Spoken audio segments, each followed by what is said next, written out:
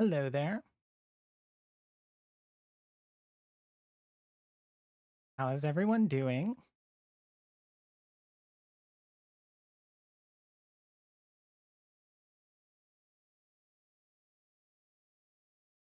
How's the audio sound?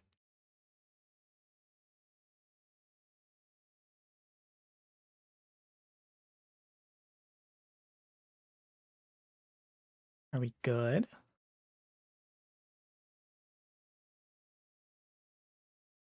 I see Alchemist Dreamer here. Hello, hello. I see Sammy Depresso. Good to see you. Hello, Hella. Correction, I sound like a fallen angel.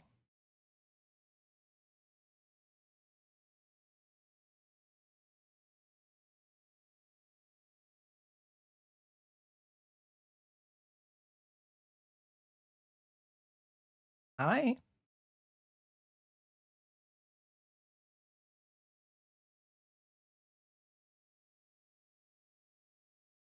How's everyone today? See a couple people in YouTube chat. He's Starm, Strandebauer, Zach Harold, howdy.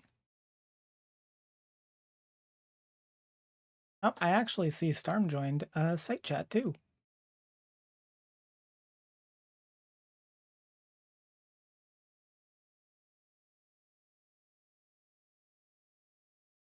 Hello, Jay Samantha in YouTube chat.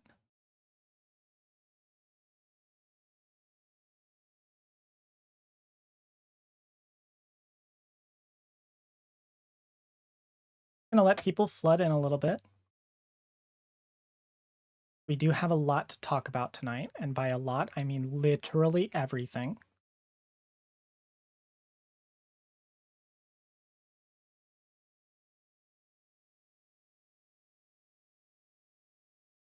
No worries, Storm. You are allowed in either chat. Although, we all know that site chat is the most base chat.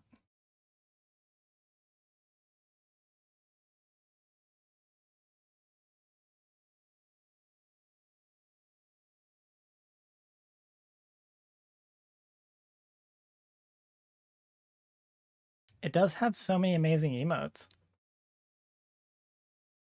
Do you think you can do it and get me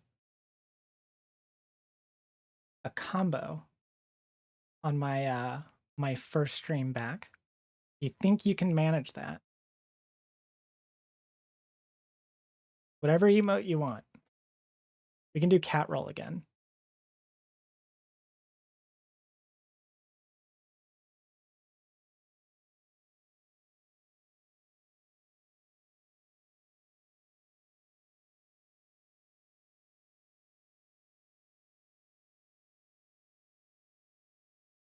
I don't know why it's not doing a combo.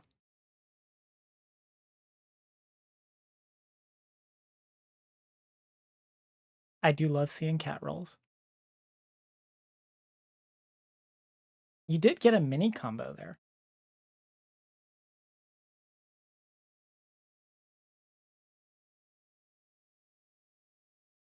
We're gonna have to say close stuff.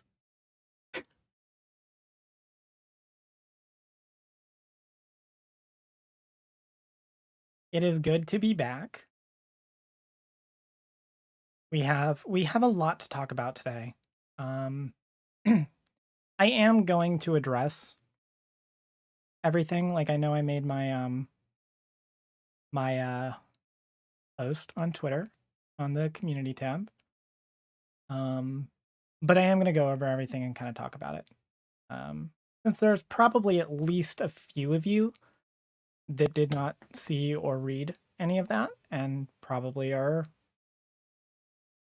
you know, maybe just saw the update video, which didn't really go into, you know, a lot of detail or depth.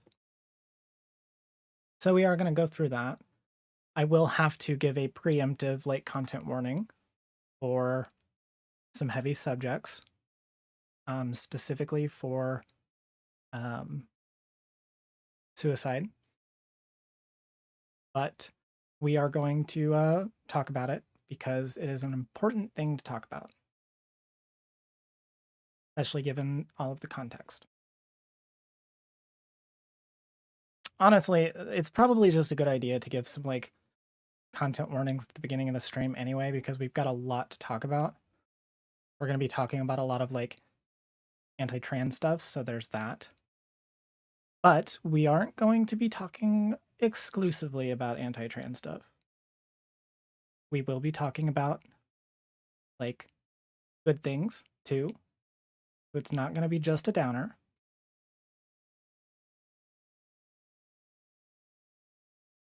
I see Billy Eisenhower in YouTube chat. Hello.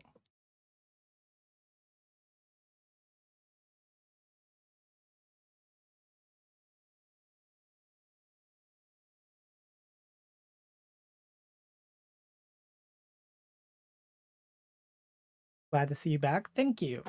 I'm really glad to be back. I have missed all of you so much. And I just like I'm so glad I'm able. Hello, NetSpace Spectre. Good to see you.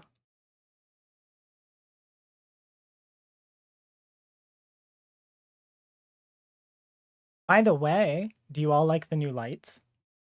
I got my I'm a part of BreadTube now because I got my bisexual lighting going on.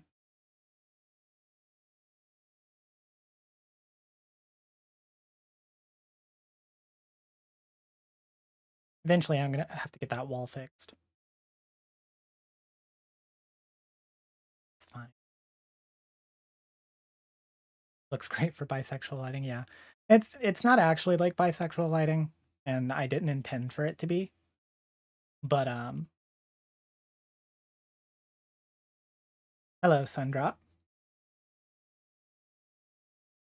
Oh yeah, Hella's going to try to lead the charge to get us a combo. Can you all do a combo of salutes? Can you? Can you do it?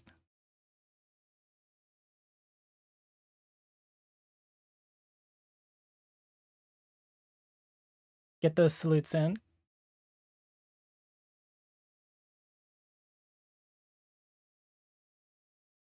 I don't know why it's not doing the combo. Must be a quirk of the site. But we do have 6.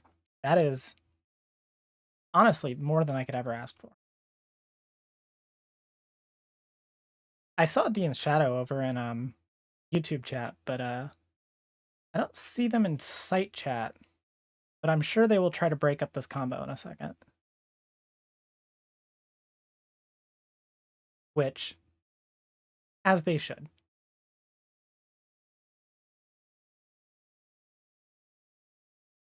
Masks how fucking wrinkly and scrunkly those flags are. Well, you know what? You can come iron them yourselves. You see this little goal on stream over here? See, right now it's at Catgirl stream, but if you want me to iron my flags, we're gonna have to get way above that 100. Hello, Freddy Bo. Good to see you.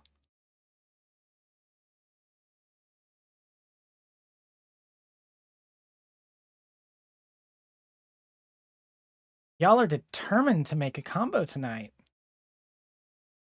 It's really good. We need more of them.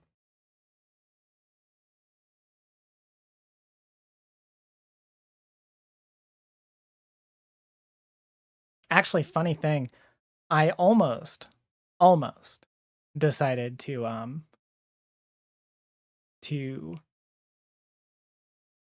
play a song at the beginning of the stream. Because somebody actually mentioned that on Twitter. And I almost did it. But I decided instead that I should just make it a stream goal.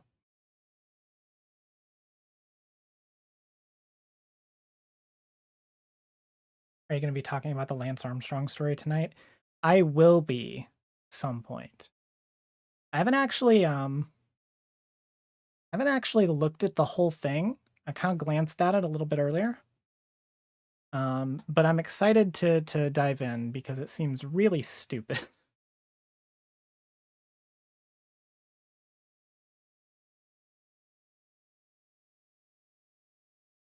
Oh, Sammy, you're gonna have to try way harder. There is no way you're going to iron these flags. No one will. They will stay unironed. In fact, I'm gonna iron them myself, and then I'm going to put up new ones, just out of spite. Hello, Thunder. Good to see you. Still trying to get that salute combo.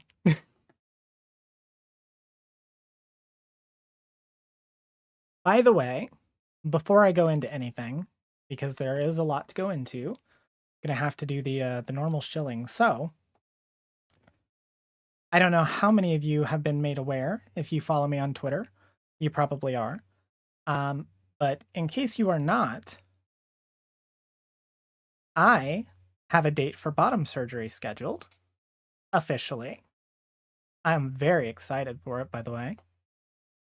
That date is April 11th. And holy shit, it's surreal to even think about. Even with like as far away as it is, it's still only 9 months. And because of that, I have to unfortunately do this, you know, which is to ask for donations. So I have a GoFundMe set up. If you're in YouTube chat, you can use this command, and you can. Nope. It would help if I did not have dyslexia. You can use that command, and you can see my GoFundMe link. And I will real quick get that link and post in the site chat so you all can see. Oh, Sammy already got it. Beat me to it. But yes, you can go to my GoFundMe. You could donate if you wanted. Also, if you donate on the site at transgirltherapist.org, any donations that you make or any tiered subs that you get tonight are going to go to me. And also, there are other ways that you can give me money. I have a Patreon set up. where you get access to videos early, usually about a day early. If you're a tier 3 sub, and I get enough of them, might do some Patreon only live stream. Can't guarantee that all the time, and it would need to be based around scheduling, but that's something that I want to have on the horizon. Right now, you can get early access. I also have a coffee, I think is how it's pronounced, or Ko-fi, not sure. I can post the link for that too, if anyone needs it.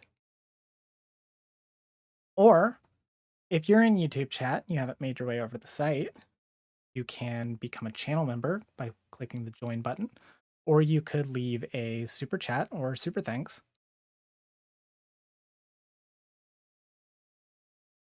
I hope you all know that it makes me uncomfortable asking people money. It always makes me uncomfortable.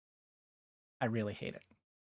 But unfortunately, I do need it because bottom surgery is, even though it's 9 months away, it's still, coming up, and I am going to have like covered costs. My insurance is going to cover most of it, but there's going to be a lot of uncovered costs associated with it, going into the surgery and after the surgery. And plus, bottom surgery isn't even the only one that I'm going to get.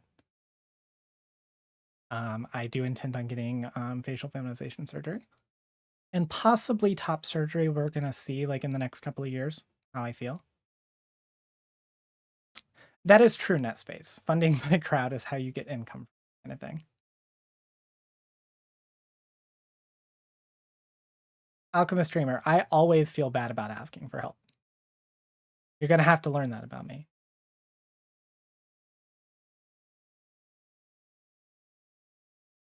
There, you can also donate on Streamlabs. I forgot about that too. You can donate through Streamlabs. There's a link.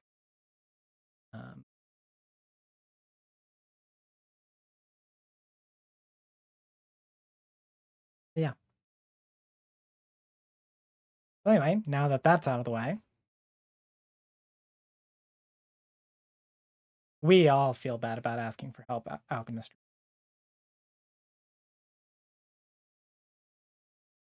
But now that I've done that, we can kind of go ahead and get started. Which, by the way, if you all are here and choosing to watch my content, I know that Demon Mama is today, and there might be others streaming. I don't know who else is streaming. I do know Demon Mama. But if you are here watching my content, thank you. Because I know that whenever you stream around a lot of the other figures in the space, it is difficult to retain viewers. But which, by the way, if you prefer to go watch any of them, do not feel bad about that. They are all entertaining. Do that. But I do appreciate anyone that sticks around. Hell, Demon Mama's doing the like Discord call-in stream. Maybe I'll do that. Maybe I will try to get the Demon Mama call-in stream.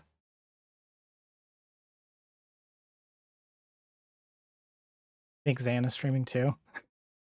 That figures. If Bosch starts streaming, it's all over. It'll just be me and NetSpace.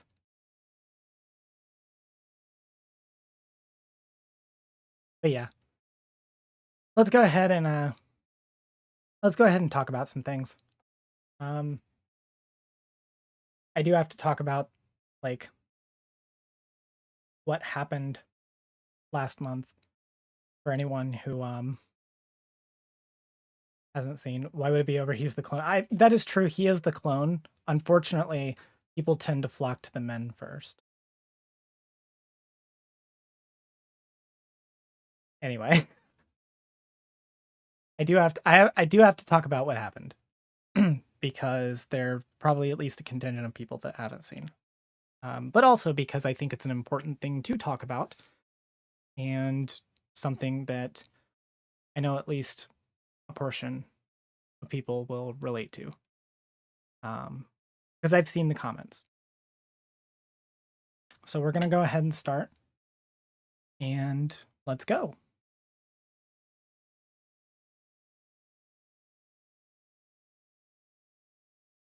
So you're probably wondering where I've been.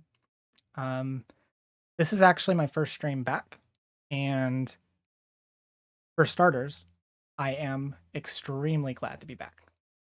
Um, it has been hell the last couple of weeks, and especially the last month, not being able to stream.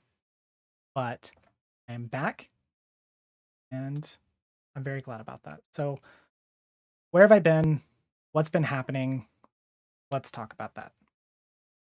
Rhett and Link voice. So,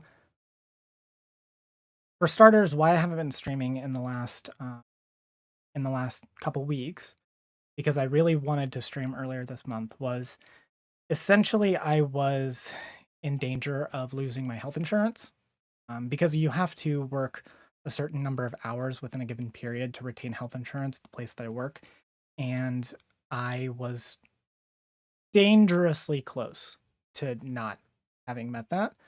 And if I had, the earliest I would be able to get health insurance again would be at the end of April, which, as we now know, due to my bottom surgery being scheduled, and that being one of the main reasons why I have health insurance, that would not have been good to have lost my health insurance and not have it covered until after my surgery, essentially.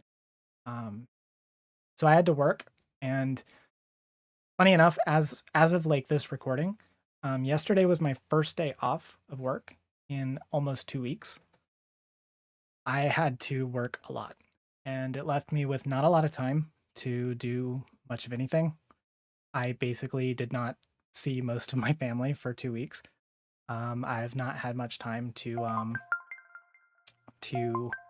like talk to friends or partners or really anyone. It has been very isolating. It has been hell on my body, and it sucks. Yes, fuck the US healthcare system, social sec. Yeah, I did take a lot of hours. I think I worked a total of um almost 80 hours last 2 weeks, which is not nearly as much as I've seen some people work. Um, but working that many hours, that many days in a row it sucks. So that's kind of why I haven't been streaming this month. But why my last stream was at the beginning of May is a much different story and longer one, and I think a more important one. I just wanted to kind of get the kind of update to the update video out of the way. So, as I kind of alluded to in that video, as I posted on Twitter and on my community tab, the reason why I haven't streamed has ultimately been because I was in the hospital for 5 days. The reason why I went in the hospital was because of a suicide attempt. And I haven't really talked that much about it since getting out. I went into detail of like kind of what took me in there in that post, but I haven't really talked much since then. And I thought it might be important to kind of share that experience and like what it means, and to kind of hopefully give some people who might be in a similar position that I was um, some empathy, some sympathy, and some hope. I talked about this in the post, but the reason that I went into the hospital, the reason why I attempted, was I was feeling extremely scared, extremely depressed over the state of things. I don't know if any of you have been paying attention, but being a trans woman is kind of hard right now. There are several states in the country that are just outright trying to ban our existence, and several more that are not really doing enough. And then some that are, you know, on their way. I happen to live in one of the on your way states. Indiana is not one of the worst by any means, but it's not great. The culture here is incredibly not accepting unless you're in a like huge major city, which basically means Indianapolis, by the way. Let's be clear. And I had this minute of hopelessness where I kind of didn't believe that things could get better, that things were only going to get worse, and that I would be stuck in a state that wanted me dead, and I would not be able to get out because I don't have the means. And I would have to deal with that. And that is not a good place to be in.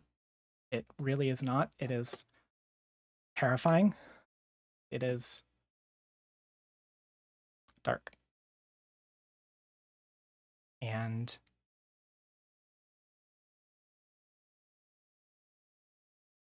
in that moment of hopelessness, I thought that there was only one. Now, obviously, that did not work. I'm still here.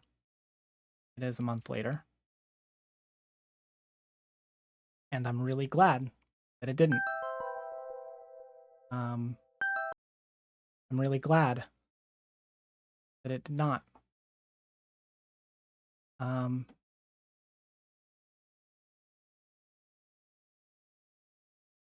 Because the alternative is equally as terrifying.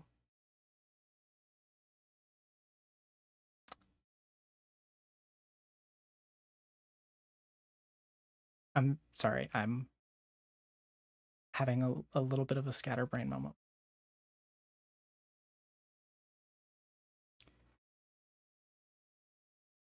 Why I'm telling this story, why I'm talking about it again, is I know that I'm not the only one out there that feels like this.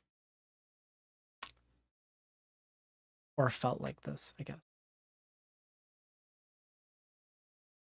Even though in that moment, right? In that moment, it feels like you are the only person in the world sees it. You have nowhere to turn. If you are in that place, I'm here to tell you that it is not hopeless and that things are going to get better. And I know it's easy to not believe that. I honestly don't blame you because I didn't either. But as hard as things are, as bad as some places are getting, we are on the winning team. We have always been, and we will continue to be. I know it feels like there's no hope. I know it feels like nothing is ever going to change. But we are going to go through tonight on this stream examples of that not being the case. It is important to remember that small wins are still wins. Every single one of us are important. Every single one of us need to be here. The world is a much better place with you in it. And I was right there and thought that it wouldn't be. And it is.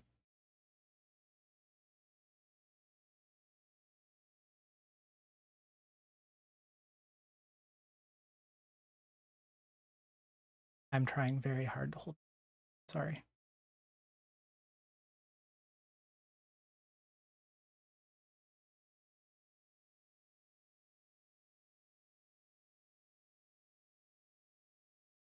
Starm,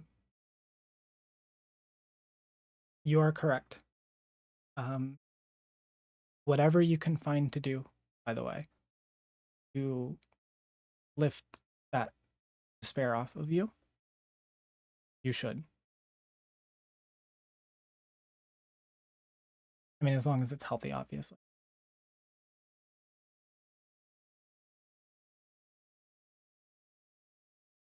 Obviously, this is really hard to talk about, but I think it's important. I know that I've seen Twitter. I've known people who have been at that point that nothing is going to get better and the world would be better off without them in it. Or at the very least, even if the world wouldn't be better off without them in it, the world's not going to change.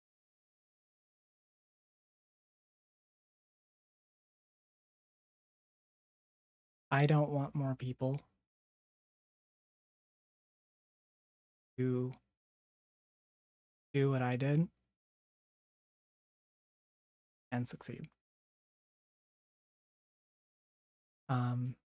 In YouTube chat, by the way, I am going to post the crisis numbers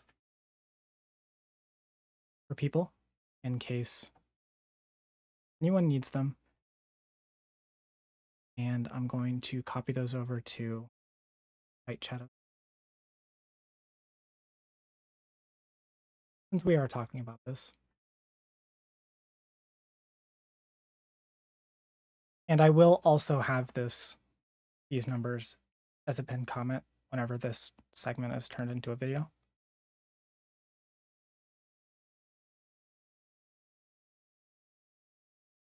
To give a little bit of a taste, just slight spoilers for what's going to happen later in the stream. I do want to quickly highlight a little bit of some of the good things. Okay. For one, at least to my knowledge, 3 of the youth healthcare bans that have been passed in a couple of different states are being blocked by federal judges. Now, what that means going forward and how those bills, survive, or if they survive, I do not know. But it is still a win. It's still a good thing. I would rather those bills get blocked than continue harming trans children.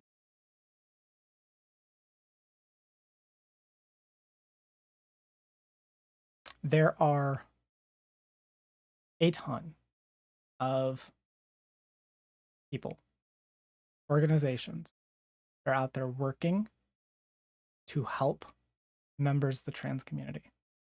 Yesterday was the virtual Pride event that was put on by Star Panda.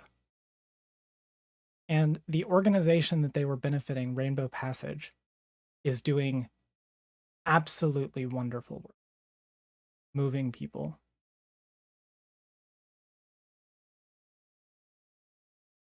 When I went to, I actually went to Indie Pride this year. I went a couple of weeks ago, literally right before I started my like several week work week. And at Indie Pride, I talked to several representatives of like several different organizations whose sole focus was in some way or another helping members of the queer community. I talked to Gender Nexus, which is an Indiana local organization that helps get people healthcare if they're trans. They help you with the entire process, with finding HRT providers, with finding people who will write letters for you, with going through the legal name change and gender change. I spoke to members of Indiana Youth Group, which provide housing and a place for disenfranchised queer youth to go.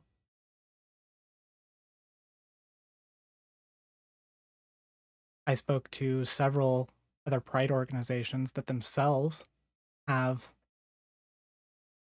their own, programs that they use to help people within their communities, within their local community. I spoke to one of the candidates running in, I believe, the Indianapolis area, who was there with the Stonewall Democrats, which is the Democratic Party's queer caucus. And they were talking about all of the policies that they were, fighting for, and introduced me to some of the other candidates and talked about some of the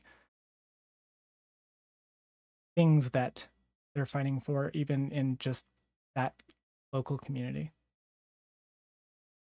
And I know, we all hate the Democrats. It's fine. Those things give me hope.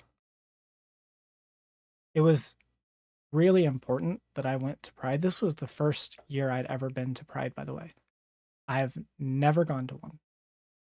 It's been mostly not having time, and some scheduling conflicts, but I've never been to one. And this was the first year I went. And it was really important to see all of those people. To see all of the people at Pride. I met with some people that I know IRL there as well.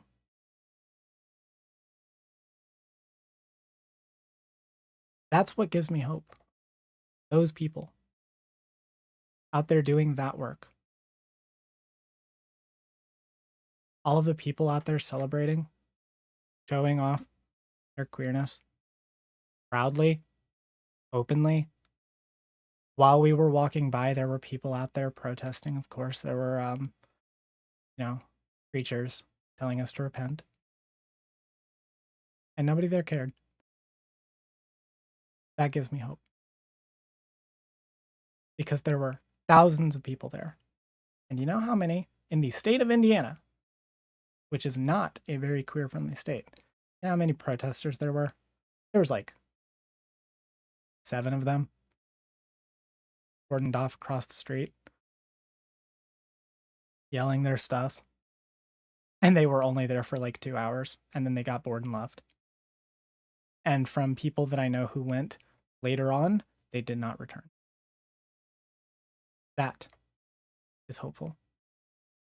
Even in all of these states where we are seeing some of the worst stuff happen, like in Florida or Texas, there are people out there on the ground fighting, trying to make those states habitable for people again. At the very least, trying to help people get out. That is hopeful. I know that sometimes feels like it's not, right? Because we look at all of the stuff that we're doing, all of the ways that we're fighting. We think we shouldn't have to do that. And no, we shouldn't have to do that. It sucks. It's absolutely unacceptable that we have to fight this hard just to maintain our own fucking existence. But as long as we have to, it gives me hope that there are people who are doing it. And not everybody is capable. Not everybody is able to do that. To be out there and protest, or to run for office, or to do any of the things that a lot of these people were doing. But a lot of you can do something. Y'all get on Twitter. Y'all get on Facebook, YouTube, TikTok. None of you get on Facebook because none of you are boomers. But I'll get onto social media. Posting is praxis. It isn't everything, but it's something. That's worth doing. it's hopeful.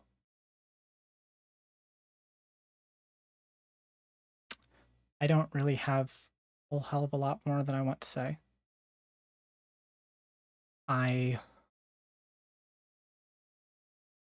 Honestly, it was very hard for me to talk about that, and I knew it was going to be, but I wanted to anyway, because I know that there are some of you out there that are feeling hopeless, and I want you to, it is not hopeless. I am still here. Better if you are as well.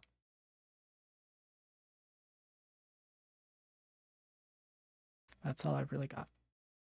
I will see you in the next one.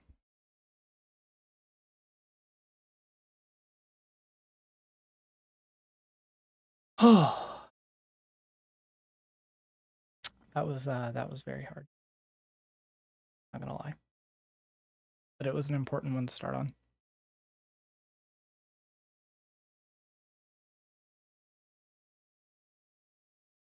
I'm gonna try to get a love combo going.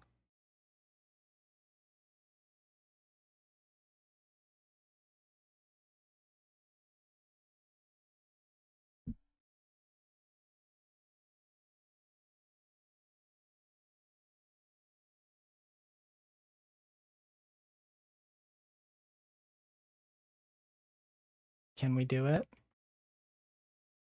You had like 7 earlier.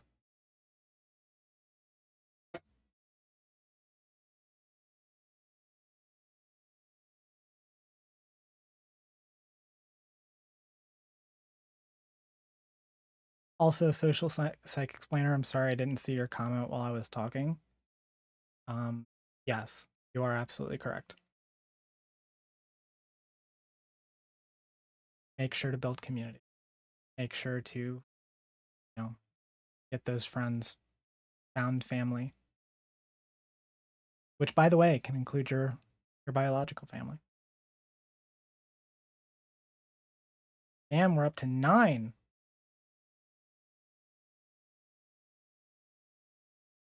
10?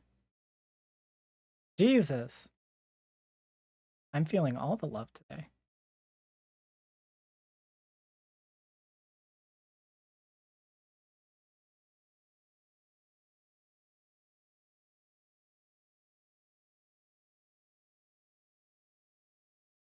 I am going to have to take a little bit of a breather in between that segment before we go on. There were some things that I was going to talk about before that, or after that, I mean, but I'm gonna push off until another stream. Though I do have to talk about one element of that day again, which is also going to be hard, but not as hard, which I want to kind of go into rather than just waiting.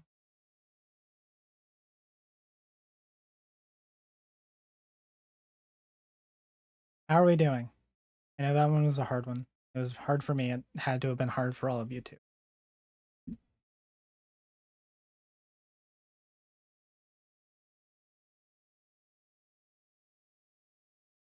It's okay. You can break the combo. I don't think we're going to get 11.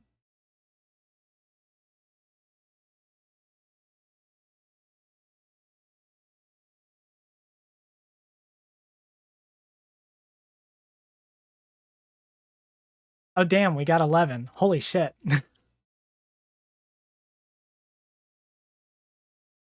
12? What? I didn't even know that there were that many of you here. All right. Y'all are determined.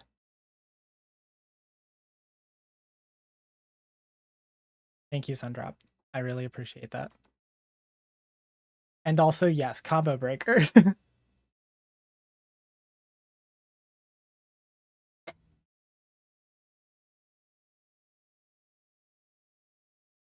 You were the one who broke the combo, Sundrop. And see, Dean's shadow wasn't even here. Taking on the mantle. I love all of you. Thank you.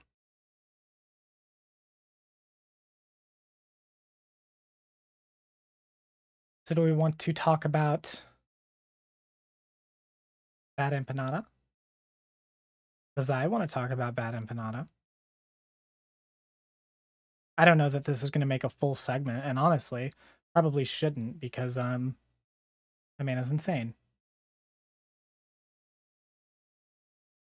But I want to talk about him because I think I get to. Let me see if I can find. I would like to find the. Well,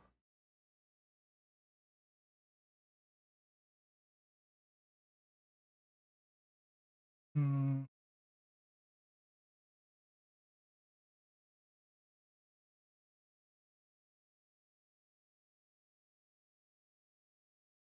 I have to find this.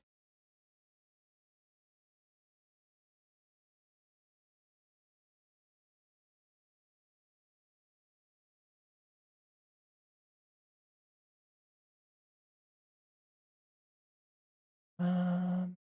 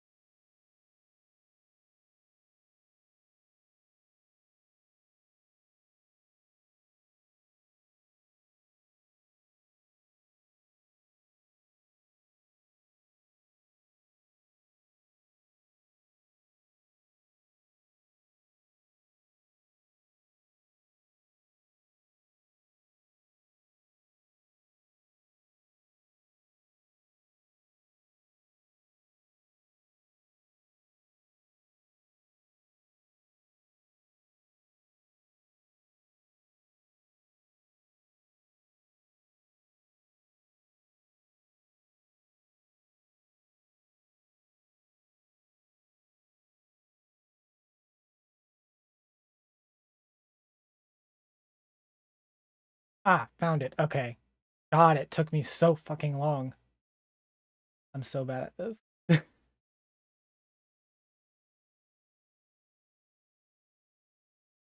Just want to make sure I have it loaded up because we're going to go through this.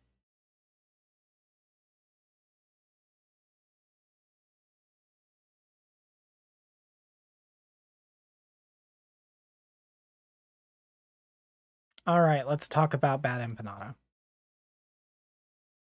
There's a reason I'm bringing him up. There's a reason why I'm saying the name of the person whose name you don't say on YouTube, because saying BadEmpanada 3 times into the mirror, he'll come and call you an American imperialist. And I hate that that is the case. I really fucking do, because BadEmpanada is the bottom dweller of YouTube who comes around and harasses literally any streamer that isn't communist enough for him. And it's really fucking dumb. The reason I'm bringing it up is because I've had this pent up for about a month. So I just talked about what drove me into the hospital, right? And during that time, while I was in the middle of the spiral, BadEmpanada found my video I did a couple of months ago about Renegade Cut and one of his really dumb video essays. And he did not like this because of course he didn't. It didn't literally accuse the American military of doing everything bad in all of history. Yes, social psych explainer. By communist we mean red fascist. That is true. That is essentially BadEmpanada's threshold. Yes, he is one of those leftist TM. BadEmpanada decided that while I was in the middle of my God, I think I just clipped the mic. BadEmpanada decided that while I was in the middle of my, downward spiral into suicidality because the state of the world was bad enough already, that he should come onto my channel, comment on my video, and then start sending his fans, people whose sole existence are to harass people like myself and Merrick and Alana McLaughlin and, you know, other prominent trans women who just happen to disagree with him on one tiny issue of policy. Because generally speaking, I bet if we talked about specific critiques of ours of capitalism and of varying left-wing takes, we probably agree on a lot, you know, if he actually is a communist. But because of that disagreement, because my take on the military wasn't that the military should be abolished and that anyone who joins the military is a war criminal and a murderer, he thought it good to, you know, send his fans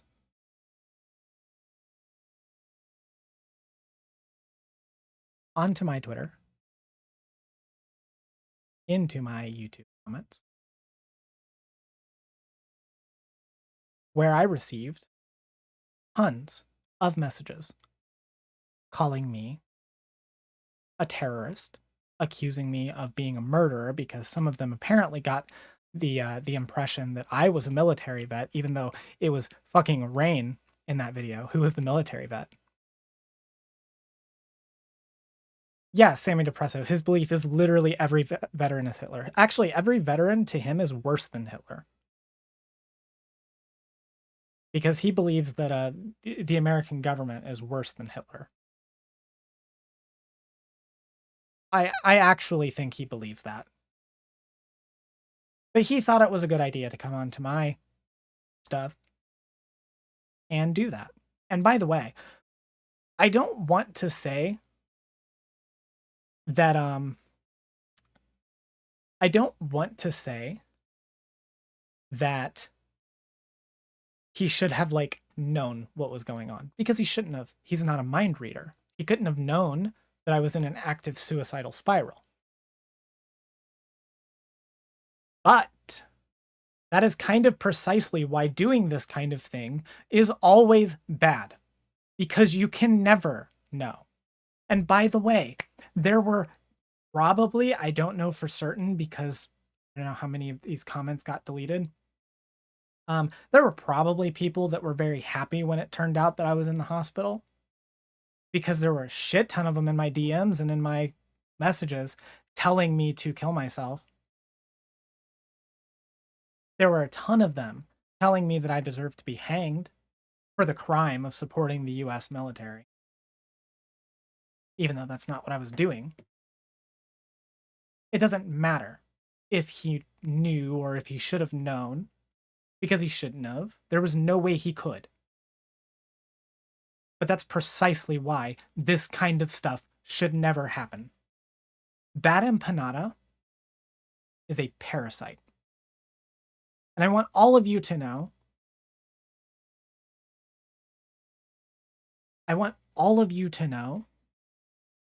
that I do consider it like a moral like problem to be supporting him at this point. Like, we all know why you can't separate the art from the artist. Like, we all know that like the death of the author doesn't work unless the author's actually dead. And BadEmpanada is in this like weird space where a ton of people keep giving him leeway because he made one semi-good video a couple of years ago. I watched his Columbus video. I watched it right around the time that it came out. It was fine. I don't even, like, it's been that long since I've watched it, I can't even sign off on if it was an actual good video, because I haven't seen it in that. It's literally been years. But he made that one. He made that video. That video. And because of that video, the conversation surrounding BadEmpanada always seems to be, well, yeah, he's a little bit insane. He's obviously like not a good person, but you know, he makes good content. No, he made one good video 4 years ago, probably 5 years ago at this point. He made one good video. And for that, he gets a pass for all of the times that he has harassed several people in the online life. For one, this man fucking hates Merrick. Merrick DeVille. We all know Merrick DeVille. Merrick DeVille is lovely. Like, if you follow her on Twitter, Merrick DeVille, banger after banger. I've only ever been to one of her streams. Like, I watched one of her streams about a year or two ago, maybe a year ago. And it was fine. I don't know how, like, things have changed since then. I don't know if she's still streaming that much. Merrick is the kind of person that, by the way, will, like, she doesn't do drama. She doesn't incite it. Merrick is, like, the sweetest person online. She literally tries to give credit to everyone. And for some reason, BadEmpanada fucking despises her. I don't have the screenshots. I did try to look for them. I think a lot of the stuff that has been posted between the two of them over the years, on both ends, by the way, has been deleted. Some of the shit that he has said about Merrick has been absolutely vile. It is just misogyny, by the way. It's just misogyny. The only thing that BadEmpanada hates more than the American government is women. He despises women. That's why he keeps going after them. Now, the one exception we'll make is Vosh. He has a fucking hate boner for Vosh. A weird one. It's actually kind of weird and creepy how out of the way he goes to hate on Vosh. And whether or not you like Vosh, I think it's perfectly fine to have criticisms of Vosh. But whether or not you like him, the way that BadEmpanada goes about this is super fucking weird. He's doing the same thing with Keffels, by the way. I remember like a month or a month and a half ago, before I was in the hospital, seeing literally probably like 20 posts on his community page just about Keffels. Like post after post after post. It's so fucking weird. And then, of course, the thing that reincites all of this a month after I get out of the hospital is he's going after Keffels again, doing the same shit to her that he just did to me, that he's done to Alana McLaughlin, that he does to Merrick, that he does to Vosh.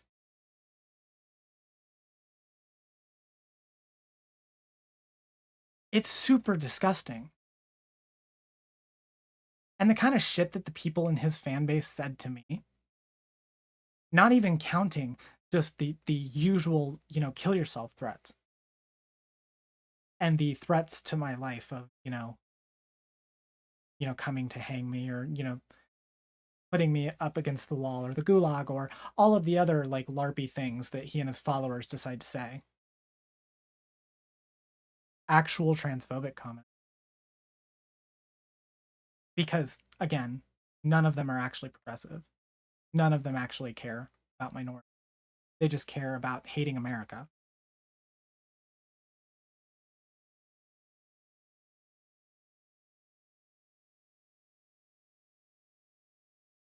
And I want to highlight, by the way, the reason why I took so long to start this bit was because I was looking for this Twitter thread by Nick Dizzy, who has been wonderful. While I was in the hospital, this thread was being compiled. And I just want to go over it because I think it is a very, very, very good. and kind of really talks about what is wrong with BadEmpanada and why you should not. I don't care why you should not be. Let's take a look. Oh, yes. This is cool. Uh-oh. Oh, me.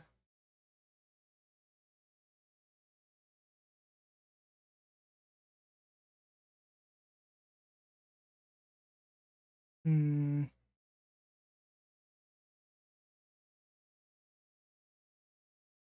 There we go. I forgot to fix something prior to stream.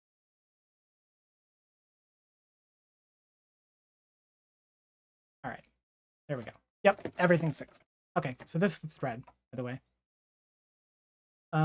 So this tag here, by the way, is for Noah Samson, who, as Netspace mentioned in chat, Noah Samson has given credence to BadEmpanada. Not even 2 years ago, which is, wild.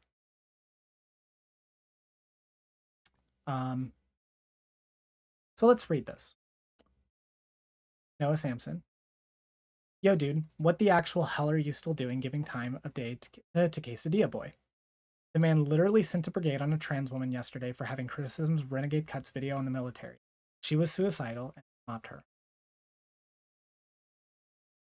And we've got, showing that BadEmpanada was being followed by Samson.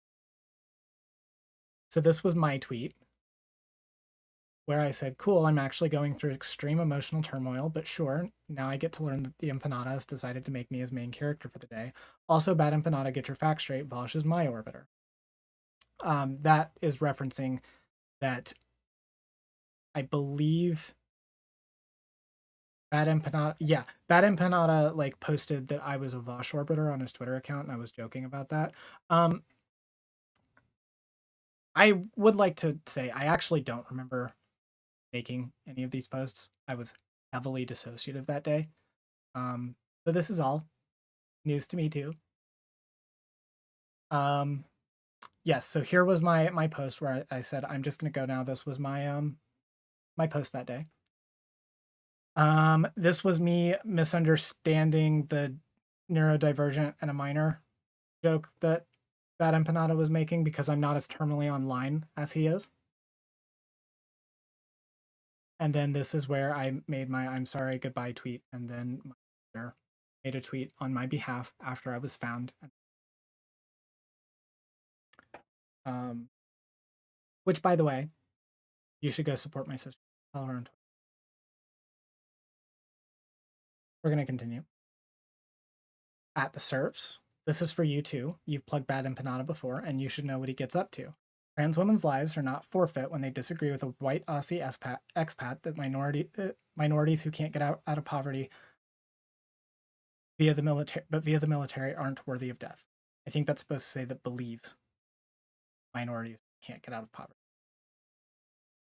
Saige was getting tweets like this despite never defending US war crimes, and these were just the abusive messages I found on this one tweet. I didn't check others. This is fucked up, and if you defend and condone this, you're fucked up. So let's read through some of them. You defend something terrible out of malice, and you should feel bad about yourself. Love how your emotional turmoil doesn't stop you from defending ameroids. Fucking terminally online fucking bullshit. Who permanently ruined my countries. Next time you just say the third world is worthless to me. You're gross, lol, imperialist devil defending the disgusting creatures poisoning Asia and Africa. I hope you face what they did at the hands of the Amis you worship. I'm going through extreme emotional turmoil, so I should be let off the hook as I spent hours defending the most genocidal, imperialist, violent force for enforcing global capitalist Western dominance on the planet through slaughtering millions of poor people in the third world. That's not what I did, but okay, go off. What did you say wrong, though? If you join the military, you're willingly participating in mass murder and genocide to some extent. In what ways is that incorrect at all? Lol, you're just a pathetic imperialist like the rest. Who do you think you're kidding? These are all fans of BadEmpanada, by the way. This is just from BadEmpanada responding. You're nothing, you're less than irrelevant, you'll be swept up in the early wave and no one will ever remember you. You'll have pleased no one and built nothing. Here's hoping your situation deteriorates to the point where you're unable to make excuses for genocidal imperialism. That didn't say kill yourself, and I did get some that did say kill yourself, but that is telling me, by the way.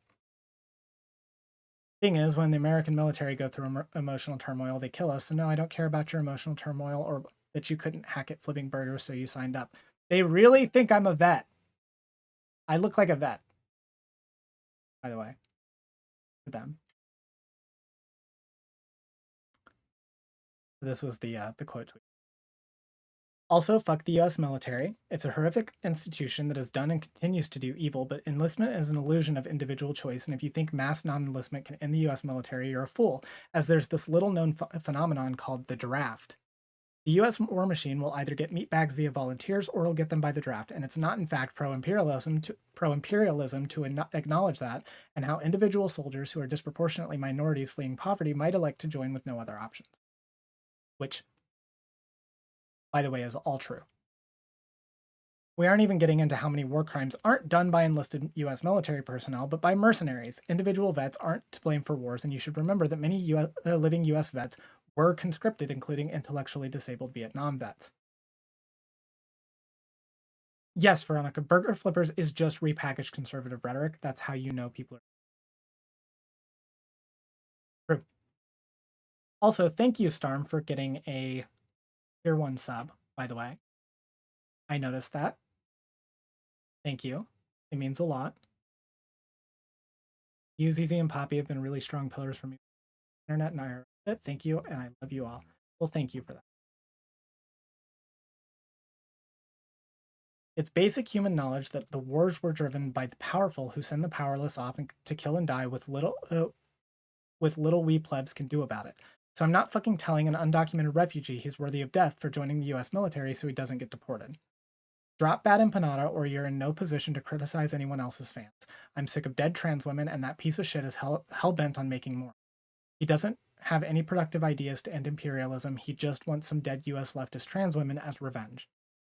With this tweet, towards Alana McLaughlin, the feeling when a prominent Twitch leftist streamer breadtuber tries to farm content by sending me messages encouraging suicide and suggests his followers do the same.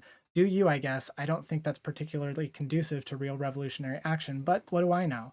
And then BadEmpanada says, you're damn right I did, fascist stormtrooper. Submit yourself to the justice of your victims. Literally just doing it, by the way. And he's actually proud of these DMs. Like, he thinks that this is good. I'm told BadEmpanada has found this thread, and that's very funny to me because apparently he was being big mad while I was literally taking a nap. Anyway, he's a freak, but he's also pathetic. Unlike him, I have real friends and I don't need to bully trans women online to feel like a big boy. Mixed Dizzy ended up getting blocked by Noah Samson. We don't know if he still follows BadEmpanada. It is almost impossible to tell at this point because BadEmpanada keeps getting banned and then making new accounts. So, and yes, he did used to. Samson did. So, by the way, I did block Noah Samson specifically because of this. The only reason I haven't blocked the serfs is I think the serfs, generally speaking, do much better work than their vague association with BadEmpanada serves them.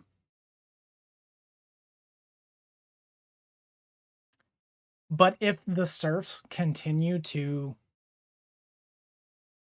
advocate in BadEmpanada's favor, then I'm done with them too. I know the serfs tend to have this tendency, I guess, to associate with everyone.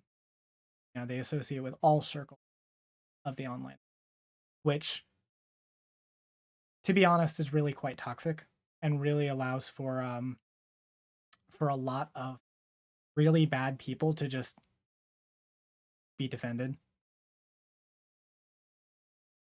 But we'll see. So the reason why I went through all of that is because I just wanted to show one example, which kind of did encompass some other things. He did this shit to Keffels too, by the way, recently. In fact, I actually had to take a step away from Twitter for like a day. I had to go on private because in the midst of the Keffels stuff, I kind of got caught in the crossfire again. And it just started it just started happening again. Over the same shit, by the way. We're still talking about this stuff like a month later. He does not stop. BadEmpanada is a bad person. Like, no bones about it. He is a shitty human being. Any support of him, generally, I don't try to follow police. Okay? I don't try to follow police because I do understand that a lot of people will sometimes follow accounts that they don't agree with in order to keep an eye on them. Now, there's an argument to be made that you can just do that with like Twitter lists and shit, and like you don't have to actually follow them. But I get it. It's simpler, makes it a little bit easier to dunk on people sometimes. I get it. And I'm still not going to follow police people on Twitter over this. I am, however, going to say this. If you continue giving credence to BadEmpanada, you are, like, your beliefs are antithetical to the kind of beliefs that I want in my community. BadEmpanada's entire political beliefs can be summed up as America bad, and the only thing he lives for anymore is causing drama in the service of attacking trans women on Twitter. That's all he cares about.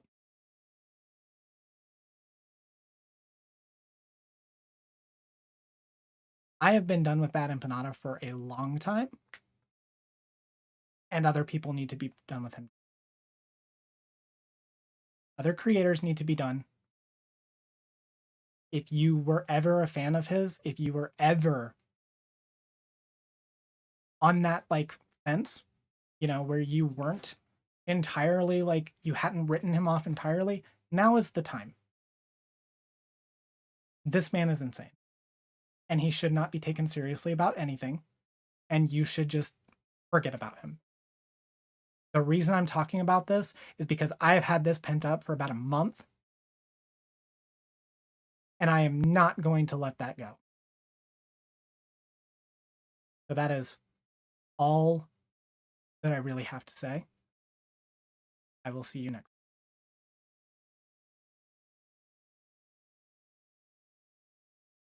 Go team.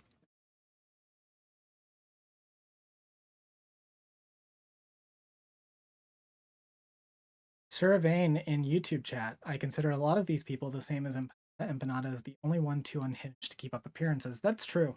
There are a lot of people in BadEmpanada like circle that, if questioned, probably do like believe exactly the same way that you. Oh my god, thank you, Holic Master, for the $10. Just want to say I'm really proud of you and you inspire me to keep on going. Well, thank you so much. That means a lot. Literally never heard a positive thing said about BadEmpanada. I think Noah Samson actually like said some like quite a few positive things about him in some videos a year or so ago. In fact, if I remember correctly, the video that he put out like even kind of half defended some of the shit that he's done and said.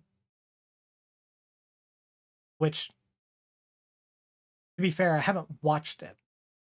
And I'm not going to, by the way, because I'm not giving Noah Samson a click. I think that Noah Samson is also not that great of a person. He also tried to downplay BadEmpanada's Twitter behavior in one of the anti-debate bro videos. Yeah.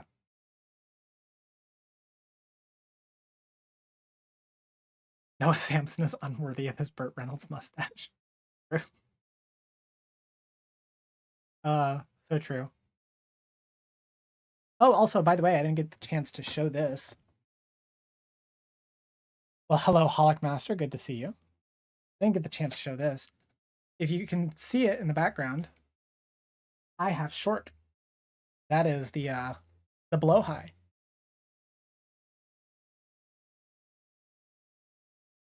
Yeah, Noah should turn in his mustache card. Yes, a shork. Um, Sovereign Over Ravens on Twitter sent me this. I actually did not think he was serious, but he did send it to me. This is the blow high. So I am now officially a real trans girl. I'm in my true scum era, but you have to have blow high to be trans. Do not take that out of context, by the way. But yes, I got that sent to me. And by the way, if you would like to send me stuff, I do have a PO box now. And in my link tree, there is an Amazon wish list of just like shit that I need and also random stuff that I want. So that's a thing. It does look like a penny shark alchemist. Funny enough, I actually did get like one of these and I had it sent to Xena and Poppy for Poppy's birthday. I got Xena a bunny.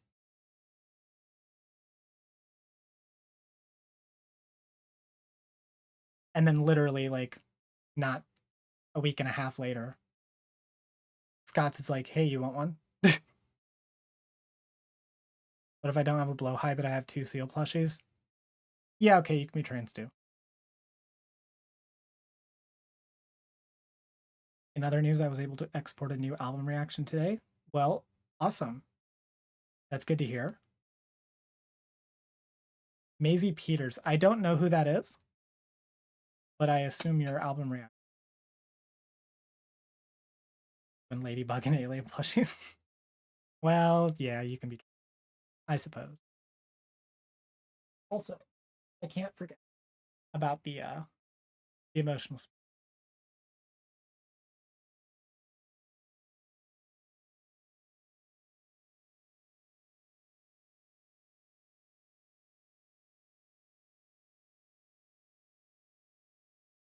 All right, let's actually get into the meat of stuff because we've so far not even gotten into half of what I wanted to talk about. So I'm gonna let you all decide what we do next. One of these 2 segments. Which one do you want to do first? We can either do Florida, just Florida. I'll let you fill in that blank. Or we can talk about the Pride Month, like corporation backlash / rainbow capitalism / pinkwashing.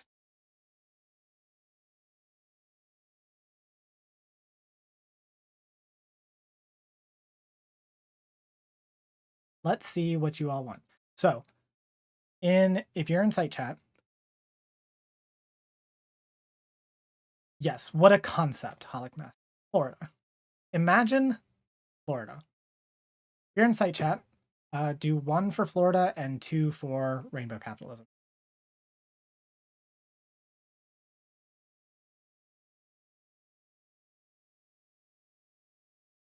I'm letting you all decide.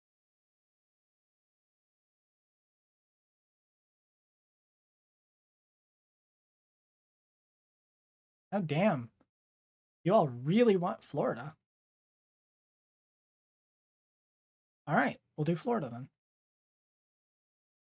Storm's indifferent.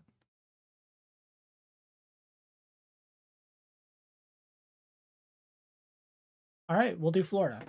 Go ahead. Not ready.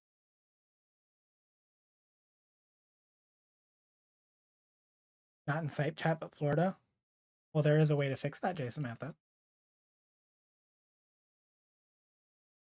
And also, yes, we'll do Florida. All right.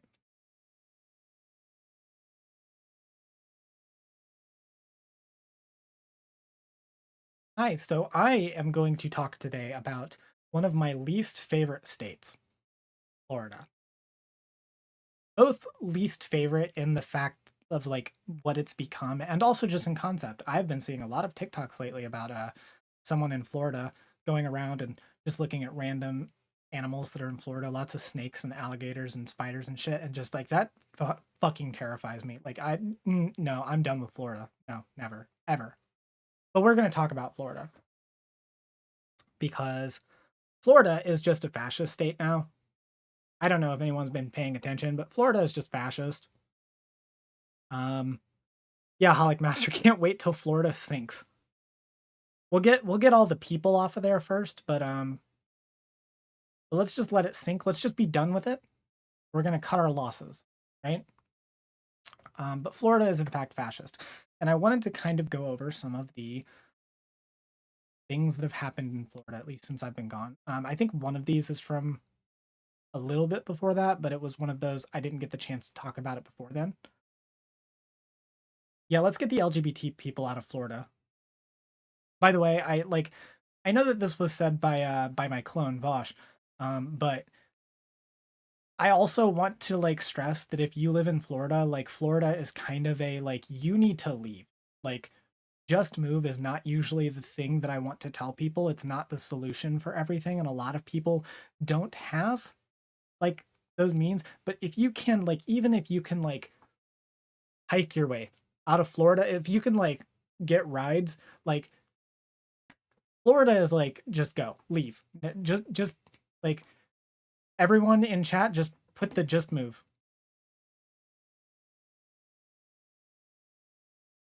Yeah, about time to hit that old dusty trail. We have just move. Oh, it's a sub only emote. I guess if you you have a sub, you can do it. There's an incentive. But yeah, just move. Just go, get out. Like cut your losses and run. But we're going to talk about it. So let's go ahead and take a look at Florida for a second. Unfortunately, we have to look at this place. So this is the first thing. I wanted to pull this one up. This is from April. And I did I did check into this, by the way, before stream. I did look it up to make sure that this was like current. This law passed. The Senate version of this bill passed. So I am fairly certain that this is like law now. Florida House backs death penalty and child rapes. I believe that's a little bit of an oversimplification of it, or a little bit editorializing. But yeah, like literally CSA, like death penalty in Florida. Now, why that's bad is you don't typically want to give the death penalty to a bunch of like things. But also because then legislators pass major change to Florida death penalty, which they don't know if it's going to be constitutional. That death penalty change is that they can just like, they do not need a unanimous vote anymore. They just need like 8 of them. They only need a simple like a majority, a super majority. And that is bad. That is bad irregardless of the following or a previous story. That is bad. But it gets worse. It does in fact get worse from here. Why this is like, we're gonna show how all these tie in together. Okay. Does anyone remember when they made it a sex crime to be trans in the restroom of your gender if a child was there? Wonder what this could lead to. But then we've got this. Florida Governor Ron DeSantis signs bill legalizing anti-LGBTQ medical discrimination. This was in May. This was like right after my last stream, so in between stuff. The Protections of Medical Conscience Act, a law that allows healthcare providers to deny service on the basis of a conscience-based objection, including any ethical, moral, or religious belief. The bill provides no definition for this.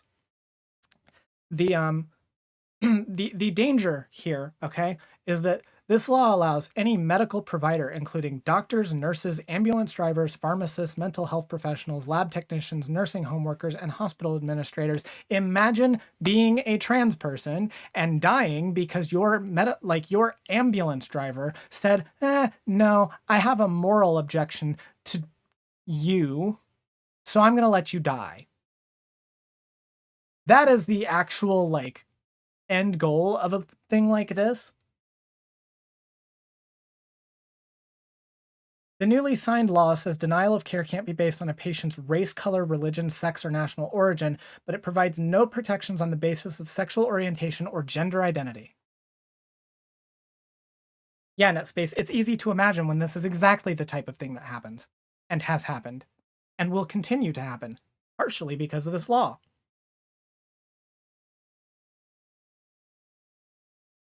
Anyone in the medical field, including public and private schools, colleges, and universities.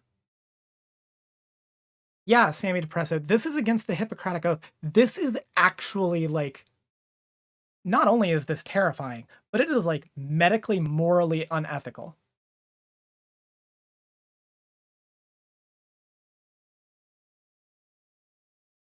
Yes, Storm, if you're a doctor and you think this is acceptable in any way, you should lose your license. That is true. I will die on that hill. So then we're gonna be, and by the way, I'm gonna be like, Erin Reed is basically like the MVP of all trans advocacy, and I'm going to be relying on her articles a lot. Erin Reed. Trans patients being dropped as Florida law bans up to 80% of adult gender-affirming care. This was also around the same time. Most media coverage on the impact of SB 254 in Florida has focused on the youth care prohibition. In reality, it threatens 80% of all trans adult care by banning nurse practitioners from providing it. So this was the big thing, by the way, with this law, was it literally would have made it to where only doctors, like MD doctors, could provide HRT, meaning nurse practitioners would no longer be able to.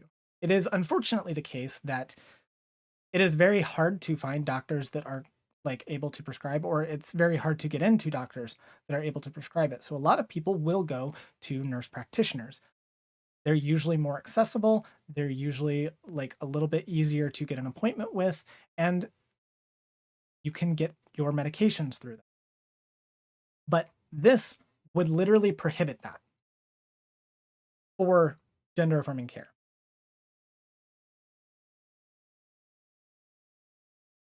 Let's see. These provisions, taken together, spell out requirements for providers of gender affirming care that will drastically lower its availability to adults. Spectrum has confirmed that at least 80% of all gender affirming care is provided by nurse practitioners in the state. 80%. Do you realize how, like, insane that is? Like, that's despicable. Now, in fairness, I do think, if I remember reading correctly, we'll check real quick. I was going to do, yes, in Florida, June 7th. Partially blocked trans care ban. This is a little bit of a sneak preview. This law was blocked. At least I think partially. So there is, like, something positive to have come out a month later. But it's still worth going through this because this is the direction that Florida is heading. This is literally the stuff that they're doing.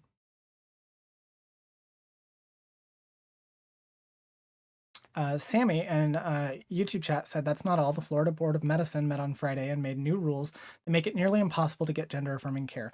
Do you have a link for that, Sammy? Because if you do, DM it to me on Discord, and I will take a look at that because it's, part of this.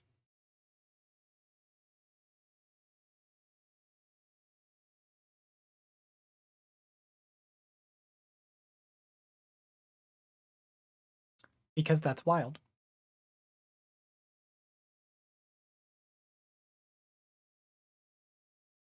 Remembering that post where someone in med school had asked their professor what to do if they ran into an instance where their personal beliefs would keep them from helping a patient, and the response was find a different career. Based. So yeah, Florida is just fascist now. Like, I can't stress that enough.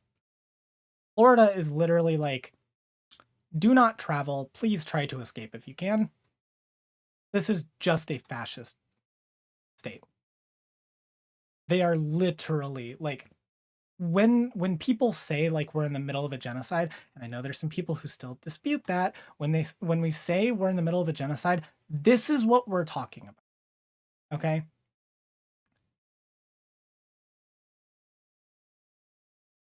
This is what we're talking. I don't really have a lot to say on this other than this is kind of like, this is what we're fighting for. Okay? This is what we're fighting against. But this goes to show like this is what the risks are. These are the stakes. Okay? You know, I opened the stream talking about talking about like some states not being nearly as bad as others, right? You know, I live in Indiana, and Indiana is not nearly as bad as Florida or as Texas, right? Even in those states, like in those states where it's not nearly as bad, this is the end result. Okay, this is what those states are trying to aspire to be, because this is what they want. This is why we have to keep fighting, and we're going to talk soon about why we like need to be involved, why we need to be trying to, you know, like new people, why we need to be out there in the streets, why we need to be getting these laws changed. But this is the thing. This is what we are fighting against. This is why this matters. You know, this is why when I see people doing all this anti-electoral bullshit, like this is what they're doing. You know, when we're like running our fucking spoiler candidates, and when we are like, you know, making it to where these people are getting into national office and making these decisions, this is what that's leading to. We have to fight against this. Okay. Florida is just one state, but there are a lot of states that are trying to go further. Indiana's one of them. Tennessee's one of them.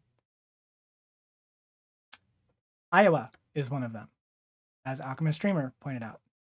Ohio, Kentucky, all of these states, they're trying to get worse for us. We need to not let them. Nebraska, yes. Missouri. The list goes on. I feel like that you know, the Animaniacs like capital song or state song? That's what it feels like, by the way. You know, listing all of the states where you can't visit anymore if you're a trans person. Also, like Trump getting elected allowed for conservatives to fucking pack the entire judicial system. Yes, we are going to talk about that a little bit more when I actually talk about like anti-electoralism, which will be soon, I promise. Maybe not this stream, but maybe next stream. We're going to talk about that. This kind of thing and the judicial system being stacked, these are why we need to be fighting. We cannot let this stuff just keep sliding. And if you live in Florida, you need to find a way out. Okay, we were just talking about Rainbow Passage, one of the organizations that, you know, helps with this kind of thing. You need to find a way out. Florida is like, do not go. Do not travel. Get out if you can. If you literally have to like ride with someone, like crash on someone's couch, literally, it is just fascism. And I know I keep repeating myself, but like it's worth repeating that this is fascism. This is genocide. Now, I'm not doing this to just scare people, but it's worth knowing the stakes, like what we are trying to prevent in other places. what we need to be trying to fix in this one. Because I know we made the joke like at the beginning of the segment, like, just let's let it like sink into the ocean and stuff. Obviously, like I want to say that's not what I actually believe, right? Like I want people in Florida to be able to live in Florida. There are a lot of people that have a lot of ties to Florida as a home, that feel a lot of connection to that place, to the actual physical location. A lot of people, trans people, gay people, not just the conservatives, not just the fascists there that are trying to eradicate us, but a lot of people in the queer community feel tied to it, and they deserve to be able to live there. And we should be doing everything that we can to fix this. We don't need to be giving up. Now, that's not to say, again, I stand by. If you can get out, you should get out. But that does not mean we give up on Florida.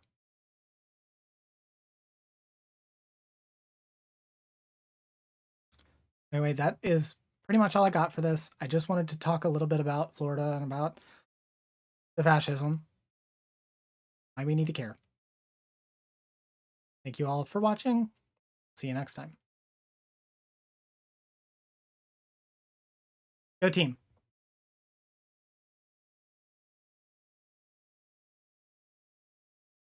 Just finished up an article profiling all the circuit judges, the courts who sit above district courts and below the Supreme Courts, and a whole 17% of them were appointed by Trump, more than any other president. Yeah, that is wild. Thank you, Holocaster. Send me some screenshots. Okay, well, whoever edits this video, let's go ahead and I'm going to see if I pull this up. Well, maybe. Got it.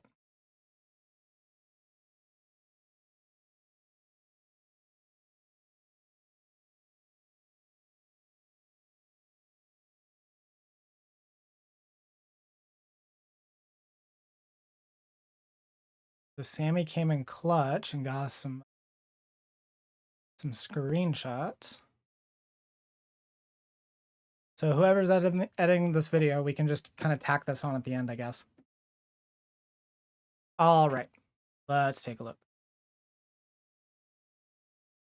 So the new requirements are exhaustive and will whittle down the already threadbare adult care. No psychiatric comorbidities, i.e. autism. Social support now required must be out. Mandatory repeated psychiatric workups, mandatory ongoing therapy, DEXA scans. This is insane. Like this basically just like prevents anyone from getting care, by the way. Like this is insane. All right, so Aaron Reed says, this includes transgender people who've been out and living as their gender for over a decade. Florida already has banned up to 80% of all trans care by removing nurse practitioners. Price of care is set to skyrocket in the state while availability plummets. For years, I've maintained the informed consent map of the United States. This map will see all Florida clinics removed shortly.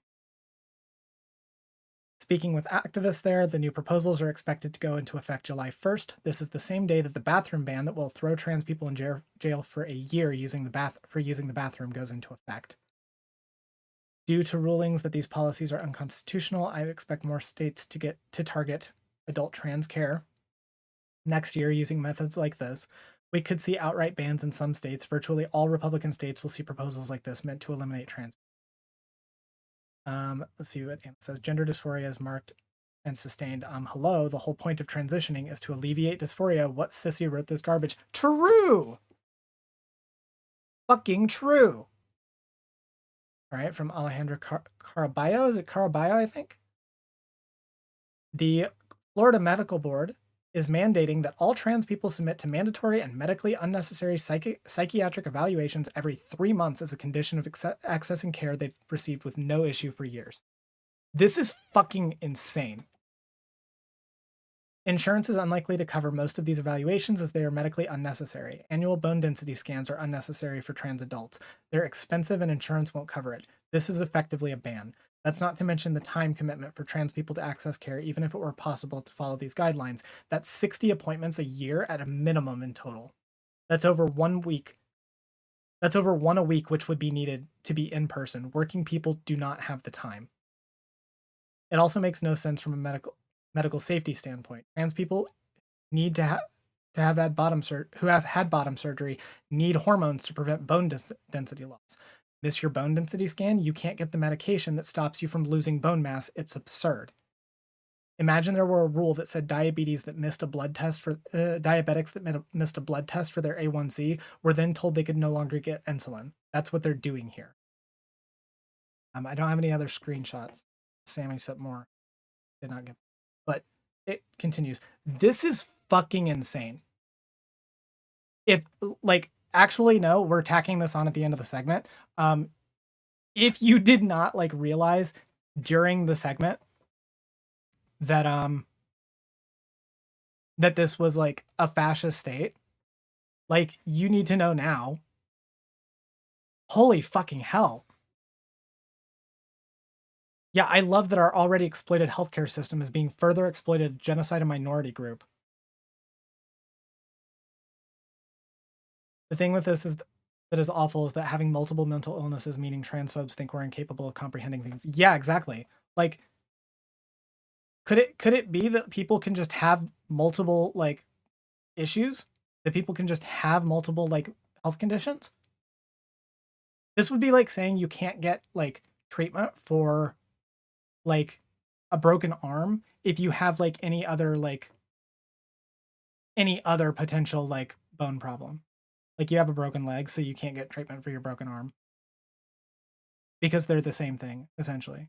How do you know one didn't cause the other? Like Jesus fucking Christ.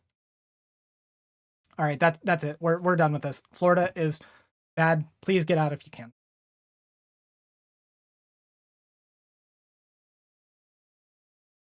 I want to get to the part in history where we cringe over this already. True. All right.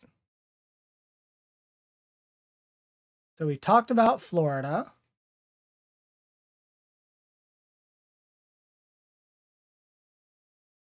I guess we're doing oh yeah, Storm. I would be denied too. Like I have several. I have generalized anxiety disorder. I have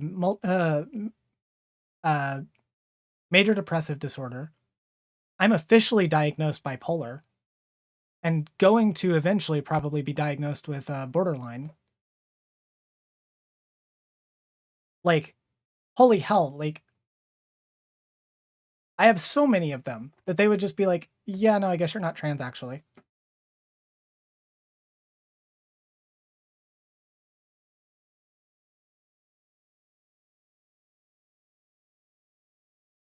Yeah, that's the other thing too. Storm, thank you for bringing that up. That's a perfect point, by the way. It's going to encourage people to not like get tested for certain mental health conditions. This isn't just bad on the like grounds of like genociding trans people. Like, don't get me wrong, it is and it will, but it's also bad on like the entire mental health front because it's going to encourage people who are trans or people who, you know, are in the closet to not seek help for other like mental illnesses or to not get diagnoses for other like mental health conditions and then not be able to get treatment for those either. Like this is insane.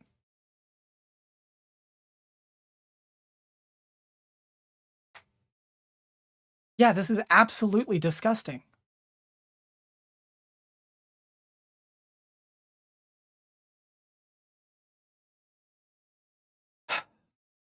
Anyway, honestly, I should have them tack that on too. Yeah, imagine Republicans not caring about mental health. Who would have thought?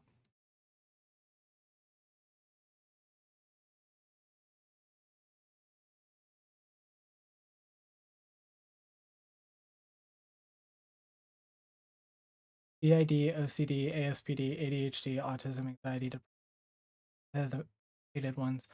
And we also know people who to flee America had to ask and beg doctors to diagnose their autism because it's illegal for autistics to immigrate.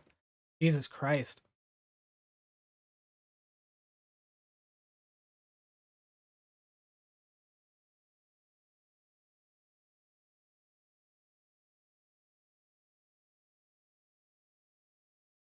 You're all good, Sammy. Thank you for sending me those.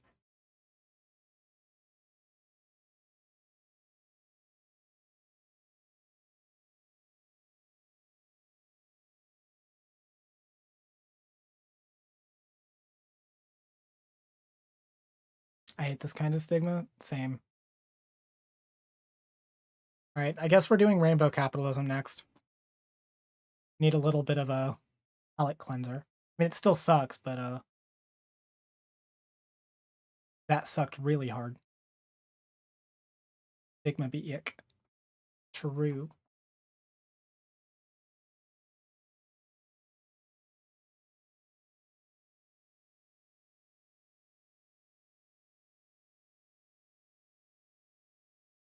Also, I completely like shat the bed in terms of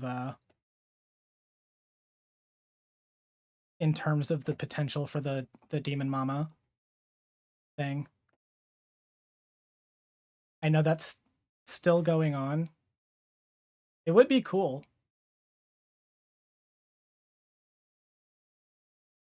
Yeah, might as well. Might as well see if it's something that can happen.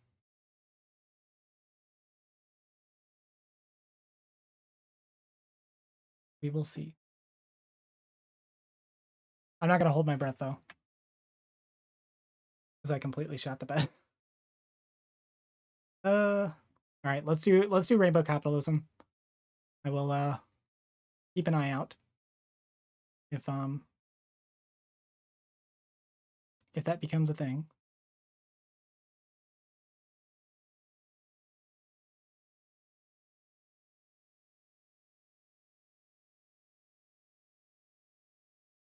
Hi, we're going to talk about corporations. uh I hate this. I hate it. I really don't want to be talking about this, but unfortunately it's all I've been seeing for the last month because it's Pride Month. And because of that, corporations have been doing their normal corporate thing and trying to market and make money off of it. And I have always held the position that rainbow capitalism is a net good in a capitalist system, right? It's ultimately a indication that we at least have public support because corporations would not try to profit off of us if we weren't profitable to begin with. That said, a lot of corporations just kind of, say the quiet part out loud and admit that they don't actually give a shit about us by doing stuff that shows that. Oh man, I just realized since we're going graphic design will become the problem with rainbow capitalism. You're fine. I would rather there be like, people in graphic design doing this than like not. Like, I don't know if you like are part of the queer community, but like I would assume so anyway. Yeah, a chance for better representation if nothing else. So it's it's good. It's good. However, there have been some things recently that that kind of suck. So let's talk about it.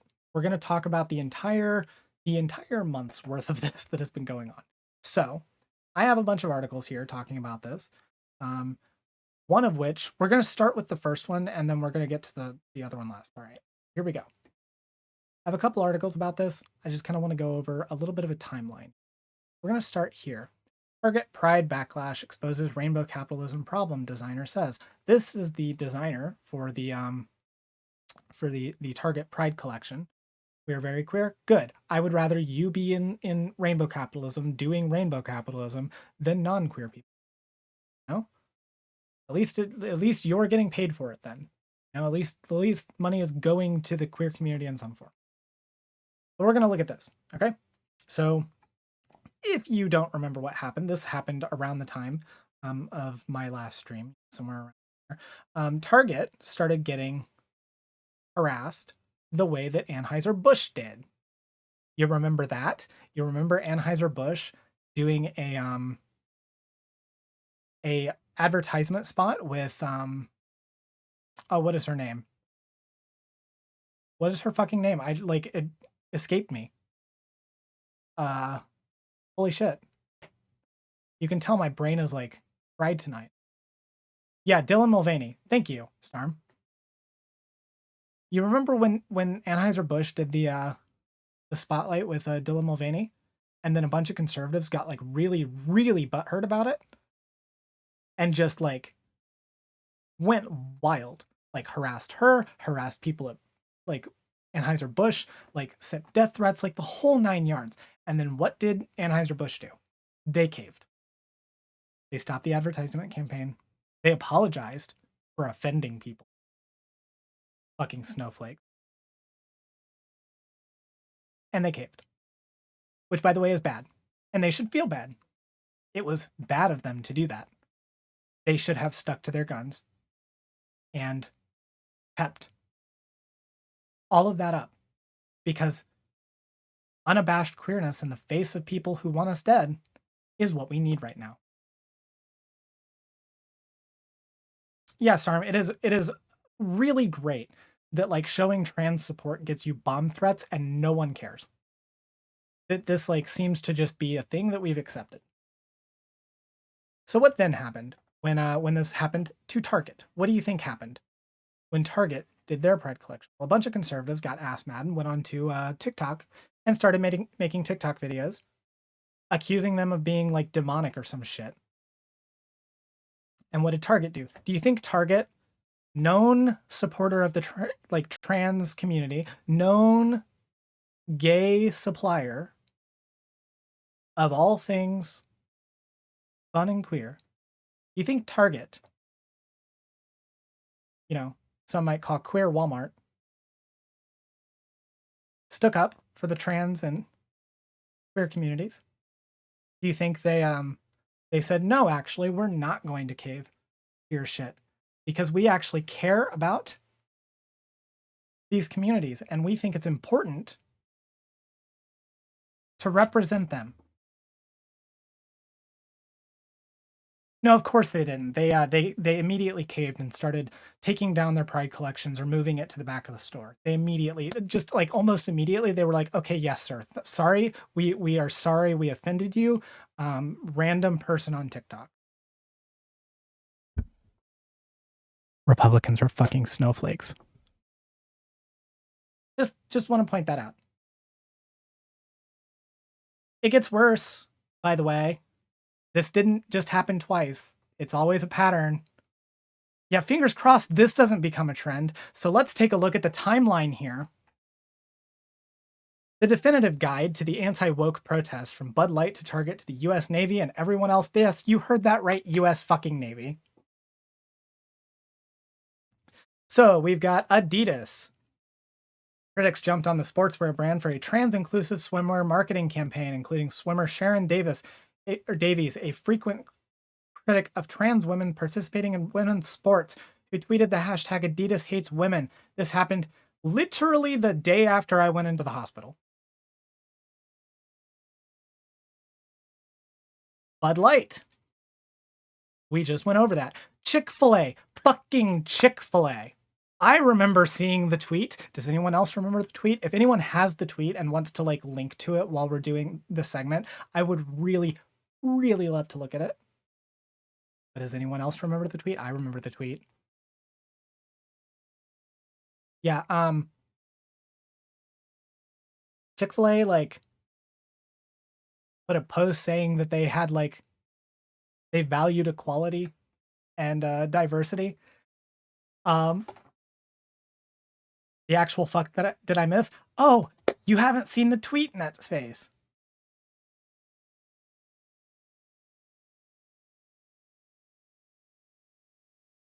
Don't they always financially support anti-gay legislation?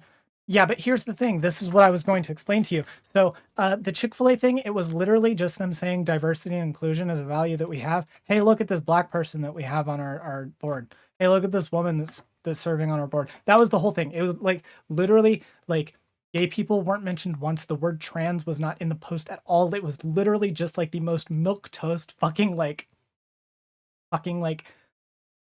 hey, we support diversity thing. And that was enough, by the way, for people to start like harassing Chick-fil-A and boycotting Chick-fil-A. All right. Since none of you have seen the tweet, I'm gonna find the tweet. Hold on. I hope it didn't get deleted. I hope it didn't fucking get deleted. We're gonna find the tweet because it's important. I don't know if I can show it on screen. If not, then we'll just like I'll have the editor just like blur it out.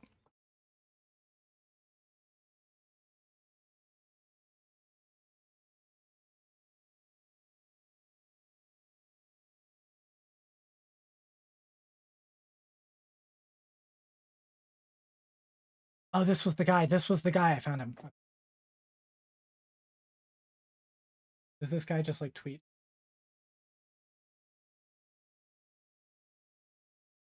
I'm gonna find it.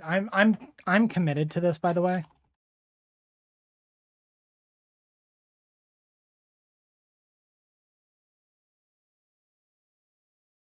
Oh my god, I love the fact that like what I had to type in order to. He says it so often.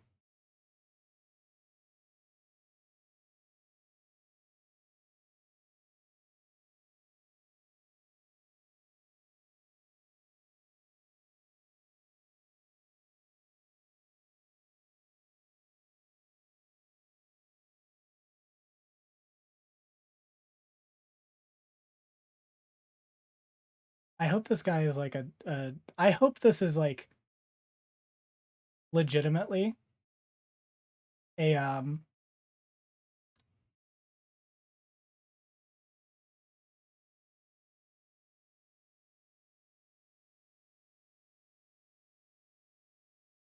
I hope this is a comedic one. Because this is the joke that was going around. I hope this is like ironic.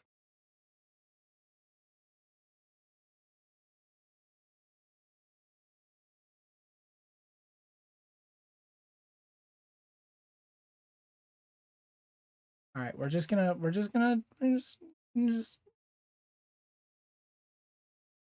what the hell? Oh, there it is. Okay, yeah, this one. Did anyone see this one?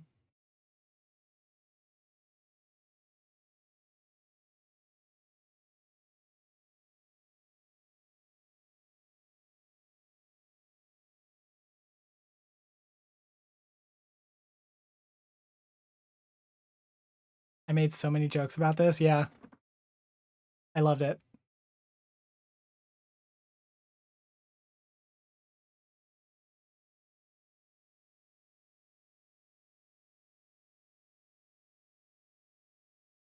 Oh, I didn't even see. I wasn't even paying attention. Thank you, Sammy. But yeah, okay. So Chick-fil-A. Then we got Cracker Barrel. Anybody been to a Cracker Barrel? I have. Cracker Barrel's fine. Not amazing, but it's fine. It is a good old Southern tradition, though. You go to Cracker Barrel immediately after church. Once famous for discriminating against its own LGBT employees. Faced outrage after making a post in honor of Pride Month and for its commitment to DEI, leading to one user to tweet the instantly memed phrase, "Cracker Barrel has fallen." You've never been to a Cracker Barrel? You're missing out. Some good Southern cooking. Yeah, Cracker Barrel literally posted a picture of like it was a chair, one of their like rocking chairs that was painted rainbow. It actually kind of went hard. I actually probably would have bought one of those. Their fish and chicken were decent. Yeah, that's true. They're not amazing by any means, but like they're good. I like their pancakes. Cracker Barrel has fallen, soon to be a D&D campaign. But then it gets better. Okay, so we got Ford. Critics, including conservative pundit Dave Rubin, recirculated a 2-year-old campaign in which Ford, in response to internet trolls, built the very gay Raptor, a Ranger Raptor adorned with rainbow colors that has appeared in promotional material and at Pride events. Bruh. Garth Brooks The country music star sparked some backlash from right-wing fans after he said he would serve every brand of beer, including boycotted brands like Bud Light, at his new Nashville bar, Friends in Low Places, telling customers, if you're an asshole, there are plenty of other places on Lower Broadway. I believe he also, like, literally, like, called people assholes at his concert. I think I saw that from Merrick. Yeah, again, conservatives are weak. This is like, by the way, the reason why I'm not like angry about this is because it's actually really funny how fucking fragile conservatives are, that they're going after these brands. But let's continue. We've got Jack Daniels. Soon after the Bud Light controversy began, Tritt and other critics dug up a 2-year-old Jack Daniels marketing campaign featuring drag performers from RuPaul's Drag Race. A 2-year-old campaign. They just like they're like, okay, we got to get them for all of them. We've had this for years. We've been angry about this. Holy shit. Have they targeted Subaru yet? It's a major brand they need to go. True, they haven't realized that Subarus are driven exclusively by lesbians. All right, Kohl's. The retailer came under fire on social media for its Pride collection, which includes clothing for children and babies, sparking calls for a boycott from conservatives, including Fox News host Laura Ingraham, who suggested on Twitter the company, quote, does not respect common sense or the American ideal. Die mad.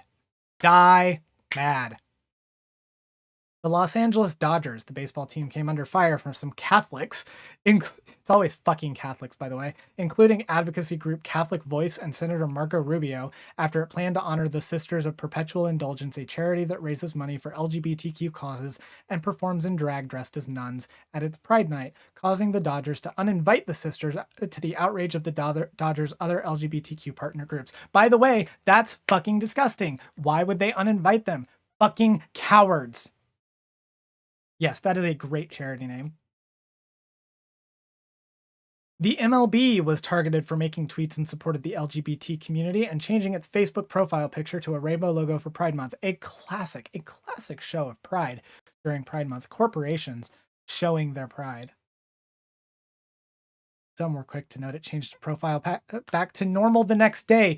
Fucking cowards, all of you! Didn't they invite them back and apologize? If they did, great. If they did, great. I'm not going to like look into it much further because it's bad enough that they did it anyway. Mark Cuban, the billionaire, called wokeness good business, citing top companies like Apple and Microsoft, which support the LGBTQ communities, as examples, though his comments faced pushback from conservatives and fellow Shark Tank judge Kevin O'Leary. Fuck these people. By the way, whether or not, like, all other things aside, Mark Cuban is at least correct on that front. Like, this is good business. Yes, they have no spine. Miller Lite, a months-old commercial for Women's History Month in which actress and comedian Ilana Glazer promotes the company's commitment to recycling old advertisements it deems sexist to create fertilizer to brew more beer, resurfaced in mid-May and caught the attention of Joe Rogan and Ben Shapiro, who slammed identity politics. By the way, it was never about gay people. It was never about the children. They just hate fucking everyone that are not straight cis white men and rich people. NASCAR, the racing organization, tweeted in support of Pride Month, drawing criticism from conservatives, including pundit Mark Levin. But Representatives Ted Lieu and Mark Pocan quickly came to its defense on social media. Well, at least someone did. Literally. NASCAR, Nike. Nike did a Dylan Mulvaney advertisement. Nike was condemned by Olympic athletes Sharon Davies and Caitlyn Jenner. Fuck Caitlyn Jenner, by the way. Absolutely fuck Caitlyn Jenner. Just shut the fuck up forever, please. Go away. The North Face, the outdoor product company, unveiled its second annual Summer of Pride marketing campaign featuring drag queen and environmentalist Patagonia to urge customers to enjoy the outdoors, quickly sparking outrage from critics, including Marjorie Taylor Greene, who accused the brand of sexually targeting children. What the fuck? Marjorie Taylor Greene is clinically insane. I literally believe it. Clinically insane. The Oscars. Right-wing critics on social media targeted the Academy Awards for a new set of rules governing Best Picture nominations intended to encourage diversity, though some falsely stated all nominees must meet an on-screen diversity requirement, which is just one of several standards that could be met for eligibility. Yes, targeted them with a Jewish space laser. Starbucks. The coffee company debuted an ad in India depicting a father reconciling his relationship with his trans daughter, which some labeled sweet and groundbreaking, though it attracted criticism from Shapiro and other commentators. I'm going to get to that one too later. Keep that one in your back pocket, like in the back of your mind. Target. We got Target again. For selling trans-inclusive swimwear. Though many on social media spread misinformation that tuck-friendly swimsuits were sold for children when they were only available in adult sizes, die mad. Please go away. And then the U.S. Navy. The Navy deleted posts it made for Pride Month. Fucking coward. I'm on BadEmpanada side now. And quickly replaced a Pride-themed Facebook cover photo after generating backlash. Yes, the Navy is known for being made up of almost predominantly gay people. How? Isn't this great? Okay, and then we're going to get the last one here. Starbucks workers are striking over Pride decorations. Here's what we know about the union's clash with the company. We're going to get into a little bit more of the rainbow capitalism portion of this. So, some Starbucks workers affiliated with Workers United pledged to go on strike on Friday, more than a week after a clash with the company on social media, in which the union accused corporate leaders of caving to anti-LGBTQ sentiment and banning stores from decorating for Pride, which the company has forcefully denied, clarifying that retail stores can choose whether to decorate. Can they though? Can they though? Because it's not just those stores. I've seen the social media posts. A lot of stores being told not to decorate. Workers from more than 150 locations, including the Seattle flagship store, will strike over the next week in protest of what the union says is the company's hypocritical treatment of LGBTQ workers. So essentially what's happening with this is Workers United is striking because Starbucks is broadly telling people not to put up Pride decorations, which for the record, because that would be considered like a unilateral like policy change without actually bargaining with the union representatives. That's why they're striking. It's not just because they're telling people not to put up the decorations. It's because of the lack of bargaining involved in that. But yeah, Starbucks is one of them too. So let's talk about this for just a second, okay? We've gone through the timeline. We've looked at everything that's been happening. Why does this matter? Why do we care? Because it's not just funny. It's not just funny that conservatives are this butthurt over companies that they keep like giving backlash. Here's the thing. So a lot of these companies keep putting like LGBTQ related material out there. So like in the case of Target, there's a lot of like Pride themed clothing that they put out and Pride themed objects. In the case of like the North Face, we heard about like their stuff that they were like their products that they were putting. Starbucks has Pride themed cups that they release usually every year. I think there's been a few years they haven't, but like they usually release like Pride merch essentially. Like these companies are profiting off of the LGBT community. But then they're caving to these littlest, tiniest bit of pressure from conservatives who are just mad that we exist. And that is what is fucked up about this. Because it really shows like the quiet part.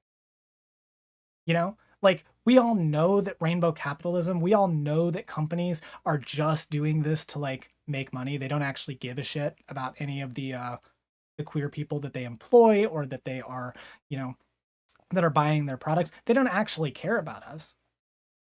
But they pretend to. They pretend to care by making stuff that they know people will buy because they support the LGBT community, that they support the queer community, and they make these products and they, you know, profit off of it.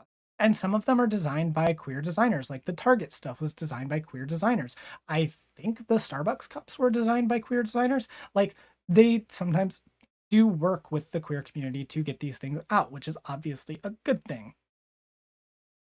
But then we have shit like this, where the littlest like amount of pressure, and again, we don't know specifically why like Starbucks is doing it. Like they didn't, it's mentioned that they had like backlash, but I don't remember it being as bad as the other companies. So we don't specifically know if they're doing it for that reason, but a lot of these companies literally just did. Like the next day, they stopped doing any of the stuff related to Pride. That's fucking dumb. If you're gonna support us, actually fucking support us. Actually, like, show up. Stop just, like, making money off of us. None of this is worth like, worth the money, right? All of this shit is not worth it when you're literally, like, giving credence to the, like, arguments of these people by caving to them the minute that they just start literally throwing tantrums. As an ex-contract employee of Bank of America, their pride marketing is bullshit. I was required to use my dead name on the phone. That's disgusting. Like, actually. All of these fucking companies, stop pretending that you actually care. Like, usually, don't get me wrong, I am the person that will sit here and defend rainbow capitalism to my grave, because I do ultimately think that it is a good thing, in the sense that if we live in a capitalistic system, it does indicate that we're on the, like, winning side. But this shit indicates how little they actually care, and it also is a good reminder that we can't just rely on that. Because that is the opposite side to rainbow capitalism. While it is a good thing overall for the indication of public support, there is kind of the other effect where that public support allows people to kind of get placated. They kind of just assume that everything is fine, that there's nothing more that needs to be done, that we don't have any more work to do. And we obviously very clearly do, because these companies are still caving to the slightest amount of pressure from conservatives.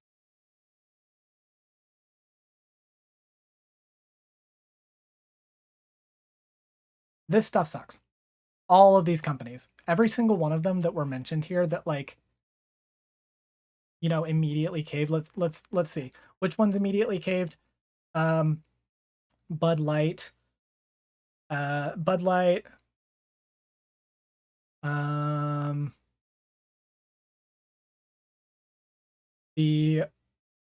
The Dodgers, MLB, oh,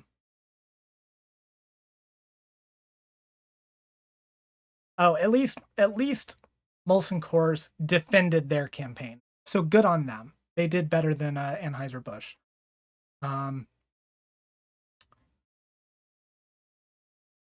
Was it Starbucks, Target, the Navy, fuck the Navy. All of these companies can go fuck themselves. All of them. Sorry.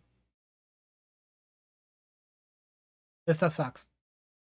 And again, I will defend the concept of rainbow capitalism in the sense that it is better that we are profitable than if we are not. But this shows we have a lot more work to do. Don't forget that. It is very fun to sit here and make fun of conservatives. And I will continue to make fun of conservatives for the rest of my life. It is very funny how fucking fragile they are. But this shows that we have more work. And we have to keep.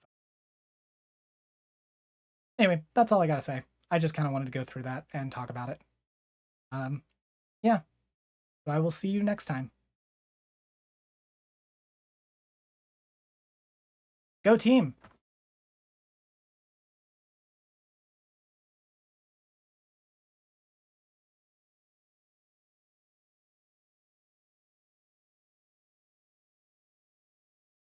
How are we doing?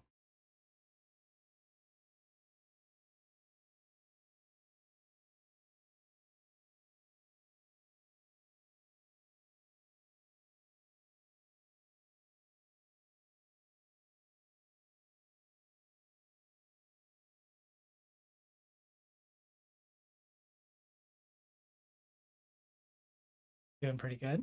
That's good. Honestly, like, back from the 80th dimension of dissociation, I have been there. I have been there. I feel you. Happy game month to you, Uruarki. Hello, Prickly Daria. Good to see you. I just didn't expect it to be that many. Yeah. Oh yeah, it's insane, isn't it? Before we get into the next segment, because we still have more to do, before we get into it, I do want to once again advocate for donations. Um, there are a few different ways you can donate here. If you are in YouTube chat, you can become a channel member by clicking the join button. It is $2.99 a month. You get a couple of little emotes that you can use, which are really cute. I will get more the more channel members I get, the more I can add. And you also get a little badge next to you. Changes for however long you've been on there. But yeah, I keep meaning to show up to streams, but they're when I'm at time. Well, I'm glad that you're at least here anyway. Sorry. It's really good to see you.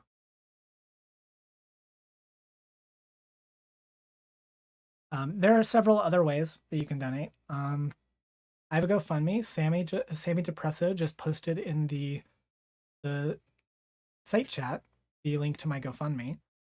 That is a necessity right now because I have a date for bottom surgery, April 11th, which is still a ways away, but I am going to have some uncovered costs that are going to be necessary, and so it's a good thing to have. Really appreciated any support you can give, and even if you can't donate to it, if any of you like can share the GoFundMe like to friends, family, on your Twitters, like whatever, is really appreciated. Even if that's all you can do. You can also become a patron on Patreon. I currently have a couple of patrons there, and the benefit to being a patron is at the end of all of the videos that I make, there's a little ticker reel that'll show all of my patrons, and also at the middle tier, you get early access to videos. They usually come out about a day early, maybe like a little bit longer than that if scheduling permits. And then at the top tier of that one, I'm planning to do some patron only live streams. It's not something that I can guarantee like on a set schedule or like all the time. But it is something that I want to do, and if I get more patrons, then really like to be able to do that. I also have a coffee that you can donate to, or you can donate through Streamlabs. Either of those, great ways to like donate directly. If you are in site chat,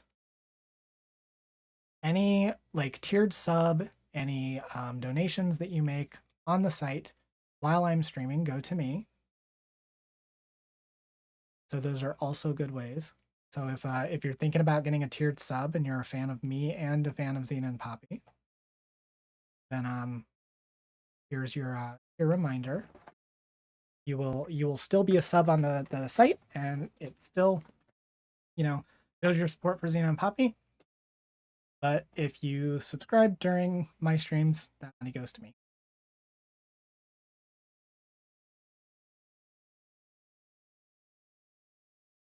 And also, yes, everyone like the stream. I want to see more likes on the stream. How many we got so far? 37. Let's bump that up. Yeah, do the algorithm.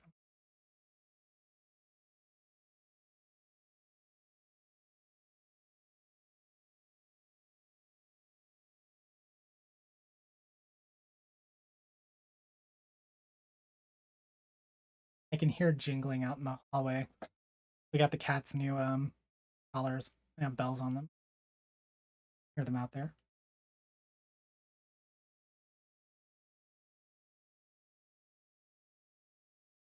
Also, yes, yay for new bottoms. We always need new bottoms. I'm so excited for bottom surgery, by the way. Like, I haven't had the chance to really talk about it. But I'm so fucking excited for this. I've met with both the surgeons that I'm gonna be having my surgery with. And they're so great. I'm so excited.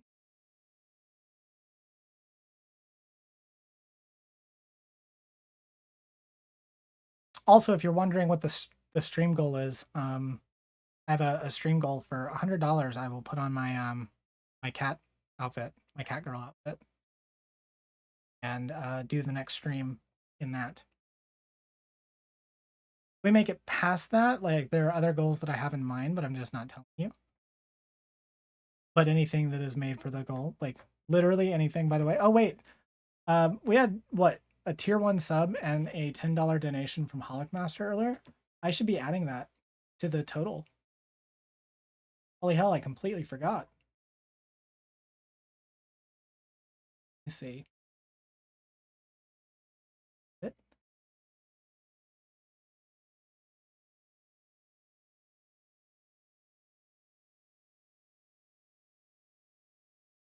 To do this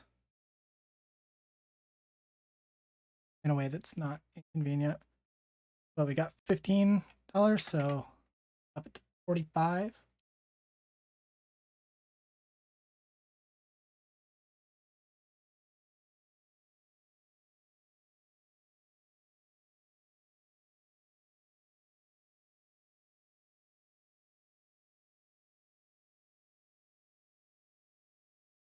There we go.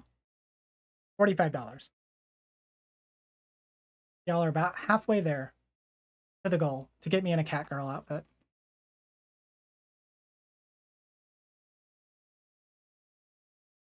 Hello, Xena.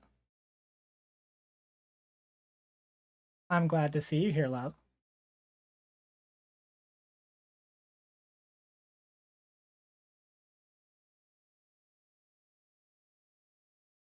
We've been having a really good time tonight. I've honestly been really happy with the segment so far.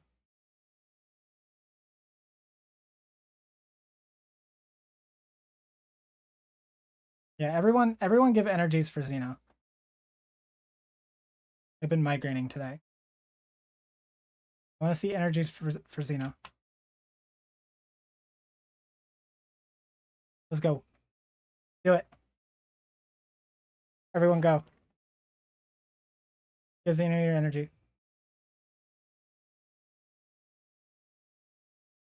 Can we do this? We had a 11 earlier. I want to see if we can break that.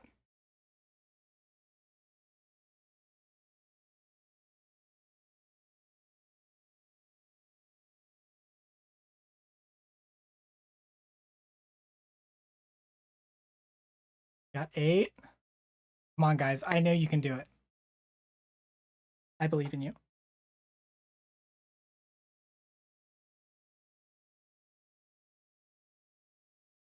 Remember, we are giving all of our energy to Xena tonight.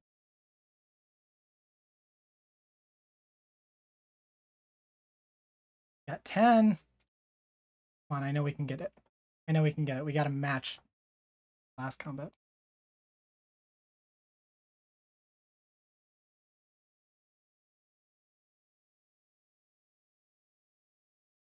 At least match stars. Now, can we surpass? I am not fudging anything.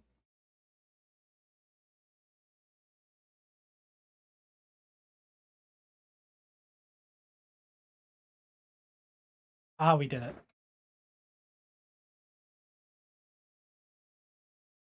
Take all of those energy. 14? See, I knew you all could do this.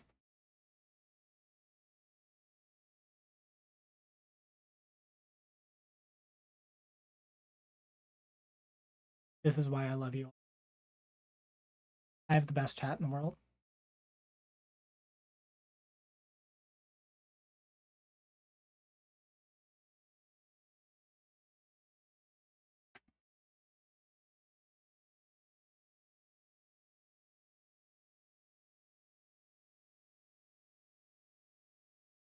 this. Aw.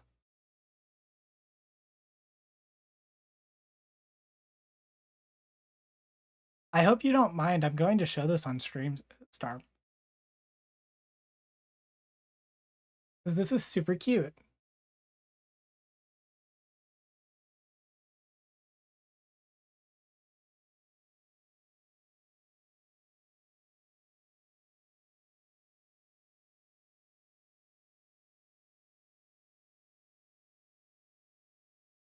This is so cute. I love this a lot.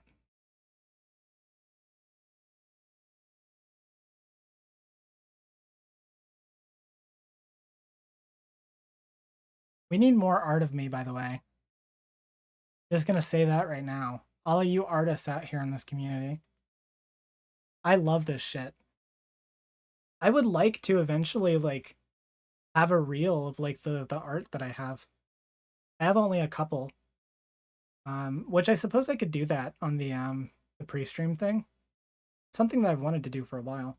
I get more art, I'll put more. This is really cute. Thank you so much for this. I really like it. I think they left a little bit ago. But yeah. Oh, we almost had 20. Chainsaw, no! We appreciate it anyway.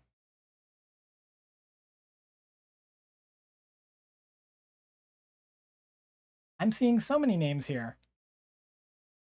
And boy origami. And welcome back, Chainsaw. 19's not bad. No, 19 is great. I have never expected 19 from all of you. 19 is a prime number. Good to know.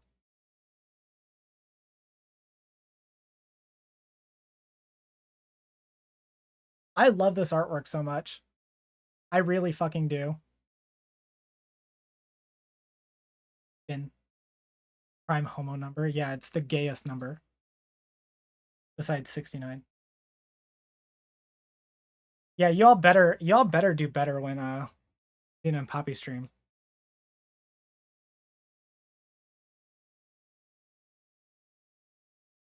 It's okay, love. You have like way more people in chat usually, so I have no doubt you're going to crush that. We just gotta let it happen. We're gonna do it. Is that a challenge?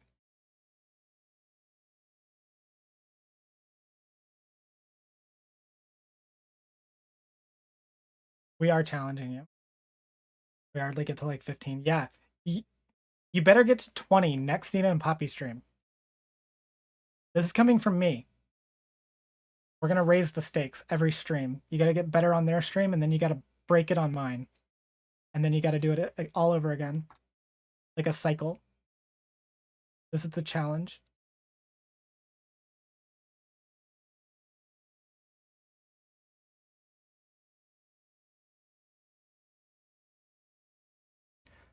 All right, do we want to I'll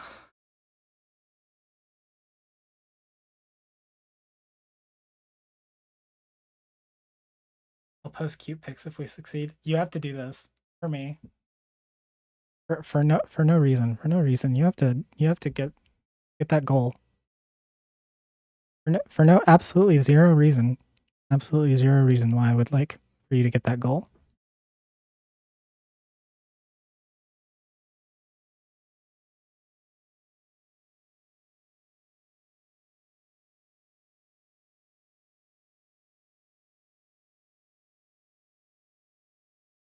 Do we want to talk about Lance Armstrong? I was gonna talk about some other stuff, but like break it up. This was like the new thing that I haven't actually seen.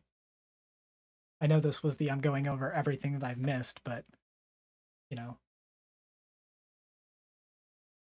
we will cheat and spam to give face. I'm in favor of cheating. Always cheat. Sundrop really wants us to talk about Lance Armstrong. I guess we'll do that next.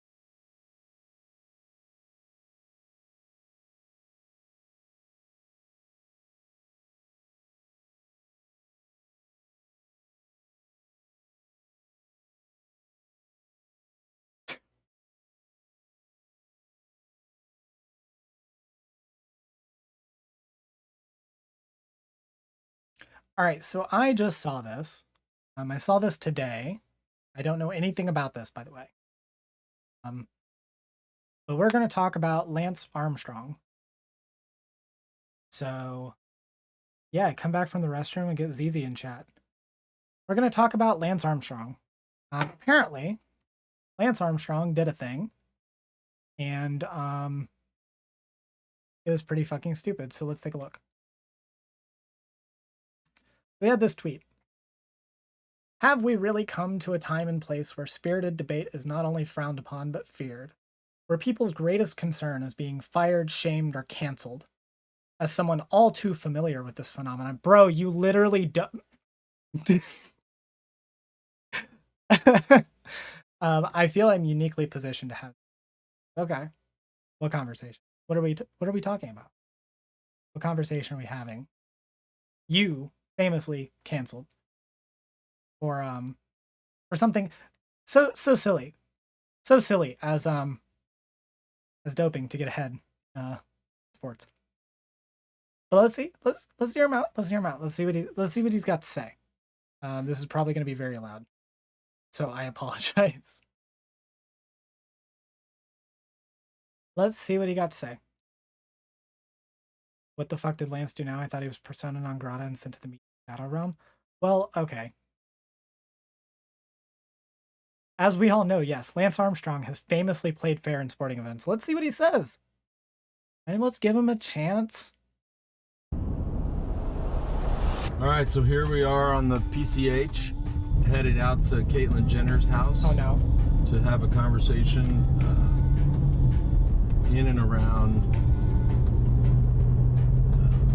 trans and sport. Trans and sport? You know, with sensitive conversations and topics like this. I hate this music, by the way. People tend to either, it really comes down to, they're really afraid to be fired, shamed, or canceled. Or for what? Turns out I'm not that afraid of that. I think it's an important conversation, and you know, especially I think it can be handled in this way. But in what way? And I also think the best way to have these conversations and get to a more to get to a smarter conclusion or even a smarter conversation is just to go in fearless. Fearless, got it. And I'm sort of fearless on this one. Oh my god, that was the most. Yeah. Okay, so we got Caitlyn Jenner here. I'll get the good lighting here from. Okay. Hey, ready? There we go. Roll it. Oh, is that it? Okay, so this is a podcast or a YouTube video or something. Okay. It's going as expected. I haven't seen. Okay, yeah. Okay. So that he said his piece. All right. So what we got from this is Lance Armstrong is fearless and doesn't fear being canceled by the woke mob for talking about trans in sport. I love trans in sport. My favorite brand. I really hope, by the way, that somebody actually starts like a brand called Trans in Sport. Just like trans inclusive swimwear. It's called Trans in Sport. That would be very, very funny. Someone get on that now. All right, let's keep going. Of all the controversial and polarizing subjects out there today, I'm not sure there are any as heated as the topic of trans athletes in sport. In sport. Singular sport. In one sport. You get one. If you're a trans athlete, one sport. We all have to collectively decide the sport. The whole trans community, which sport do we want to be in? Cotton candy high tops. Is there not a world in which one can be supportive of the transgender community and curious about the fairness of trans athletes in sport, yet not be labeled a transphobe or a bigot as we ask questions? Is this not the same like language framing that what's her face Anna Kasparian used? Can't we like support the trans community and also not capitulate to the woke agenda? Like, what? Do we yet know the answers? And do we even want to know the answers? I do. Hence these conversations, a special series of The Forward beginning Monday, where I dive into this issue with an open mind in an attempt learn as much as possible from all sides of the debate. I truly hope you enjoyed this series, and I hope that for those who have been reluctant to have this conversation, this somehow feels safe. Be fearless. Okay, so this is this is great, by the way. I love this. This is literally just the same thing that like the same thing as that that podcast that lady did about J.K. Rowling, the witch trials of J.K. Rowling. That's just this. Yeah, we totally want to have a fair conversations about trans people in sports. That's why I've chosen Caitlyn Jenner specifically.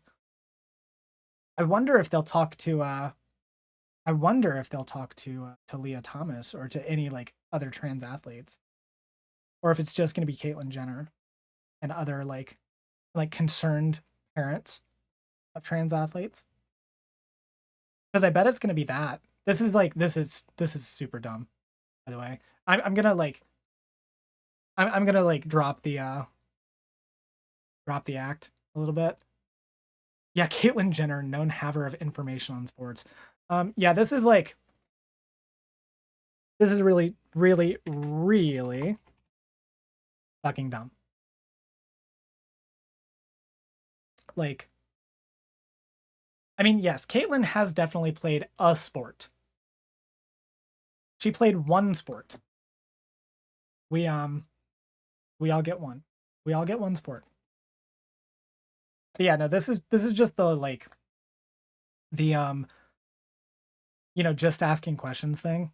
That's all this is. Lance Armstrong is doing this to just ask questions, which is a way to hide the true intentions of making an anti-trans documentary podcast thing, to just like spread conservative propaganda and misinformation. Or I'm sorry, trans in sport. We gotta be careful with our language. For the woke mob might cancel us. This is super fucking funny. I'm sorry. Like I want to drop it is actually really hilarious in like an ironic way that this is happening, because it's like literally we're going to talk about trans people in sports, right? We're going to talk about, and it's going to be centered around trans women, because it always is. They never talk about trans women because that's less convenient. What is an athlete?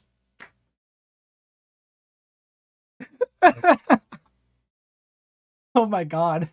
What is an athlete? Directed by Lance Armstrong.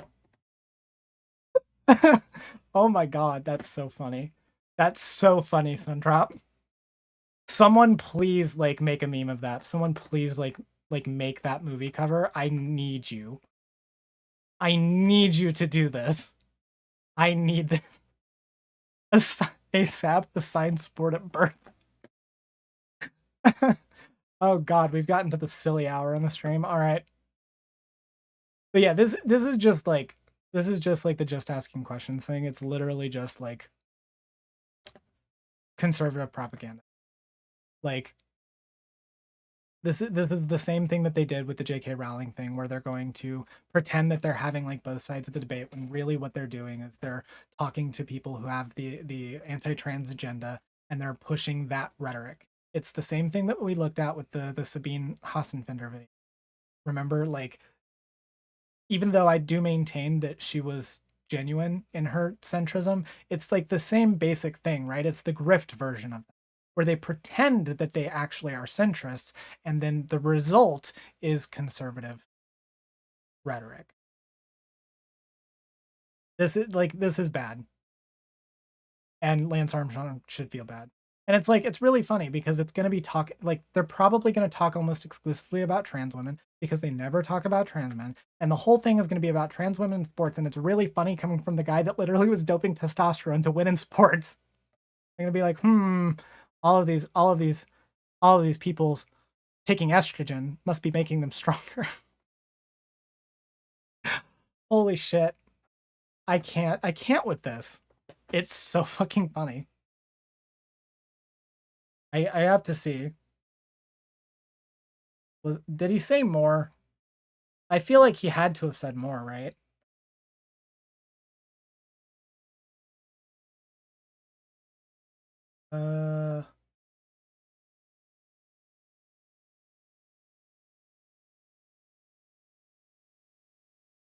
No, he really didn't.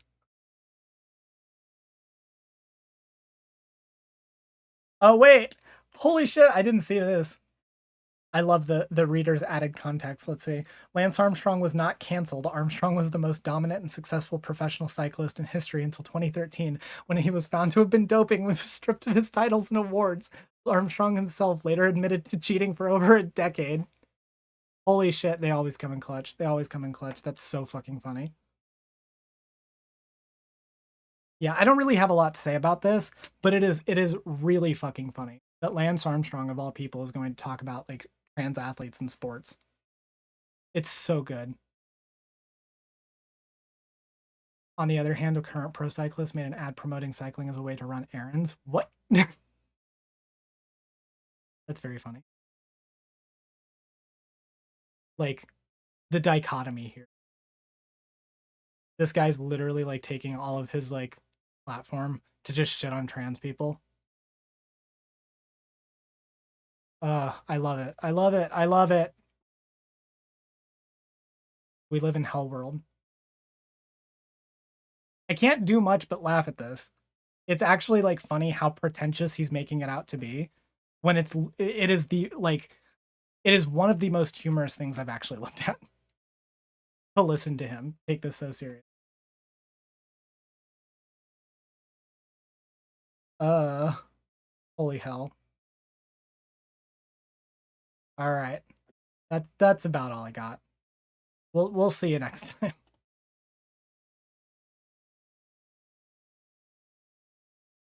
Go team. I know that was very like short and also very silly, but I really don't have much like actual serious commentary on this. It's just funny.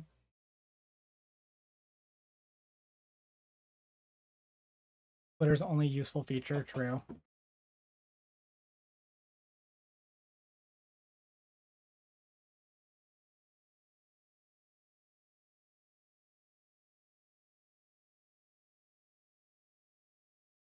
All right. Let's do our like trans bills, like the update on the trans genocide. You know, we looked at Florida earlier. So let's just keep going. We've only got like so much left to do. I'm actually surprised.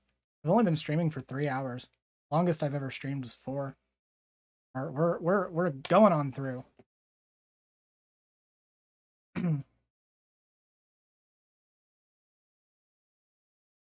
And also, by the way, if anyone's watching, and you would like to, you can donate.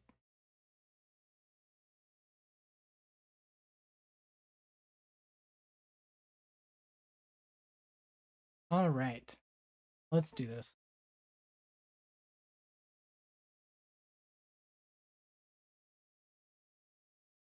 So we talked a little bit earlier about Florida and how Florida is basically a fascist state. But I also want to kind of more broadly go over a little bit more of what's going on. You know, the genocide news. I don't know if you've heard of it. The trans genocide, that one. But I wanted to look at a little bit of it. You know, I'm not going to be able to do like a super comprehensive thing, but I do like to occasionally do these segments where I kind of go over some of the good and the bad things that are happening, and a little bit like, you know, shorter of a segment to kind of like give a little bit of an overview. So we're going to look at some things. I've collected a bunch of articles. All of these, by the way, or most of them anyway, are from Erin Reed. Erin Reed, if you do not follow her on Twitter, please go follow her on Twitter. She is doing God's work, literally for him. Like, she has surpassed God and is doing his work for him, like literally, please go follow her on Twitter.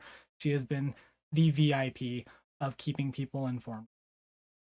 So we're gonna look at some of the headlines. You made my job so easy during the hearings. Oh, did you testify? Because that's based, if so. As soon as I get the opportunity, I plan on testifying at here in Indiana.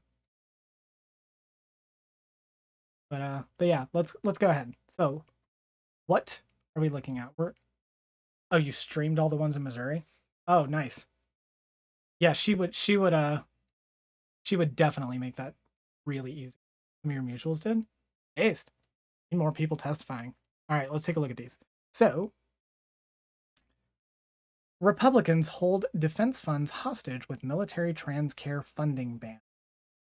So, we'll read this. So, Republicans have inserted a ban on funding going to any form of gender-affirming care for all ages for transgender military members and their family members. Like, it's not even just the military. Is it? Oh no. A refresh. Okay, there we go. So, crucially, a succinct 3-line clause stipulates that none of the allocated funds can be utilized for hormone therapy or surgery for transgender military members, effectively cutting off their access to care, as all military members must seek healthcare through the military healthcare system unless otherwise authorized. Even if they can obtain authorization for those stationed in states like Florida or internationally where healthcare for adults is heavily regulated or banned, their access to necessary care would disappear. This marks the first instance of Republicans incorporating anti-trans provisions into must-pass national funding legislation, an alarming indication of what appears to be an emerging GOP focus on advancing anti-trans measures at a national. So, yes. Essentially, Republicans are holding our defense funds hostage over trans people. So, once again, it was never about the children, first of all, because this is applying to adults as well. It was never about the children. If this was about the children, it would just be for the children, right? But they don't actually care about saving the children. They are literally holding military funding hostage just to spite trans people. Like, do you realize how fucking insane that is? Like, for one, we need to like be pointing this out every single time, by the way, that like a Republican comes up and tells you that like the Democrats like hate the military. I want you to remind them that Republicans are literally holding defense spending hostage just to spite trans people. Like, holy shit. Small government also, small government. This is so bad.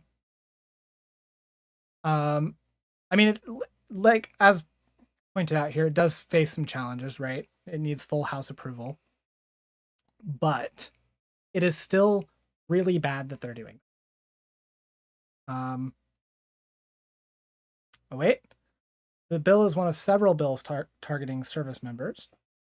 Months ago, Marco Rubio proposed a bill that would ban trans service members from the military. They love the troops. Likewise, under an amendment that was passed by Republicans from the same committee on Tuesday, Veterans Affairs would no longer be able to provide abortions or gender-affirming care at their facilities, nor would they be able to put up pride flags. They're not stopping with just the trans community.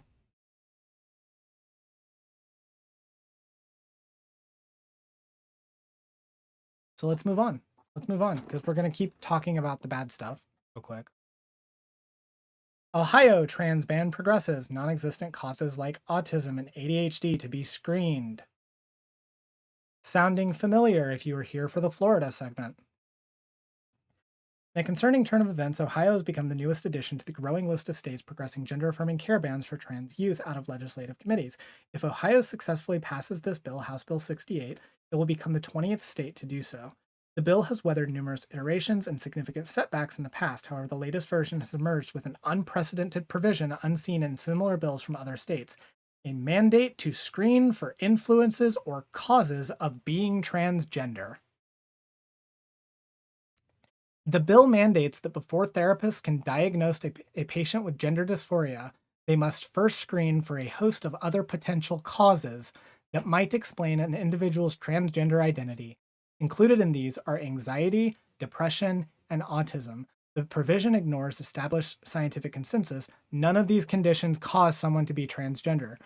Furthermore, there are no existing diagnostic tools or guidelines to establish the cause of someone's gender identity because fundamentally such causes are non-existent. True. See Atlanta magazine's analysis of an interview with Dr. Varen Warrior, a gender dysphoria researcher from the University of Cambridge.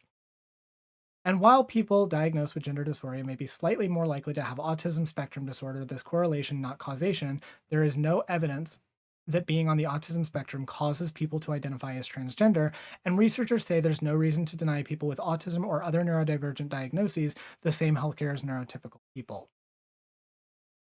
The list of potential causes include autism, ADHD, anxiety, depression, physical, mental, and emotional abuse, and trauma.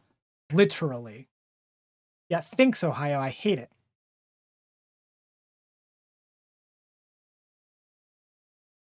Disturbingly, these provisions essentially mandate gender exploratory therapy, a new conversion therapy currently pushed by members of Christian conversion therapy organizations such as the American College of Pediatricians. The pseudoscientific group, Strong Advocate for Conversion Therapy, has been classified as a hate group by the Southern Poverty Law Center. Gender exploratory therapy seeks to delay gender-affirming care for trans people indefinitely while exploring many potential causes for transgender people's gender identity. It's literally just the you're confused and or hurt line they've done with other queer groups in the past, and it wasn't any more accurate than true. That's literally all this is. They're literally like blaming being trans on like trauma. Do not confuse them with the American Academy of Pediatrics, by the way. Yeah, true. The American Academy of Pediatrics, based. The American College of Pediatricians, fuck them. Waiting for them to require whether or not the patient has a good relationship with their father. It's going that way. Yeah, it really fucking is going that way.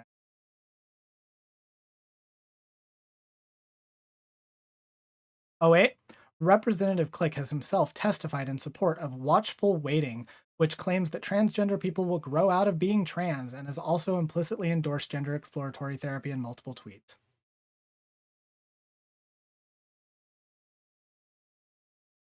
This is terrifying. Like, this is terrifying. Remember the thing in Florida where they were like doing basically the same thing, but literally you had to like if you even had any of those conditions, you just couldn't get any healthcare? Like this is like going down that same route. This is absolutely insane. And these are bad. These are real bad. And I want you all to recognize that and realize that this is what we're fighting against, right? We talked about that with Florida. This is what we're fighting against. This is the stakes that we have, okay? We have a lot to lose. However, I don't want you all to feel like hopeless. Remember at the start of the stream, right? There is hope. And we're going to look at some. Let's go ahead and look at some of the good things that we had. So we're going to start with this one, just because I feel like it. Judge blocks Arkansas's ban on gender-affirming care for transgender youth. A federal judge struck down Arkansas's first-in-the-nation ban on gender-affirming care for children as unconstitutional, the first ruling to overturn such a prohibition as a growing number of Republican-led states adopt similar. U.S. District Judge Jay Moody issued a permanent injunction against the Arkansas law, which would have prohibited doctors from providing gender-affirming hormone treatment, puberty blockers, or surgery to anyone under 18. Arkansas's law, which Moody temporarily blocked in 2021, would have prohibited doctors from referring patients elsewhere for such care. In his order, Moody ruled the prohibition violated the due process and equal protection rights of trans youth and families. He said the law also violated the First Amendment rights of medical providers by prohibiting them from referring patients elsewhere. This is huge, by the way. This is huge. This could, like, have an effect on precedent if it, like, stays. If it actually, continues. By the way, this is also the ban that was, like, put in even from a veto, like the governor vetoed it because even the Arkansas governor realized that it wasn't a good one. On various laws restricting movement of people for such services. Yeah. Like, this is huge. But it gets better. Let's take a look. As we looked at in the Florida segment, Florida judge blocks trans ban, 5 scathing remarks that will be cited everywhere. Let's take a look. The pot calls the kettle black, bias in medical organizations. The entire section is worth reading in the court document. The state argued that every major medical organization is biased in approving gender-affirming care. Meanwhile, they tap doctors from organizations like the American College of Pediatricians, fake science organization. The judge was having none of it and evaluating the medical organization's support of gender-affirming care versus the groups that Florida relied on. He called out a statement of medical bias as the pot calling the kettle black. Lawmakers' statements coming back to bite them. Representative Webster Barnaby referred to trans people as demons, mutants, and imps. Numerous references to transgender people in a derogatory and discriminatory way were made in the hearings, as they've been made in state houses across the country. Judge Hinkle not only referenced the comments, but called them out openly as an exercise in overt bigotry. This guy is having none of it, and I'm here for it. Anti-trans witnesses and organizations have repeatedly asserted that most trans youth desist from identification as trans. They use faulty and old studies, claim gender-affirming care has a high regret rates, often citing a heavily debunked 80% figure. When analyzing the record of detransition and regret in the court found that regret is not common. Instead, the judge pointed to a more recent study showing a 98% persistence rate among trans youth. He also noted that the risks of misdiagnosis of gender-affirming care are not unlike many other forms of healthcare. Based judge. Holy hell. Republicans have argued in favor of passing anti-trans school bills, don't say gay or trans laws, and bathroom bills under the guise of parental rights. They claim that we should forcibly out trans kids to their parents so that parents could proceed to detransition. However, there's a contradictory stance when it comes to youth. They assert that parents should not possess the right to change their child's pronouns at school, attend family-friendly drag events with them, or seek medically essential care. It is therefore ironic that in the first major test of parental rights around gender identity, it is transgender people who won the parental rights claims. The judge points out that by blocking parents from controlling their children's medical care, the government of Florida violated their parental rights. Gender identity is real. One of the most profound statements in the court document was also one of the simplest. Gender identity is real. The statement, obvious to anybody who knows a trans person or is trans themselves, has nonetheless been challenged and disputed by anti-trans orgs. Trans people are often painted as a fad, a choice, or a social contagion. Judge Hinkle firmly established on the record that this is not the case, proclaiming and using as the basis for the rest of his decision that gender identity is real. This is a profound and impactful statement. If gender identity is real, and if trans people are indeed telling the truth about this being an integral part of who they are, then discriminating against transgender people is firmly unconstitutional.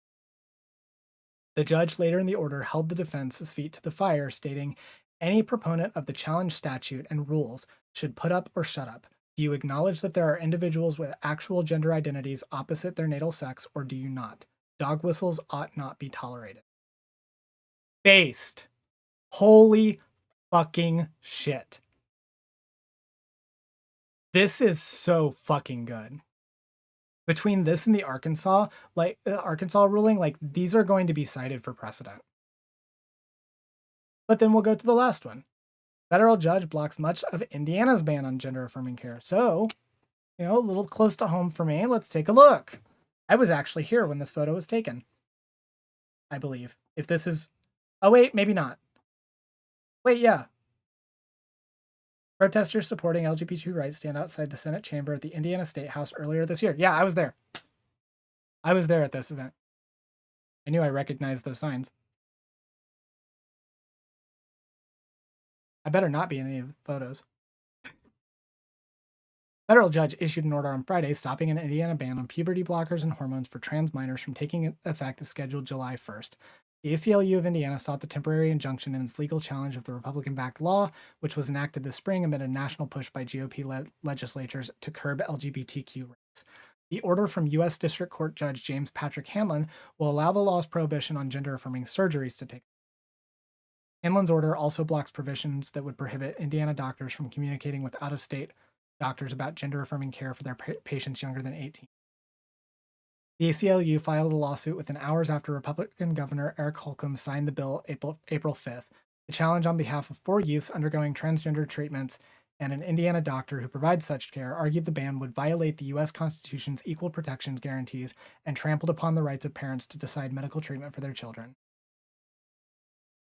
Hanlon, who was appointed by former President Trump, wrote that he was blocking the law from taking into effect because his opponents had demonstrated potential irreparable harm to those undergoing treatments and shown some likelihood of success in arguments that it was unconstitutional.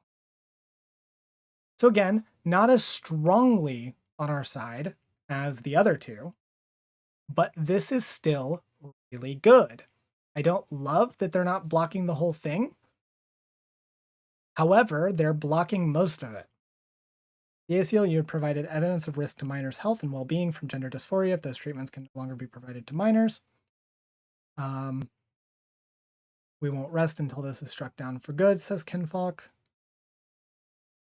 At least 20 GOP-led states have now enacted laws restricting or banning such medical treatments for trans minors after Missouri's governor signed that state's bill into law last week.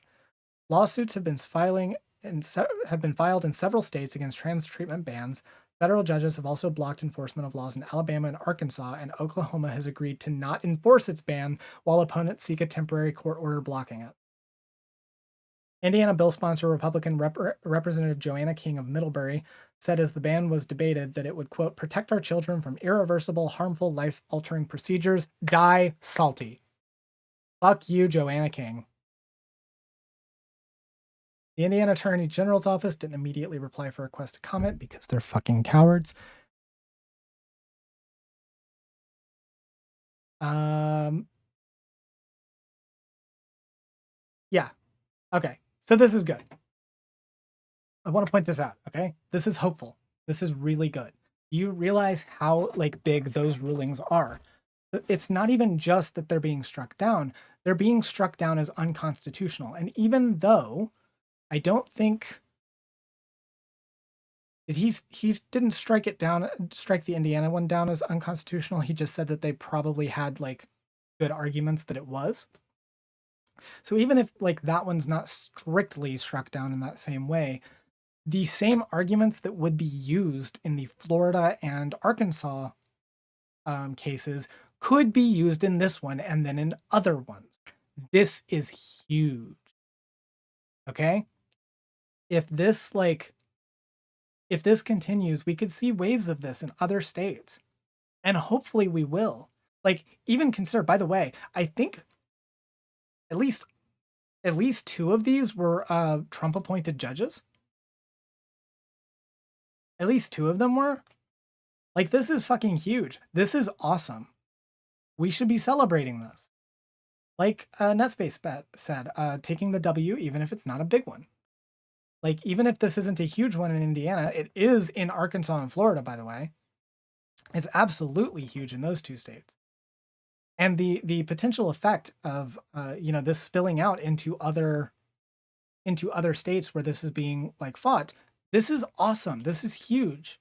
We should take this win. So yeah, I don't have a ton to say specifically on this outside of I wanted to highlight that even though while we have those, the national provision, the one that's in the defense spending bill that Republicans are holding hostage, or the one in Ohio, even though, and by the way, the Ohio one would fall under these same arguments. We could see, even if that one passes, we can see other lawsuits happening in Ohio that could, end up striking that one down.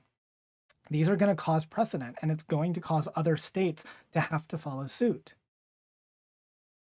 This is hopeful. This is so good.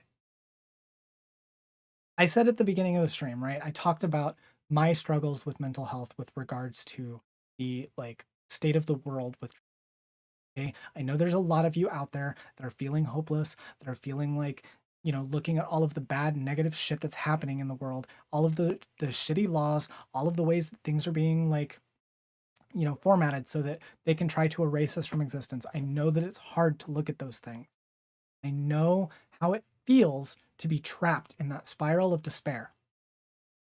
But there is hope. Look at these things.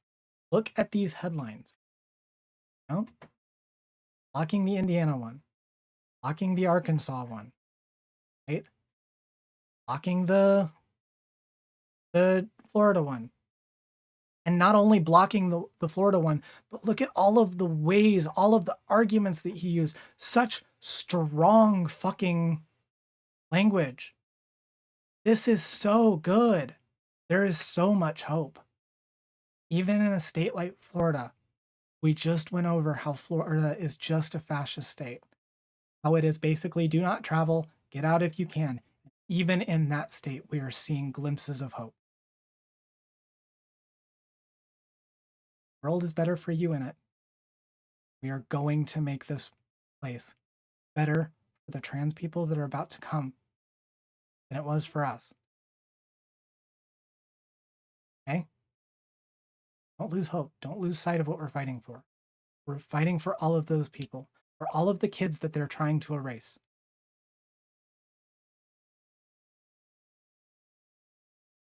That's what we're fighting for. We will get there. Just look at what's happening. It's not all good. Obviously, there's still some bad shit. And we do not have the win in the bag, obviously. We are on the winning team. Need more of this. There are things that we can do to ensure that we are building that world. Get out. If you can, volunteer at organizations that provide help to queer youth, queer adults. Volunteer. Run for office. We need people running for office. We need more queer people in office, challenging moderate Democrats in local races. We need that. And I'm not talking about national office. When I say run for office, a lot of people think that what I'm talking about is running for the House or the Senate or something. No. Run for fucking county council. Run for city comptroller. I don't care. Literally, the local races matter too. They matter more a lot of the time. Because building community locally is what changes the culture around this stuff, what allows us to become normalized. And when we have people in those positions, eventually we will have more and more people who will accept us. And we'll stop voting in these anti-trans politicians.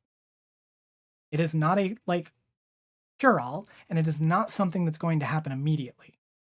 It is a long process. Do it. Run for office if you can. Volunteer for candidates that are pro-trans, that are fighting against these bills. Go canvass. Go do phone banking. Post online. Be on the social media team. If you can't actually do phone banking, or if you can't do something canvassing because of a disability or social anxiety, be on the social media team. Posting is praxis. If you're going to do it personally, volunteer to do it for candidates. They can always use that kind of stuff. And if you have any kind of knowledge in that, they can use that. We need more of you getting out there and doing this. Talk with candidates. Literally, email your politicians.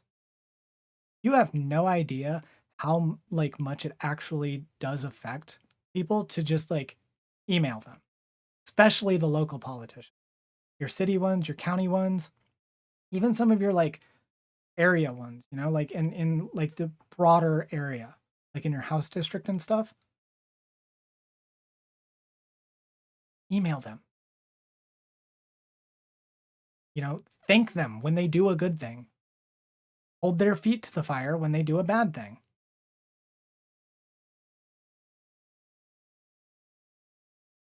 Chainsaw says, sorry I was in the other room, but I came running for this point. People don't understand how many uncontested state seats go to Republicans because of lack of effort. In Missouri, the state office holders are the ones responsible for anti-trans bills being signed into law. True. Literally in the area. Okay, and I've talked about this before, right? I've run for office before, in the past. So I know a little bit about this, right? In the area where I ran for office, this was the case. Republicans always win in this area. It's a very red district, but also because no one ever runs on the Democratic seat. No one ever challenges them. They just go uncontested because no one wants to actually put in the effort. And then you get in like situations where you have places like this, you know, where you have a bunch of like people running for office on the Republican ticket uncontested, and all of the people in the Democratic Party are a bunch of old white men who don't know what they're doing and don't know how to energize people and think that the only thing that you can do is just watch it happen and put a name in the ballot. And no, there's so much more to that. Fucking run. And if you can't run, volunteer. And if you can't physically volunteer, do something digitally. Because there's always something you can do. Sound that bullhorn.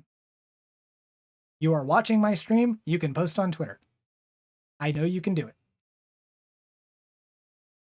And yeah, like Chainsaw said, even when Democratic candidates lose, it draws money and resources from the state and national parties. Like, even if you lose as a candidate, they are still pouring money in to try to beat you. That's still taking time and effort away from them. You're spreading their resources thinner, which is going to help us overall. So yeah, like I didn't mean to like get on a total soapbox for this, but there are things that we can do, and these things give us hope. I showed all of the bad shit to show you all of the good shit, because all of the good shit is what we need to be focusing on.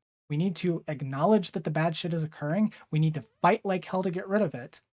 And we need to take these wins and realize that all is not lost. And we are in the best position that we have ever been in to continue winning. That's all I have to say. So thank you so much for watching. I'll see you next. Go team.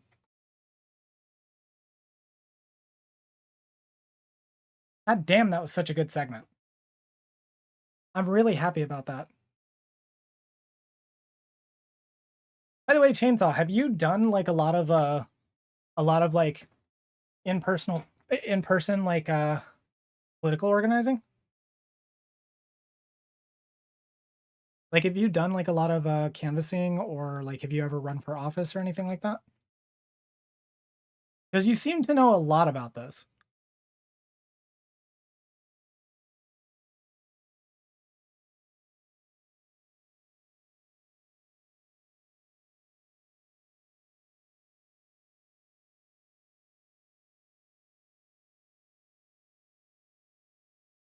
While we wait. I do have 2 segments in mind left.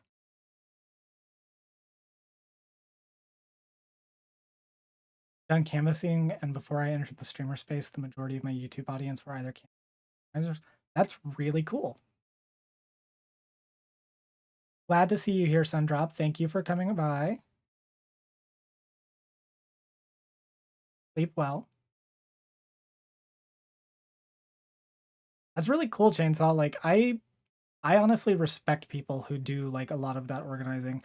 The thing that honestly really pisses me off about, like, I hate to keep mentioning his fucking name, BadEmpanada, and like other tankies, is like they talk so much like they know fucking nothing about how the political like system actually works. And all of the people who are like against electoralism, like as a concept, like they fucking know nothing about how this works. I used to make the swag for a lot of the Dim candidates in Missouri, shirts, buttons. A lot of Dims, Oleg, are either moots or people I actually have out with on the reg. Jesus. Connected. I need to do that. I know that none of the people in my area that I like had met and kind of you know, got those connections with when I ran for office, none of them would remember me. Especially not like that. Because my office run was pre-transit. But yeah, none of them would remember me. But I honestly really, really need to reach out. I talked to a bunch of people up at Pride, and I honestly want to reach out to some of them. I think it would be really cool to talk to local candidates and stuff, and try to push people in voting. Hell, I'd like to do that for other states too, not just Indiana. Like I have the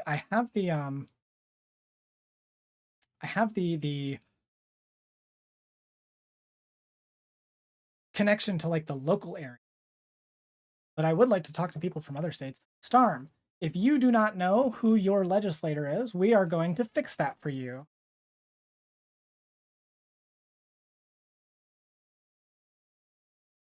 All right, here you go. You are going to go to this website here. And you are going to put your address in and you're going to find your legislators. Ann Arbor and Lansing are pretty big places. They are. I've been to both. They are very big places. Yes, if you do not know where to find your legislators, please click that link in chat. I'm going to post into YouTube chat too, in case anyone is still there. Please go to there and find your legislators. Because you should always know who your legislators are. You should always know and always be able to contact them. I have contacted mine several times and I have annoyed them a lot. My legislators hate me. Mine too. Mine too. I think I've told this story on stream before, but I'll tell it again. I actually, like, the year that our, like, anti-trans sports bill was passed, my House representative was one of the people who was, like, running his campaign on this. I mean, like, literally running his campaign on it.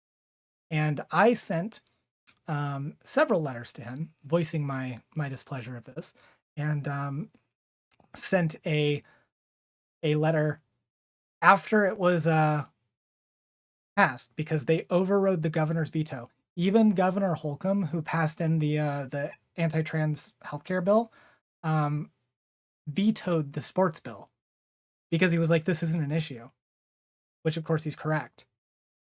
And I sent a letter to my legislator, like scolding him for that and telling him, like, you know, you are not representing me. And in response, I got a mailer not like 2 weeks later. I got a mailer sent to my house, not with my name on it, but with my family's name on it. That was just a big thing that was like, my legislator is saving the sanctity of girls' sports. He fucking hates me. I do like the idea of me, like, living rent-free in his head. When the candidates announce, reach out to them on social media, make friends, offer to camp.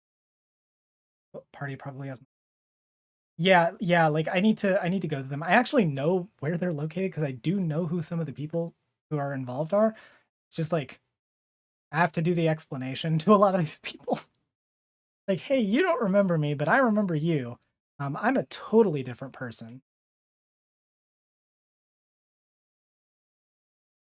I remember spending over an hour looking at the midterms to find each representative to make sure dog whistles and stuff. There are some like sites that you can go to see like your candidates like thoughts on certain issues. I believe, and it's not always going to have every like local candidate. It's going to vary based on location. Like Ballotpedia is a good one that will often have stuff like that. Will often like collect articles. I know I forget the name of the website. There's another website that like will actually ask legislators these questions. Now they don't always answer them, and like I would even say the majority of them probably don't, but like you can just send it to them and request them to answer the questions. And you should bully them. Bully all of them. Bully your representatives. That is my call to you. Make sure that is the purpose of today's stream. The message you should take from today is bully your representatives. Bully them. Bully them a lot. I need you to bully your representatives so fucking much. Please, bully all of them. Yes, bully the bad ones, bully the good ones harder.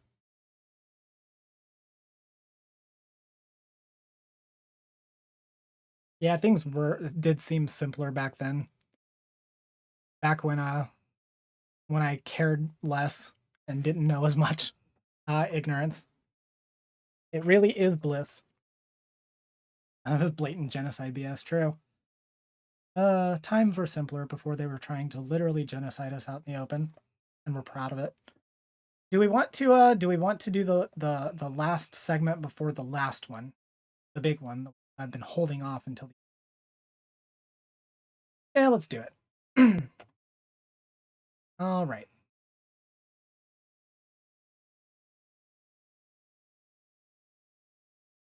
So as sorry. I'm very silly tonight. I have not had any drinks, by the way. I want you to know this. I did not drink before starting stream. I promise you. I'm just like this. I should stay hydrated. I actually did not bring any water with me this entire time. After this segment, I will go get some water. I promise you. I promise you.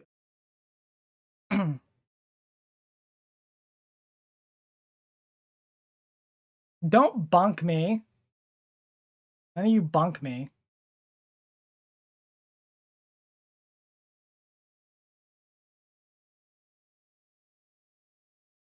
All right, so as most of you know, my favorite person in the world, person that I love the most, I cherish the most on this earth, person that I would, in fact, like actually give up my life for,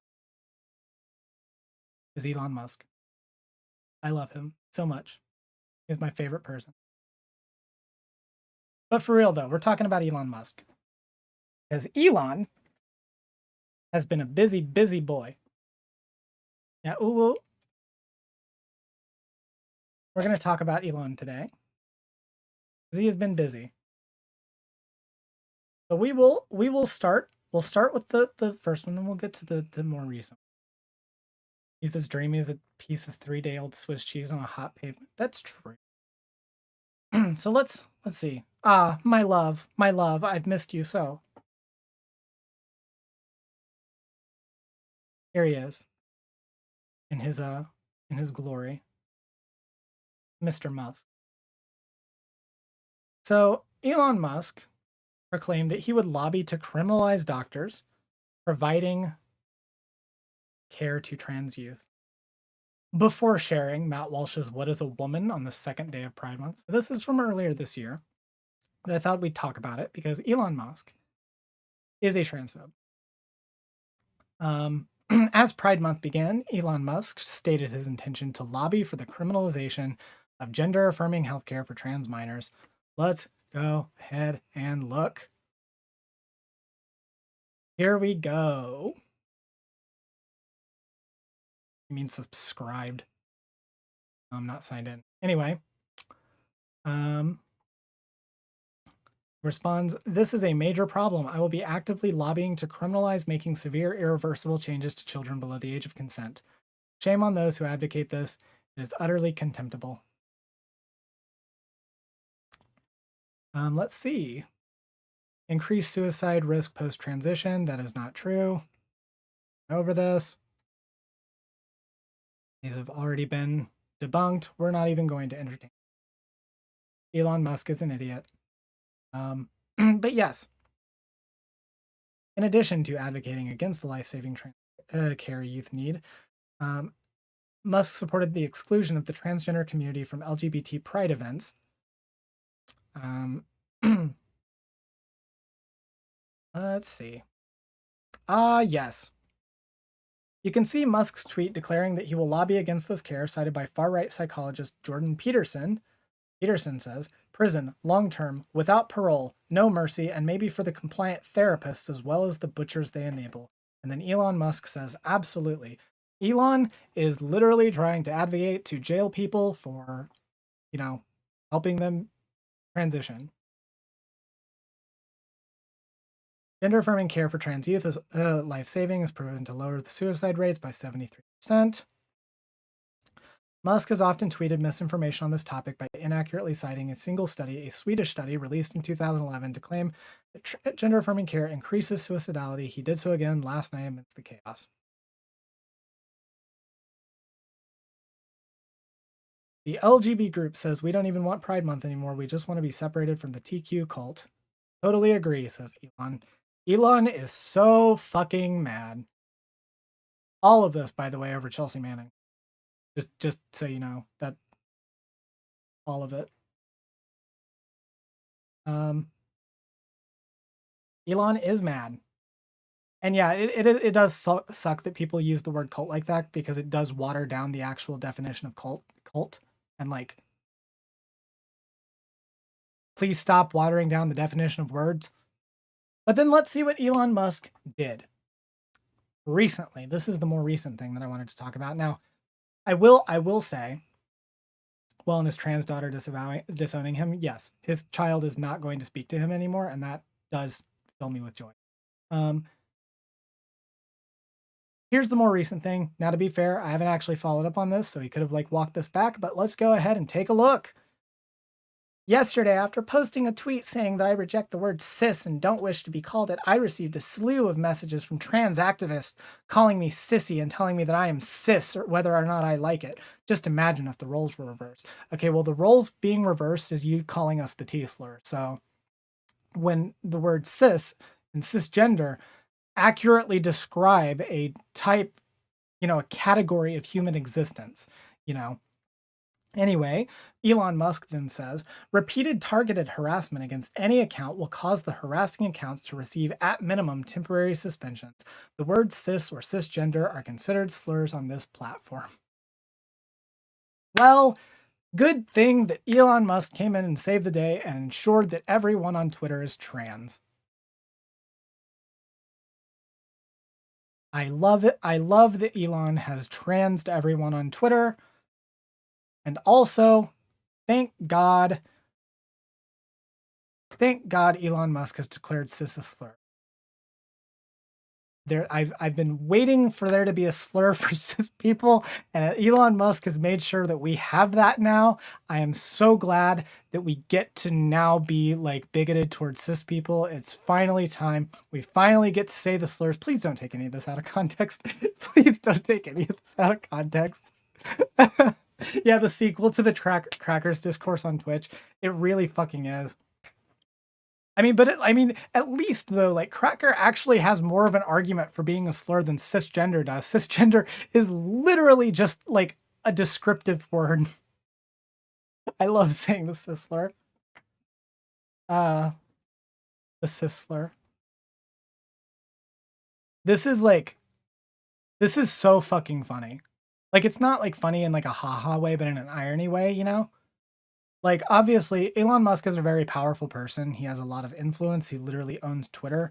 He is, when he speaks, a lot of people listen to him. A lot of bad people listen to him, but people listen to him nonetheless. And it is a bad thing when he says shit like this, because it puts into people's minds, shit that isn't true. He's spreading misinformation. He's literally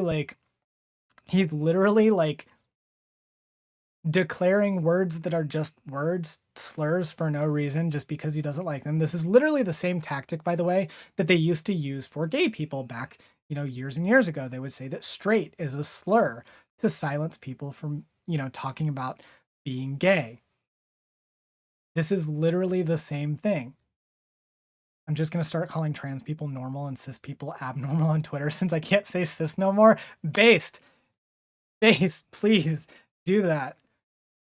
I support all people. I support normal people and I support cis people. Oh my God. Elon Musk is such an idiot. by the way. I just wanted to like highlight this, right? Because it is like bad. Elon Musk is using a lot of his like influence and power to, you know, do some really harmful things to the trans community.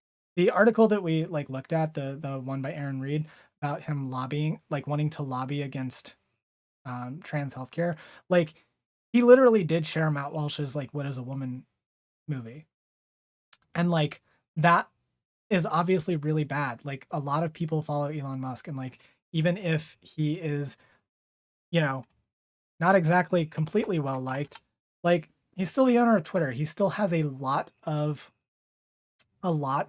influence and power, and it is really really unfortunate to see him like wield it in this way. I legitimately like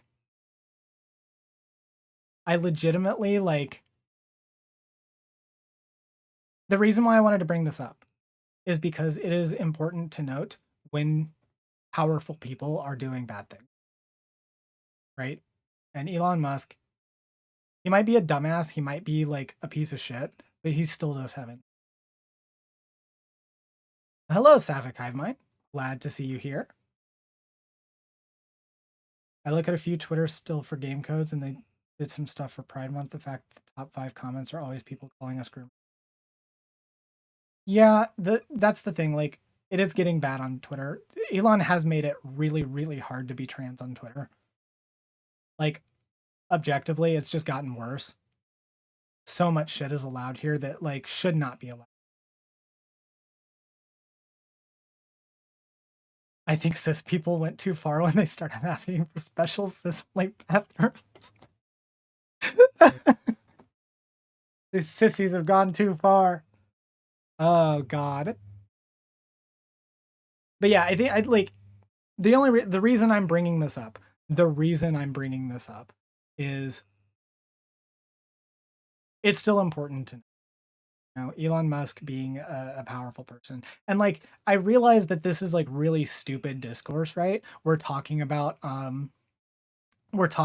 like Elon not letting people say the word cisgender on Twitter, but it's still worth noting that like this kind of rhetoric is what causes people to like think of it as normal. This is why normalization matters. This is why representation matters, because when shit like this happens, that is how we like have, you know, negative representation. That's how we have negative normalization, where we become more, you know, demonized in culture. And Twitter is a very, very powerful and popular platform. Now, hopefully, it dies in a fire with MySpace, and we don't have to worry about this anymore. And we'll all move to a different platform where, you know, there's actually, you know, a TOS.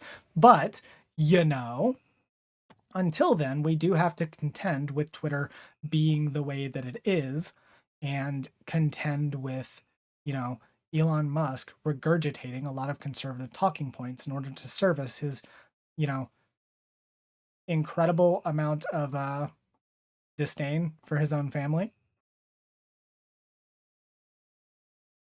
But yeah, the moral of the story is Elon Musk has made cis a slur on Twitter. And so you are now morally obligated to call cis people slurs by saying cis and calling them cisgender. That's a slur now. Make sure you use it wisely. We're all here Voshites. We're in favor of tactical slurs. So make sure we use those slurs tactically.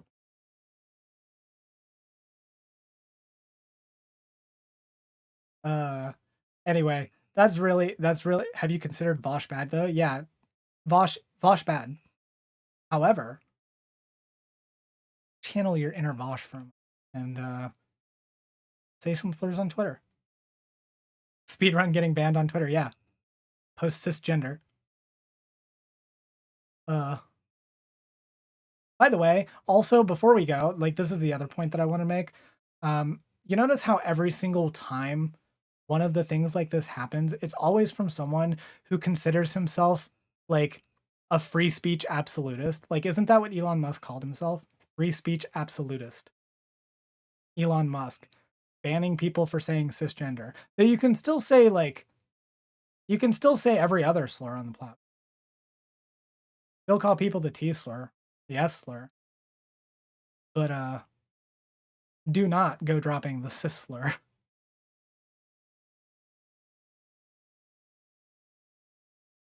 No, you're right, Illa Divine. It is a it is like an attempt to like deride us. It is like concerning that this is happening. But like the thing is that like Elon's a little bitch baby, and eventually he'll find something else to get like to whine about, and he'll forget about this because they like if the one thing I've learned on Elon Musk's Twitter is that they never actually enforce shit, or they enforce it so like randomly that it's basically not functional. And the website's already not functional. Yeah, inward usage did increase by like 500% when he took over Twitter. Like, the thing is that people like Elon claim to be free speech absolutists. They don't actually care about free speech. And they're not actually free speech absolutists. If they were, this wouldn't happen. But it's always them. It's always the free speech absolutists. They're the first people to like actually get rid of free speech. Remember when Elon Musk said he was a free speech absolutist and then banned people for doing parody accounts? I do. Pepperidge Farm remembers. When Elon also banned people for using the verification feature in the exact way that he knew people were going to use the verification feature. And it's just the same cycle repeating itself. They always say they like free speech, and they never do. They don't actually. Which is why it's like, it's never a good conversation to actually have, because you can never have an intelligent conversation about free speech with someone like Elon Musk. Because what they think free speech is saying slurs to queer people. That's free speech for them. Or, you know, being racist. Or sexist. That's free speech. But all of the people that they want to be bigoted to being able to clap back or being able to actually exist in spaces, well, that free speech doesn't matter. Yeah, free speech for me, but not for thee.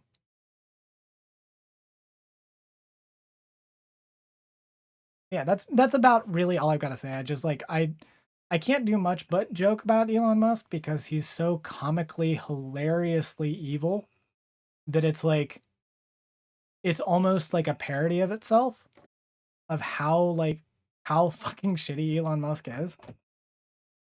But at the end of this segment, the one thing you should take away from this is that you should go on Twitter and call Elon Musk cisgender.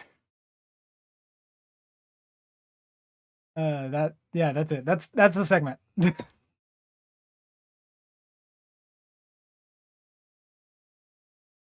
Go team. Oh god, I've hit the silly portion of it.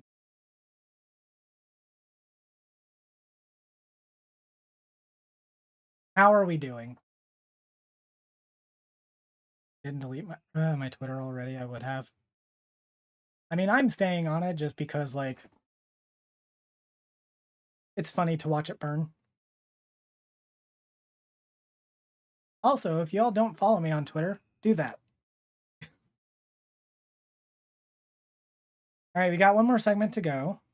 And before we do, going to go ahead and once again, chill. I will get some water. I will get some water, Femboy Origami. I promise. I will do it. Let me chill first. Here's the deal. I need money. Just kidding. Hydrate or more bunks. Geez, okay, fine. I'm doing the shilling as fast as humanly possible. If if you are enjoying the stream, if you like my content, please consider donating. If you're in YouTube chat, you can become a channel member by clicking the join button. There are also a ton of links that you can put in the chat with commands or Streamlabs or my GoFundMe.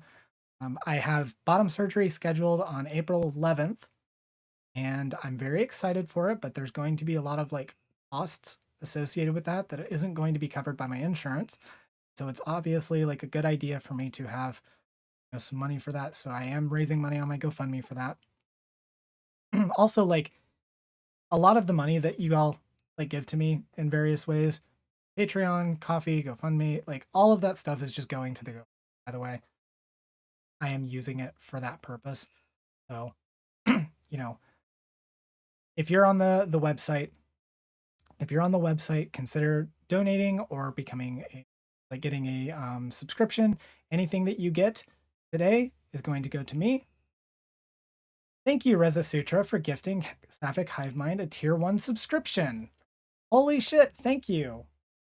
By the way, see, like that. Take the example of Reza Sutra there.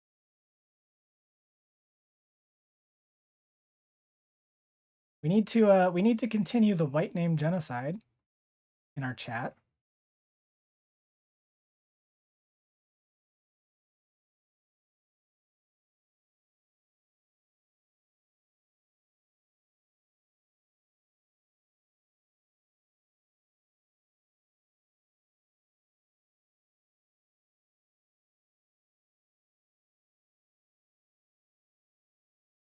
You are now officially a real gay.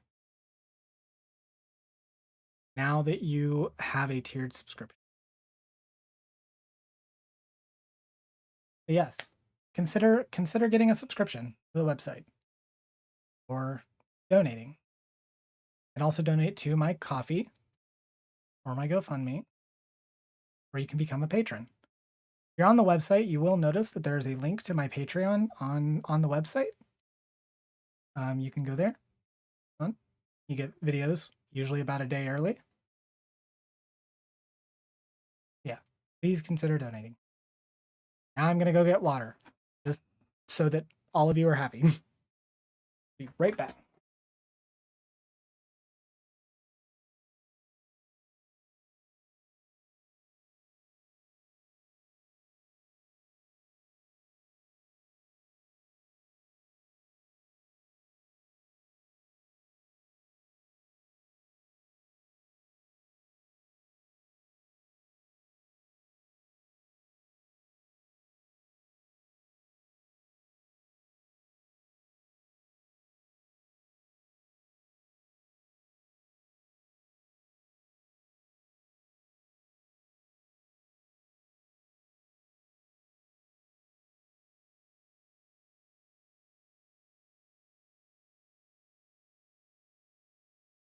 I'm back, and I have water.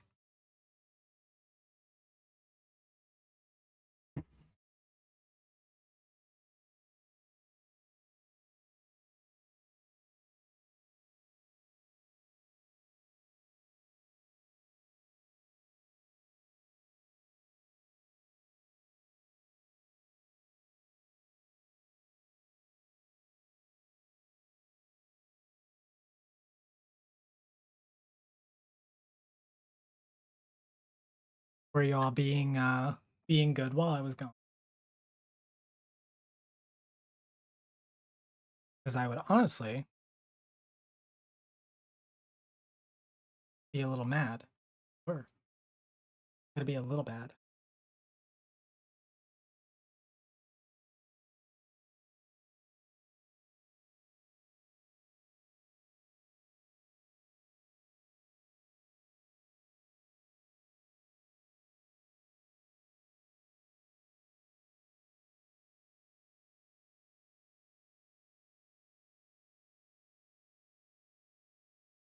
A vampire doll cat girl is too many characters. What are you talking about? Vampire doll cat girl sounds awesome. There are only 3 genders: doll, girl, and vampire. True. I mean, you're in the presence of the fallen angel, kitty. So there's that.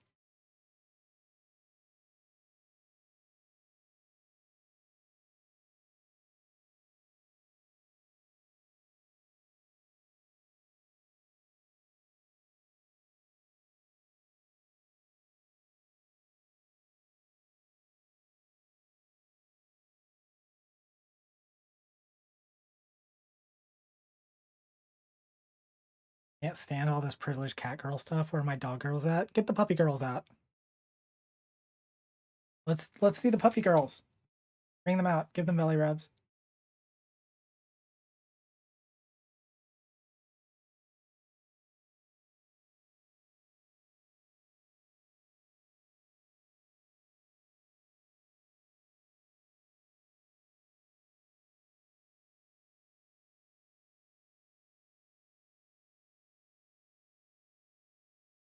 All right.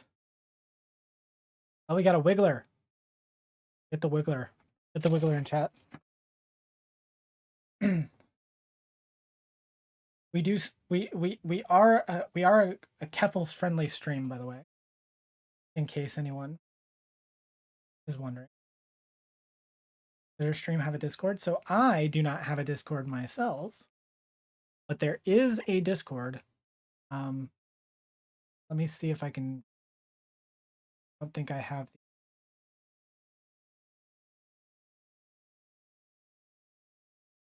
There we go.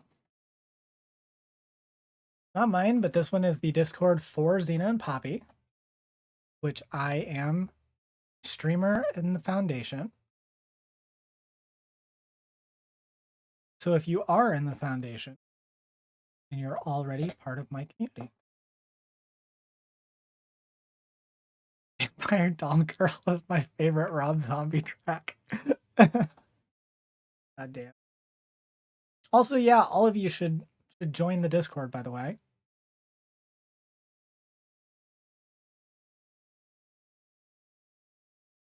Last phone. I mean, if you look in the Discord, that actually is what my my thing says. Up at the top, it does show me as the Fallen Angel Kitty streamer.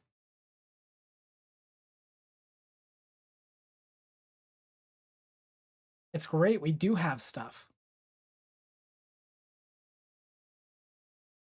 Yeah, you should all join the Discord. A real fun place. And if you ever want to interact with me, it's a good place to interact with me because I do often post in there. Or I guess I shouldn't say often. Like I do like, I try to post way more often than I actually do, but I do get busy.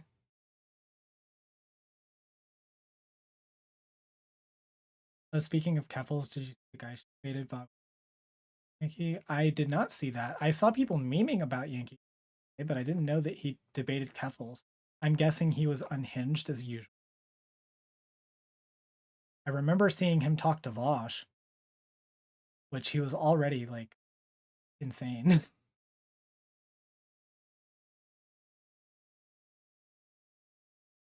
A tanky versus a former tanky sounds like a debate. Yeah, it does.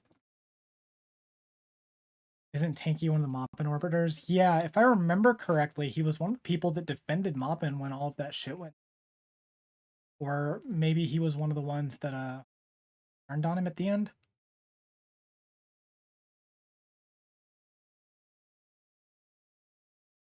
I replied and quote tweeted Tipster, and then dude decided he would debate me. Oh god. By the way, just so you know, I am not a debate bro, but by any means. Like, that is not to say that I won't like talk to any of the people that I critique, but I do not do debates. Like, I'm just not a debate bro. Just for the record.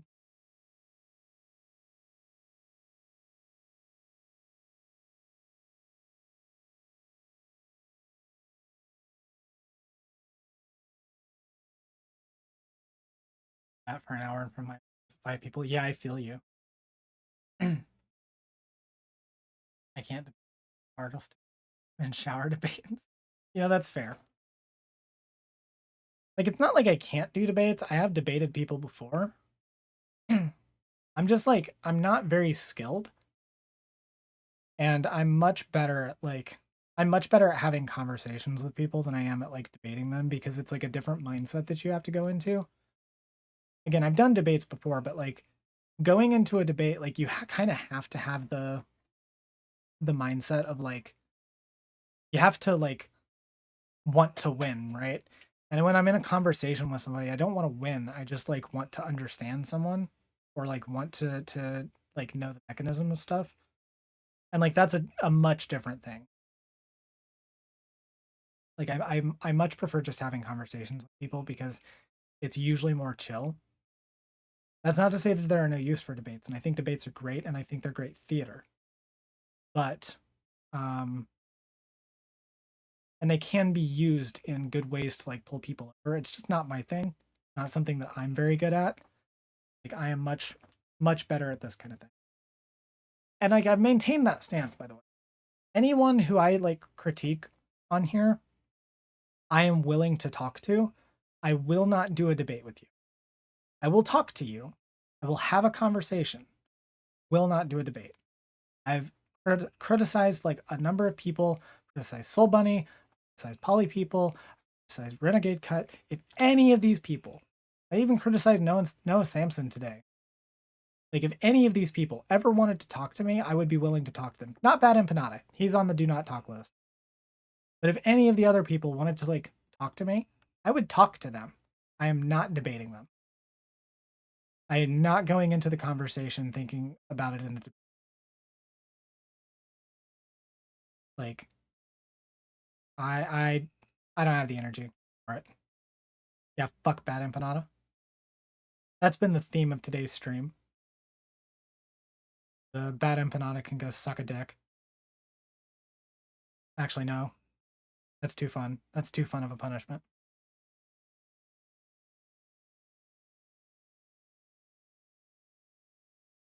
But yeah. That is kind of like my overall stance on like debating people. Like hell, like Soul Bunny was in my chat during my video premiere. She didn't actually like say much. She said like one thing near the end, but she was there the whole time. And like, if Soul Bunny wanted to talk, like if she would have reached out and wanted to actually talk about that video, like I would have done it. But I'm not doing a debate. Because like it's not worth it.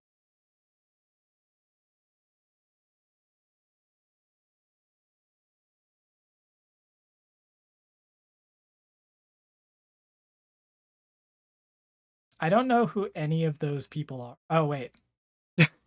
I just like completely like checked out when reading that. But yes, true, Pluvius. I've only ever interviewed candidates on stream. I would love to do that. I'm actually like, I had talked to some while I was in Indie Pride. I really want to like reach out to them and like maybe interview them. I think that would be really cool. Like I really want to interview people, like candidates and stuff on stream, and not just local ones here in Indiana. Like I would like to interview people in other states too. Especially people in like especially progressive candidates like in contested races or in like close races. I would really love to interview them. Hopefully I'll be able to eventually.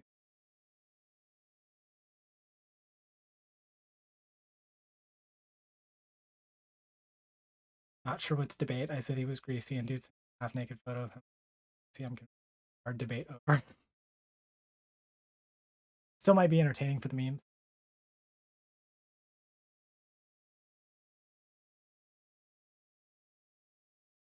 But yeah, definitely not gonna be a debate, bro.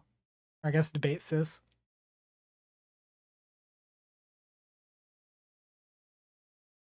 All right. Well, I've had my fun. We're gonna get into the last topic, and there's a reason why I saved this one for last. Because honestly, the discourse around this was god awful. What I saw of it.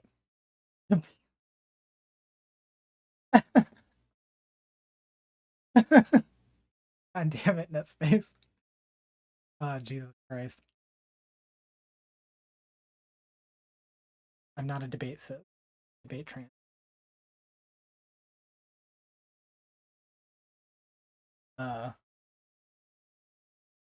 Yeah, you can't say that word. I can't believe you'd say a slur.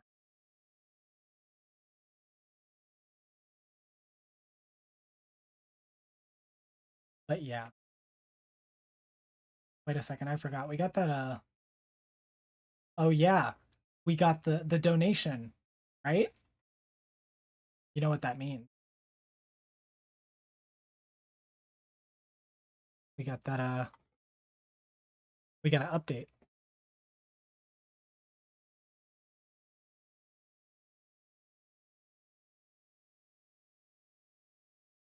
True, I need to ban myself. We are 50% of the way to getting me and a cat girl. Or at least what I can make, you know, pull together. I do have beans. I do have beans. If you want me to have those beans during a stream, you better donate.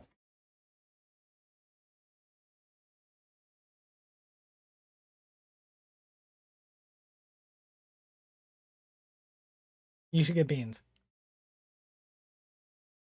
All right, let's do this. Let's do this final segment because I'm not going to stream forever, fortunately. Which, by the way, there are still some topics that I want to go over soon. So I'm going to try to stream again tomorrow. I'm not doing a 14-hour stream. I am not Hassan. Lentils are good. Engaged in self-bomb.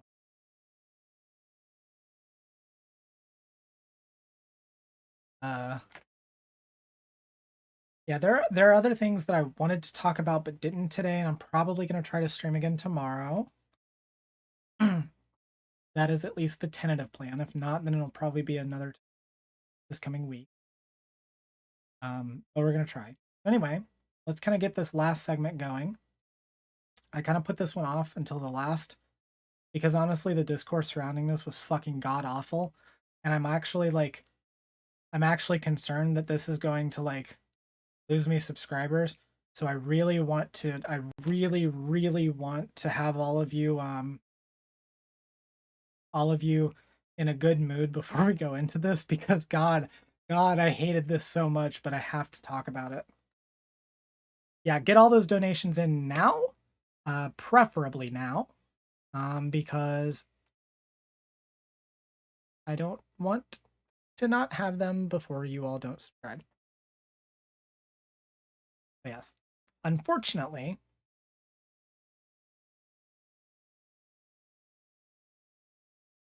I am Damo Suzuki.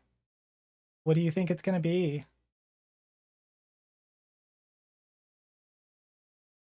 Ding, ding, ding.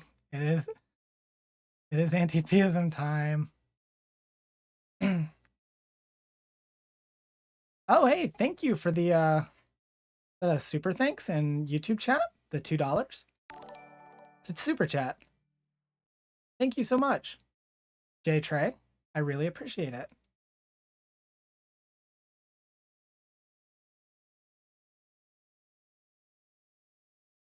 Yeah, the anti-theism discourse was really bad. And the reason, like, I was going to stay out of it, right? I was actually going to stay out of it. I was going to not talk about it.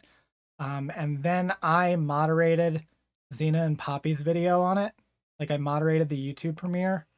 And holy fucking shit, I wanted to check back into the hospital.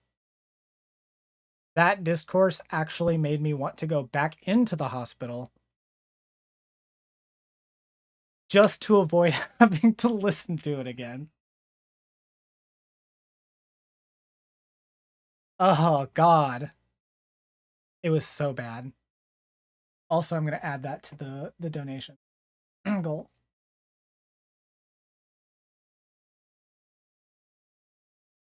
We are at $52 now. Y'all are just over halfway. Yeah, Reddit was a mistake. So we're gonna have to talk about it. And I'm not gonna be going in depth to like all of the different things that Xena and Poppy went over because honestly, like none of that is going to be as relevant to my takes on anti-theism. And like everyone has all of the all of their like takes on stuff. And like, I'm going to ask all of you if it's fine if you disagree with me, okay? All of that is fine, okay? Just please engage with what I'm saying and not with the straw man of what I'm saying or not with what other people are saying, okay? I am making my own arguments here. And I know that Xena and Poppy have already made their video, so please engage with my arguments and not with Xena and Poppy's or with anyone else's. Thank you, Chainsaw, for getting a tier 1 sub.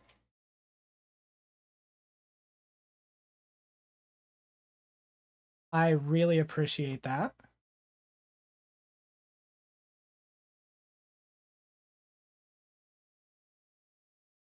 We are zooming. We are gonna get the Catgirl stream.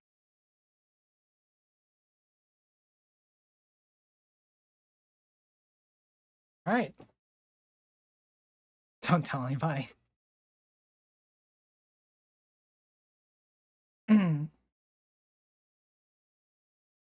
All right, so let's do this. Let's jump into it and let's talk about this, okay?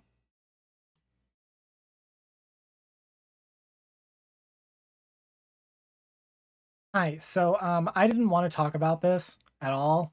I really wanted to stay out of it, but then I saw how fucking stupid this discourse was, and I decided that I needed to actually speak on it because I think I at least have a little bit of a unique perspective on it. Okay, so we are talking about the anti-theism discourse that like was all over Twitter about a month ago.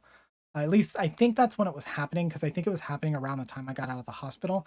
But what I saw of it, the main portion of it I saw was from Xena and Poppy's video when that released and I was moderating YouTube chat.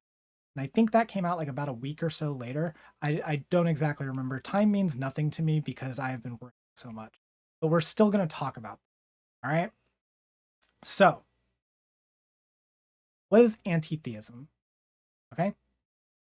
This I think is the crux of the actual discourse that we were having was what like anti-theism is, right? And I want you to understand what I am working with when I talk about anti-theism, okay? So anti-theism is somebody who is against the idea of religion from a moral or ethical framework, okay? They think that the existence of religion is itself a moral wrong, okay? And that the eradication of religion as a concept is a better world for people to live in because they believe that religion is in and of itself harmful to people.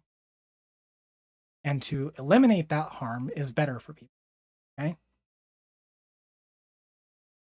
This is what I mean when I say anti-theist. So anti-theist is not the same thing as atheist, okay?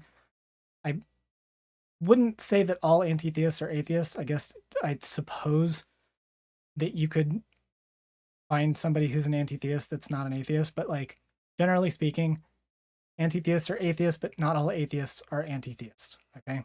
So an atheist is someone who does not believe in the existence of God. An anti-theist is someone that believes that religion is a moral wrong that needs to be done away with. It is harmful, a moral harm to people. Okay? So here is the very secret Saige lore. Okay? I used to consider myself an anti-theist up until around 2020. I actually was a part of the kind of Reddit atheist, like anti-theist, edgy atheist like community in circa 2014 to 2020 for a long time. I was actually even one of the like founding members of the organization at my college that was for secular students. I am an atheist. Currently, still am. have been for pretty much my entire adult life, or a good portion of my young adult life. I'm an atheist. I do not believe in a higher power. I don't believe in any kind of like supernatural things. Those are my beliefs. I am no longer an anti-theist. And I kind of want to give my perspective on what anti-theism like is and why I don't kind of subscribe to that notion anymore. The first thing is that like a lot of anti-theists have a lot of religious trauma.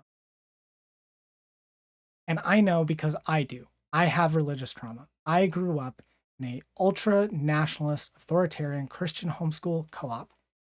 Yes, I was homeschooled all the way until I graduated high school from like 4th grade on. And for a lot of it, I was in this co-op that was a Christian like organization. And there was a lot of like unironic like shunning, even though you wouldn't have called it that, like that's what it was. There was a lot of like, you know, if you didn't subscribe to all of these like honestly horrendous views about the world, like you just lost your entire social support circle. You lost all of your like educational support because the idea was everyone like took care of like the education. It was almost like a commune in a way of like education. Like everyone pitched in to teach people, to teach kids. And I have a lot of like trauma from that. It's really like it really fucked with my sense of self, really fucked with my social abilities, really fucked with my like ability to be around other people, with a lot of like my trust of people. It was bad. And I hate that I ever had to go through that. A lot of people have religious trauma. Not unlike that, a lot of anti-theists come from like religious families and were traumatized by this. And I do not want to discount that, okay? I'm not saying this in any way to discredit any of that trauma that comes from that. But I do think that a lot of anti-theists react to that trauma by going hard in the anti like religion, because they have seen firsthand some of the harm that can come from religion. And let's not sugarcoat it, okay? This harm is not like unique to religion, but some of the way that it manifests is unique to religious people in a lot of ways. And so I do think that it's kind of like it kind of makes sense why a lot of anti-theists go towards that when they've been through that kind of an experience.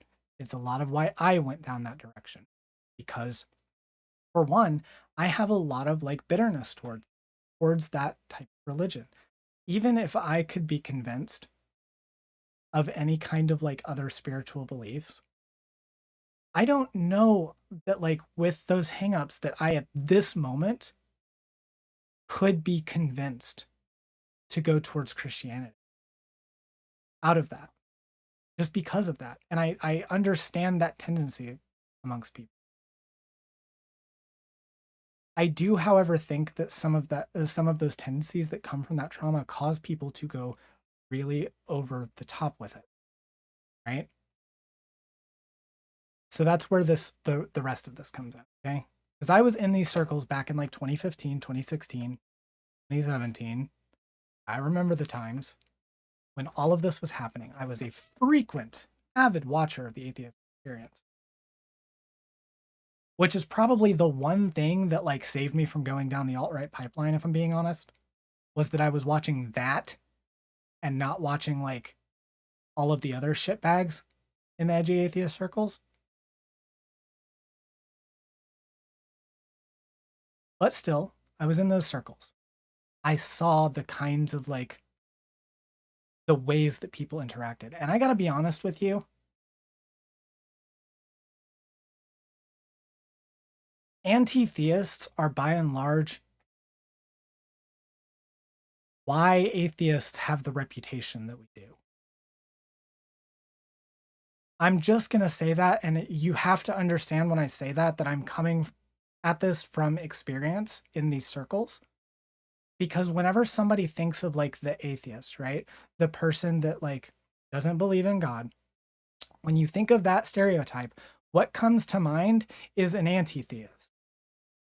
A person who wants to eradicate religion and believes that all religion is morally harmful, and believes that like anyone who believes religion is like believes in like a religious idea is like a horrible person, or they're irrational. Like that's the other one that I heard so much. And by the way, I'm not making any of this up. Not only was I in these circles, but I saw these fucking arguments being made in Xenon Poppy's chat, like while I was moderating this video. So do not sit here and tell me that they're not. Okay, I've seen this.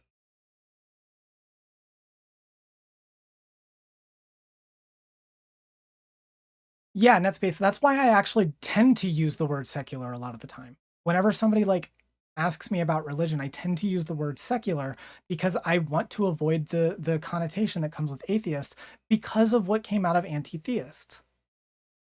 So here's the thing. The reputation that anti-theists are by and large like horrible people is wrong. I want to state that just perfectly like from the front, okay? Anti-theists are not by and large horrible people, nor are they by and large people who like hate religious people. I know a ton of anti-theists from my time when I was like in that circle, when I called myself an anti-theist. I know a ton of those people, and I know a lot of them who are not those types of people. And I know that that's the majority of people in the circle. The problem is much like a lot of religious organizations and a lot of like other like groups where you have people in those groups that are loud and they're upsetting and they have goals that are kind of antithetical to the overall goals of things, and they just are bitter and angry and just want like an excuse to hate the people they're mad at. Anti-theists have a lot of those in their groups, and that tends to be the reason why they have the reputation that they have, that they're horrible people. The problem is that I'm also kind of ideologically opposed to anti-theism at this point. And the reason for that is I just cannot accept the belief that religion is an overall wholly net negative conceptually. I can be convinced that religion as it exists now, in the ways that it has functioned over time, at least in America, has presented in net negative ways. Okay, that is true if you look at certain areas of the country and certain pieces of like time and history, and like, okay, I cannot like subscribe to the idea anymore that like religion is itself a moral wrong, or a like a human flaw that is so bad that it needs to be like gotten rid of.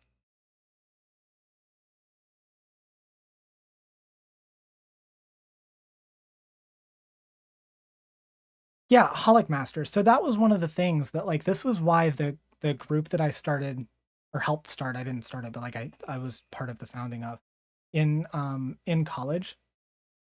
This was like the group.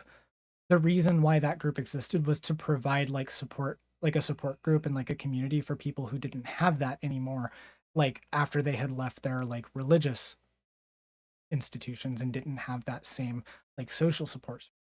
Those kinds of things are what we should be doing if we like really care about some of the flaws, or care about like people who you know maybe don't have those like religious or spiritual beliefs. But like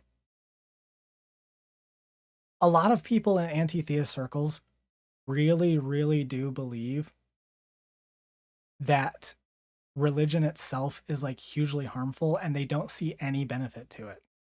Even though, like you pointed out, there are plenty of them. You have community benefits, you can have friends, you have social support, you have emotional support, financial support. There are tons of like things that religion provides to people on a day-to-day basis that without that, there's a hole in their life. And of course, there are secular alternatives to those. But because there are secular alternatives doesn't mean that the existence of those groups as they like exist are inherently harmful. In fact, it kind of implies the opposite in a way, because it kind of shows that there are implicit benefits to them. Legit question, because I was raised very religious, so I never ran with these groups, but why do so many militant atheists and anti these like weird libertarian? Good fucking question. That was another thing. One of the things that kind of pushed me out of this was a lot of the militant like atheist types did end up like falling to the right. And that's the other point that I saw people bringing up a lot of the times was how is you know, you will say like, explain to me how religion is itself inherently harmful. And the thing that I remember being said a lot back then is that our beliefs inform our actions, and harmful beliefs and harmful ways of thinking will produce harmful like actions and harmful results. And that is something that in theory is true. The problem is when you apply it to religion on a whole, it just doesn't shake out. Because the problem is people go to those beliefs without religion. Like there are atheists and there are anti-theists that are transphobes, that are homophobes, that are sexist, that are racist. Remember how many of the like edgy atheist people on YouTube back in like 2016, 2015 ended up being like actual neo-Nazis? Like that doesn't mean that like atheism leads you to be like a Nazi, but it kind of indicates that like being on the far right is not a like thing exclusive to religion. That was kind of a lie that was sold to us when that like movement was being started, when that like new atheist movement was like happening, was that like, you know, these harmful beliefs can't be like replicated in people with like, you know, a secular worldview, because we're so logical and we know like so much about the world and we don't accept all of these dogmatic conclusions. But then they all became Nazis. It's kind of wild, actually. And then they fell into dogmatism. Yeah, exactly. Like that's the other thing too that really bothered me, that kind of pushed me out of the anti-theism like space, right? Is this idea that pits like logic and reason and like rationality against like emotions and feelings and like irrationality, right? Because what it was ultimately like getting to was it was presuming that logic and like reason were like inherently like a rational thing, and that like feelings and like emotions were an inherently irrational. And so whenever you got into like the idea of like spiritual beliefs, well, those were feelings, those were things you couldn't prove, and so they were irrational. Whereas like rational beliefs would be things using logic and reason. And so what you ended up having come from that was facts don't care about your feelings.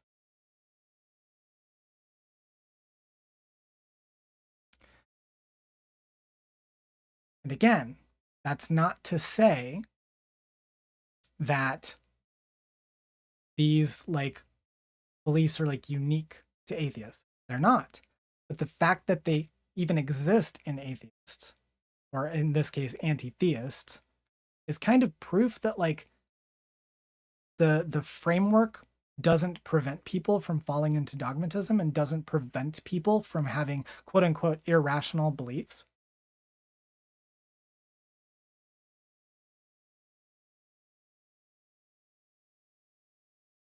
The main issue here, right, is what kind of pushed me out of all of this. The reason why like I'm no longer an anti-theist is I just can't reconcile. I know too many religious people who are genuinely good people. And I mean genuinely good people. So let me tell you a story, okay? And I know this isn't going to convince any of the militant anti-theists in here, but I just want to get this out here, right? So my grandmother and grandfather, my grandfather was a Baptist preacher. I grew up Baptist.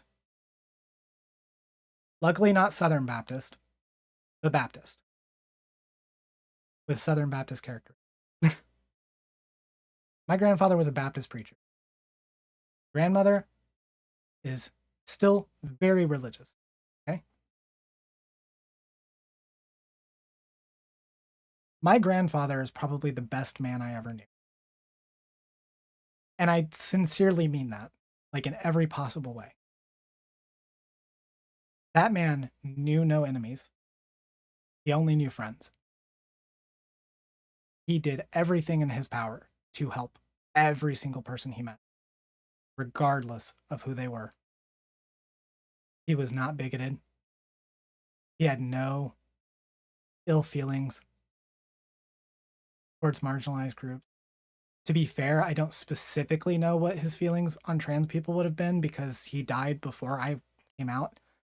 But I know this for a fact that he would be in support of me.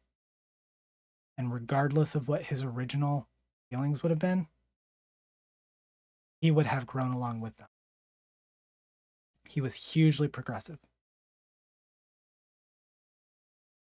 And you know what informed those beliefs? Why he felt the way that he did? Because of his religious belief. Yeah, of course, like it's Christianity. There's a lot of bullshit in Christianity, right? There's a lot of really harmful beliefs within Christianity. The Bible is chock full of really wild shit. It's actually awful, some of the things that you read. And this is not to dog on anybody who is Christian, by the way. This is my perspective for some of the things that are in that book. But my grandfather didn't care about any of that stuff.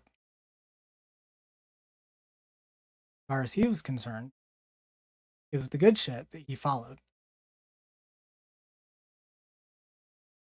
He only followed two rules. He only followed two rules when it came to his religion. And that was love your neighbor and love God. That's what my grandparents always said to me. And that's what informed them. Because to them, the first one was required for the second one. My grandfather died 15 years ago. My grandmother, still here, still heavily religious. She is one of the biggest supports in my life. Hugely progressive. This woman is the most fierce person I know.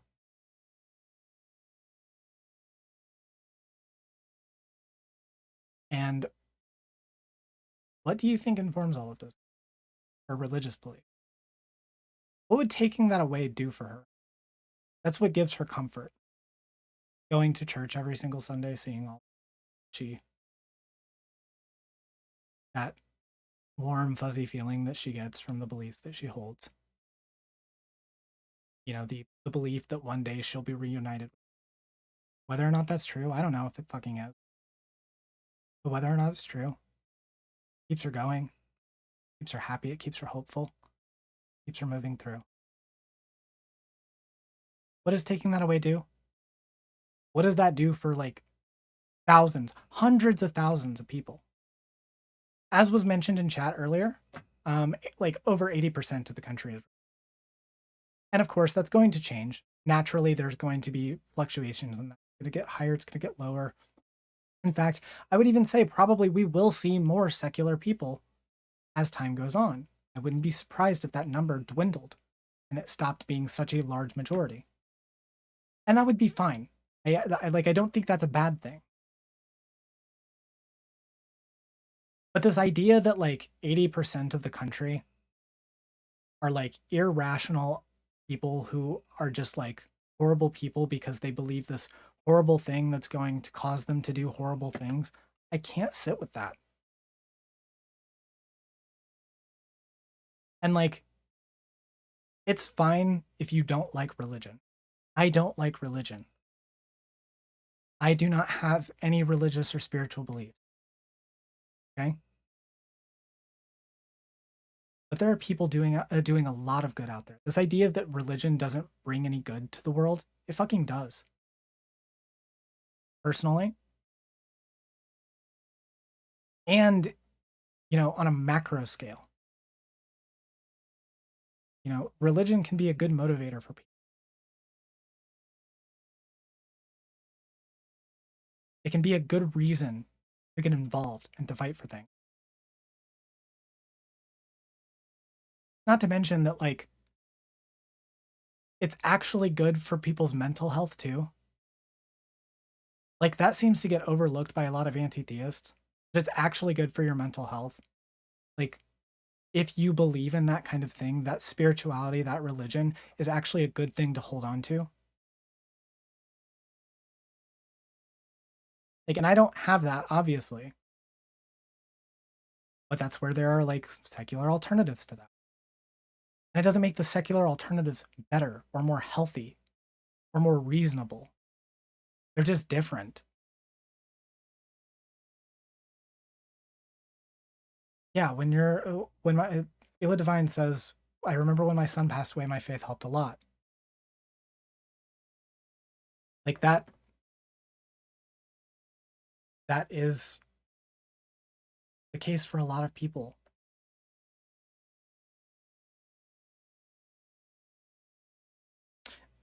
The reason why I wanted to do this was because I kept seeing a lot of really borderline abusive things being said about religious people in response to those. And now don't get me wrong, I know that a lot of people had some problems with like the framing in Poppy and Xena's argument, and a lot of people had some problems with how a lot of religious people were framing atheists and anti-theists. And I also think that it is unhelpful to just frame like secularism or like non-religious people in like this really weird and like horrible light where like all of us hate religion, because that's not the case. I don't hate religion. I was bitter about religion for a long time because I have a lot of religious trauma. But I don't hate religion. I don't believe in it. Or them, any of them. But I don't hate it. In fact, I think it is a very good thing for a lot of people. And it can be used in a lot of bad ways. The way that literally anything can. Secular beliefs have been used to cause horrible things too. It's not just an exclusive thing to religion. And framing it like it is in my view, really harmful. And that's not even getting into like the cultural aspects, where like a lot of anti-theists think it is like this moral necessity to get rid of religion, like a society free of religion is a better society. And I'm also sitting here thinking like, so you just want to go into like other cultures and erase their culture. Like you just want to erase a ton of like culture of human existence and expression. Like that's what it comes down to. Because that's what that does. I know I've been kind of scatterbrained with this. Partially it's the last segment, kind of on my like last bit of energy. Partially because like this stuff relates to a lot of like internal struggles that I've had over the years. So it is a little bit difficult to talk about. Especially because like I was a piece of shit for a long time. And I acted like a piece of shit for a long time to people for being religious. Because of my own trauma and my own like resentment towards that. And that's not every anti-theist, but it's a lot of them. It is a lot of them. And I kind of just want to put that in perspective because I think some of the discourse around this has been so borked because nobody's able to actually like look at the bigger picture. Because it all got into like the debate over whether God is real, or then it got into the debate over whether religion is good. When like fuck you, it obviously is for some people. Not for everyone. It's not a universal moral good, but it's not a universal moral bad either.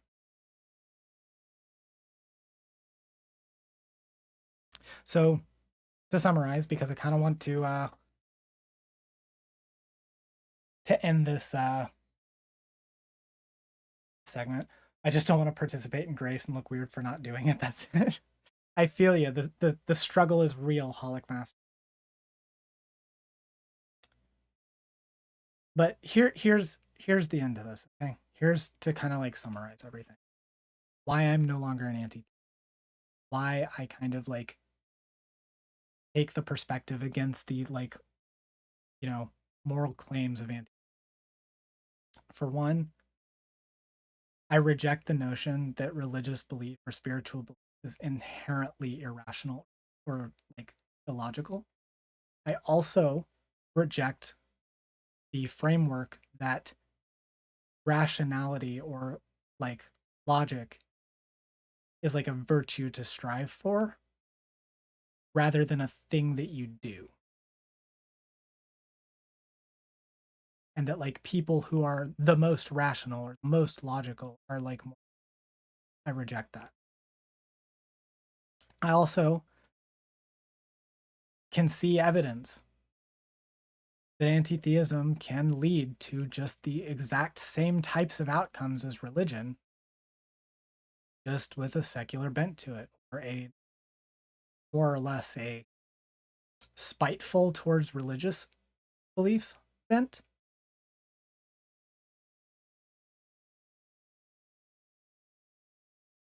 I also reject the notion that religion or spirituality is harmful inherently to people. There are plenty of examples of good things that come out of religion. Objectively good things. Religion can provide a lot for a lot of people. It's good for people's mental health, for people who believe in it. I'm not saying that, you should convert to religion because it'll be better for your mental health. That's not what I'm saying. There are secular alternatives. What I am saying is if you have those beliefs, it can be good for your mental health to explore those, hold on to those.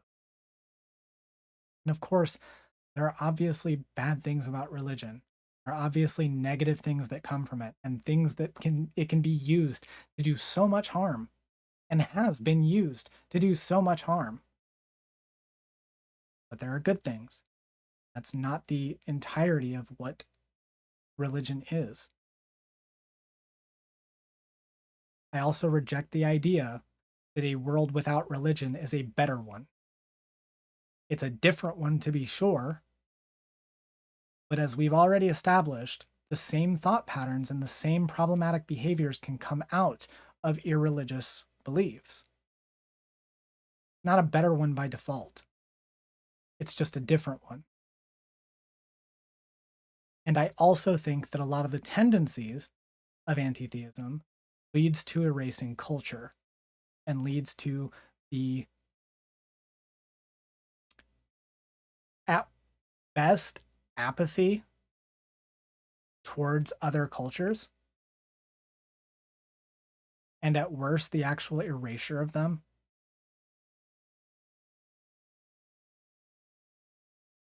Because it does. Would you say that an anti-theist is almost a philosophy that people are trying to turn into a stance or make their ideals into a forced moral? It's definitely a philosophy. I think anti-theism is a philosophy. It's definitely not like a religious stance. It's almost specifically not a religious stance. Like it's kind of a rejection of, theism is itself like a religious belief. Atheism is the rejection of religion. So, it's not exactly like a religious thing, but it is a moral philosophy. and kind of a political philosophy. I wouldn't even say it's like trying to turn it into a political view, because I think it already kind of is one. And yes, I would say that it does kind of go into thought crime territory. If I'm being honest, like the actual implementation of something like that only can go down to like thought crime. Because you have to at some point, in order for this to be like a thing, it has to be enforced somehow. There is no world, no timeline in which you are convincing every single person to stop being religious. Religions come and go, and some of them die out, and some of them like lose favor and like followings. And of course, that's going to happen over time to all kinds of religions. But like in a world like ours, where we have major religion, and I'm not even talking like they're just like big religions. I'm talking like major socio-political, economic like power. You're not just going to erase that through like convincing people. I guess less through law and more through social stigma and isolation. There's definitely a part of that. Like the idea of like convincing people that they're somehow like bad people to like for being religious does like add to that social stigma. So like here's the thing, and I want to be clear about this.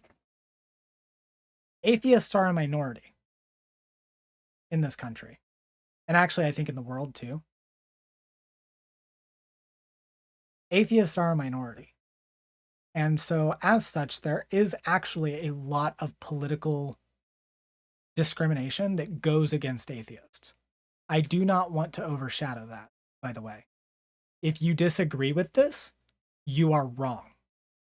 Objectively. There is a lot of like ways that atheists have been discriminated against legally through like religious means. And I'm not like discounting that at all. That's obviously like horrible. But I do think there is a tendency among like anti-theists to kind of like reverse that a little bit and like want to push a social stigma on religion.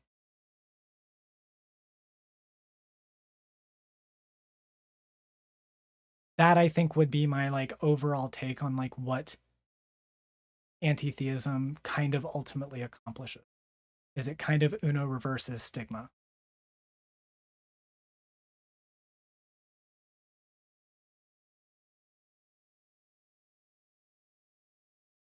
Nikki in YouTube chat, a lot of the reinforcement of organized religion I do think is a bad thing. Conservatism and traditionalism is a bad thing. I mean, both of those are true. I do think that a lot of the way that like religion can, consolidate power and can enforce that like social power among people can be used bad. But there are like ways that it can be done good too. Like ultimately what we're talking about is power struggles between, right? When we're talking about religion and we're talking about about the ways that they like influence people, we're talking about power struggles, and that is an inherently like neutral thing. Everyone engages in this. Every group engages in this. It's a matter of like the moral and ethical ways that they engage. And so there's nothing like inherently wrong with like organized religion. The problem is the way that like organized religions tend to consolidate their power and then tend to use that power. Organized religion isn't the problem. It's the way that they're advocating, the way that they're using their power. There are certainly aspects of several religions that violate morality, but there are better ways to work with that than just hating everyone who does. Yeah, that's true. Like there are definitely like I said, there are tons of things like in the Bible that I have like moral objections to, right? That I think are just morally wrong. Obviously, the Bible says like homosexuality is a sin. Kind of, maybe, depending on how you read into it, and depending on the translation, and on X thing, right? Because all of it is like, right? But there are tons of little things in there that I also have problems with too. Yeah, being debated nowadays. So like, that's another thing too, is that like a lot of anti-theists will regurgitate like a lot of old talking points that are actually being debated, because like a lot of them are not religious scholars. Some of them are, don't get me wrong, some of them are, but a lot of them are not, and they kind of do like pop religious studies and don't actually know a lot of the actual history behind religions.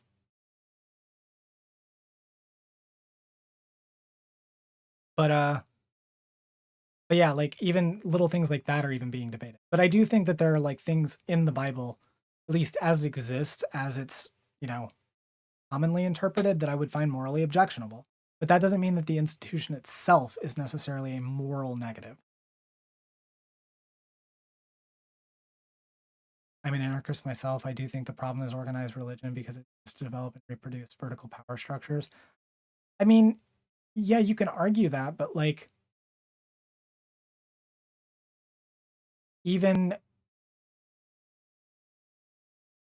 you can argue that because like if your political framework is against like the idea of like a central like authority figure, okay, fine. But that doesn't make it like a moral bad to believe. Like if it's lending to good outcomes, then what's the issue?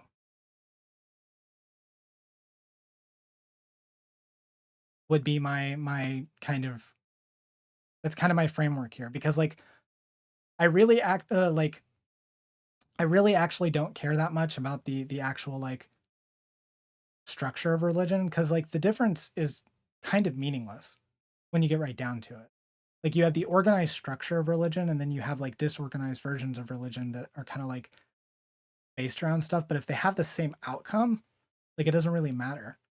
I can envision like an organized religion that has like a good outcome, even if it does have kind of like a hierarchical structure. And I can imagine disorganized religions. In fact, one can kind of argue that a lot of like major religions nowadays aren't even organized religion in the like strictest sense anymore. Like a lot of Christianity is just like really individualistic now. It's not even really that organized.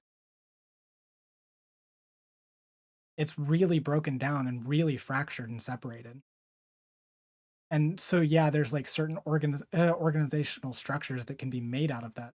But there are like, it is becoming way more common for people to just be kind of like vaguely Christian and not have any organizational structure around that.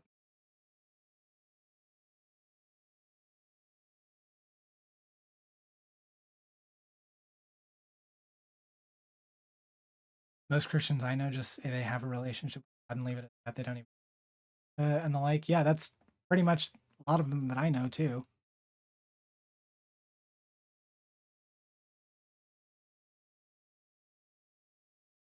I think a lot of the anti-theists, especially those who are queer or atheistic, are embodying the oppression placed upon them by religion, especially religions. I mean, maybe, yeah, kind of, but like my perspective is that I think a lot of people, a lot of anti-theism is reactive, and it's not like, it's not actually helpful to any like meaningful discourse or any like meaningful structure of society, because I think it just creates worse outcomes. I think the yeah, attacking religion is trying to treat a symptom, but like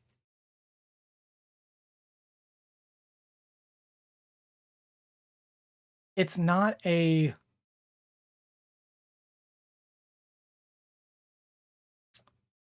attacking religion is trying to create trying to treat a symptom. It's not like you're not actually going to achieve the goal that you're setting, because you're going after the wrong thing. If you're trying to get rid of harmful beliefs, go after those beliefs. Explain why those are fucked. But you don't have to go through religion, because it's ultimately not religion that like guides those, right? There are like secular transphobes.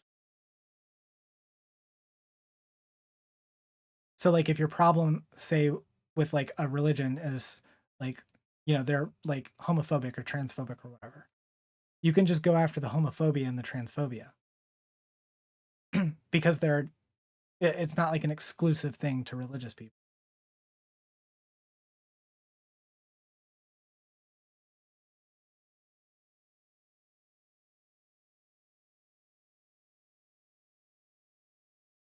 It's simply going to take time for people to get around to the idea of rehabilitation. What do you mean by rehabilitation? That's what I want to ask. Clarify that for me.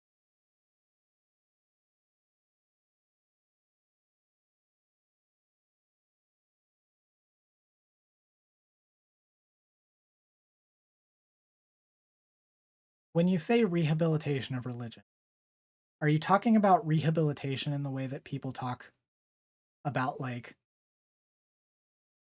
after the revolution, like we have to like hate people? Or are you talking about like people who have like religious trauma?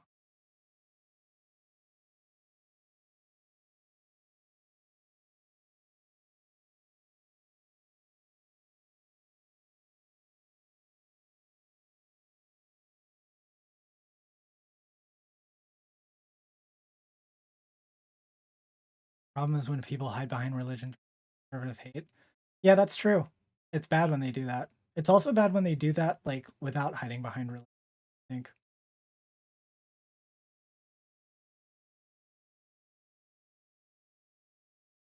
I don't really have time to do like a whole chat, Nikki. Like if you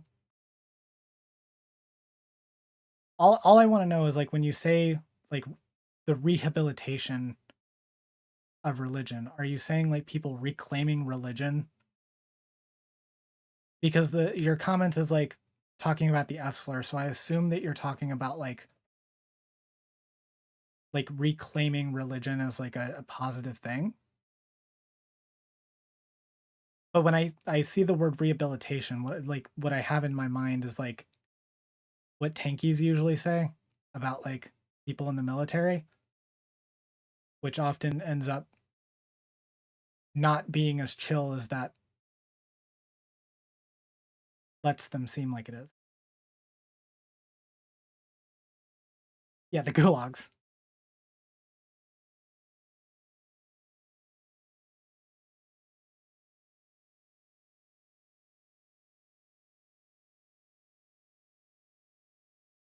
Actually, you know what? You know what, Nikki? I'm feeling spicy tonight. If you would like to call and have a quick chat about this, we can do it.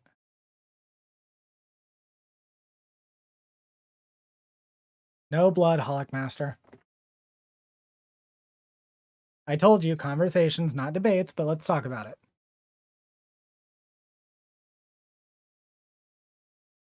Send me a Discord message.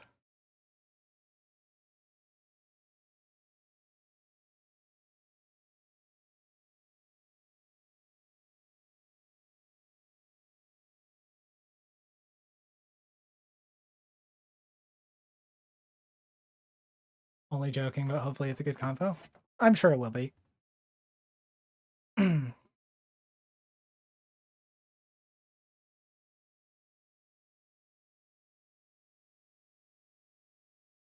Send me a Discord message and we like can set up a chat.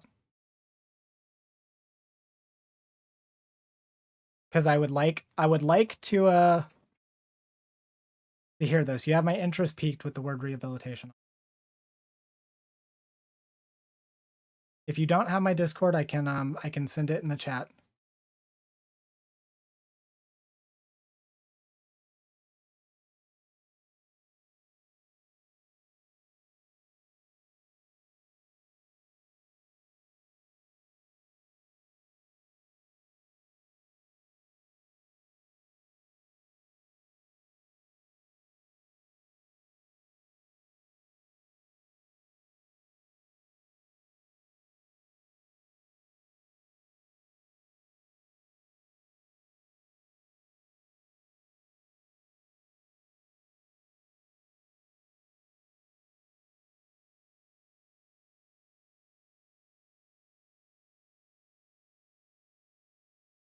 That's true, Red Rebel. Atheism can also be a dogma that people hide behind in order to promote a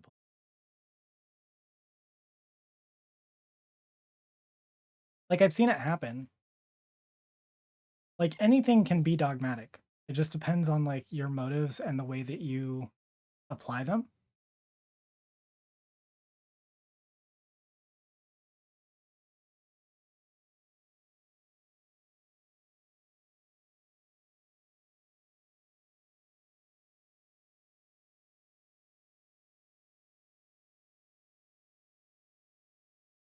I can see your chats, Bob, of the old ways.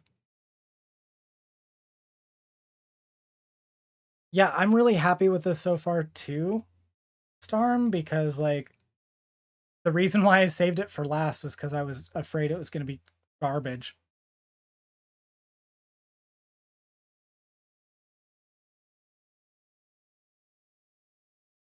Okay, let's go ahead and get this set up. All right, I'm going to go. Are you available to call like right now?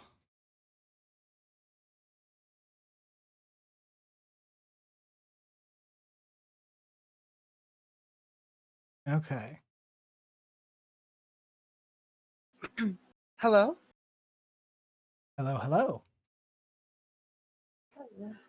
So I just caught like the tail end of your stream, and I obviously talking about like the religious stuff. And so you want me to like define more clearly what I mean by like certain phrases and stuff like that.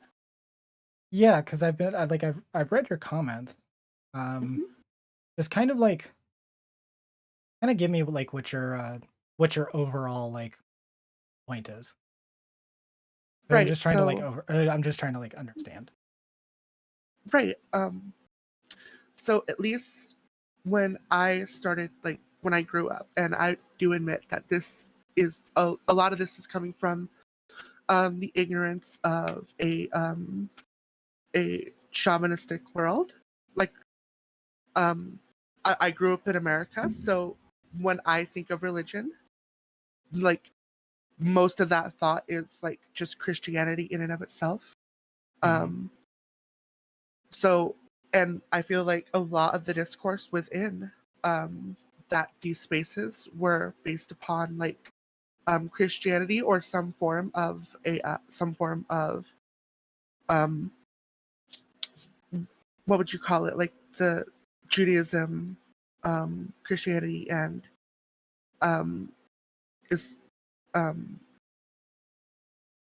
like Islamic, the like kind of Judeo-Christian, Abrahamic, the Abrahamic religions. Yeah, the Abrahamic religions.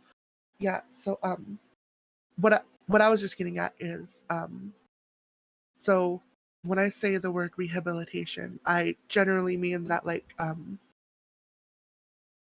when like religion used to be brought up, it was mainly, especially for like a lot of queer people, it was mainly used as like it was derisive against them. Like being I'll use an example of the F slur. I'm not going to necessarily say it here. I don't yes, know. Please don't. I do not want my my stream tagged. Right, no problem. I'm sorry. You're all good. So when I was like baby queer, I was myself a little bit uncomfortable with using that term. As I developed, I got more comfortable using that term as a form of like self-empowerment. Just like reclaiming that word. The F slur, you mean? But the F slur. Okay. Yeah. But I have a friend who they're a little bit older than I am, and they don't like when I use that word around them because they had a very traumatic experience where they were beaten in public and that word was flung at them, because they were queer. So I understand the perspective of me wanting to use it because it's empowering, but I also understand that some people are going to be uncomfortable with that word itself. And I feel that this religious topic is something very similar to that. I feel like a lot of anti-theists and like atheists or queer people especially have a lot of internalized like what would you call it? Like Resentment. anxiety, yeah, or yeah, towards that kind of stuff. Because when they hear it, they're thinking like, oh, I'm not allowed in certain places, or I'm seeing that as an affront to God and stuff like that. Mm-hmm. So, it's like I would say, especially for me, a lot of this, like when this religious topic came up, like I think a month ago, if not a little bit or longer. I'm unsure exactly when it started rolling around in the discourse or I appearing in the remember seeing it discourse. when I got out of the hospital, so right about a month. Oh, I'm sorry. Oh yeah, I remember that post too. I hope you're doing better. I am thinking. No problem.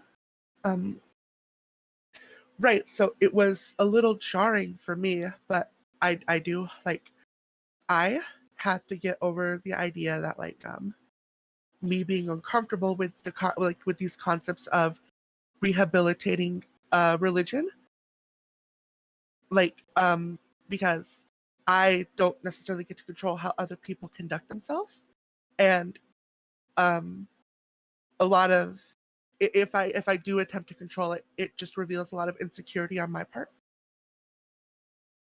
So I guess what I'm hearing is like you're mostly arguing that like a lot of like anti-theists, especially like in the queer circles, where like a lot of us have a lot of religious trauma or have like a lot of kind of like anxieties,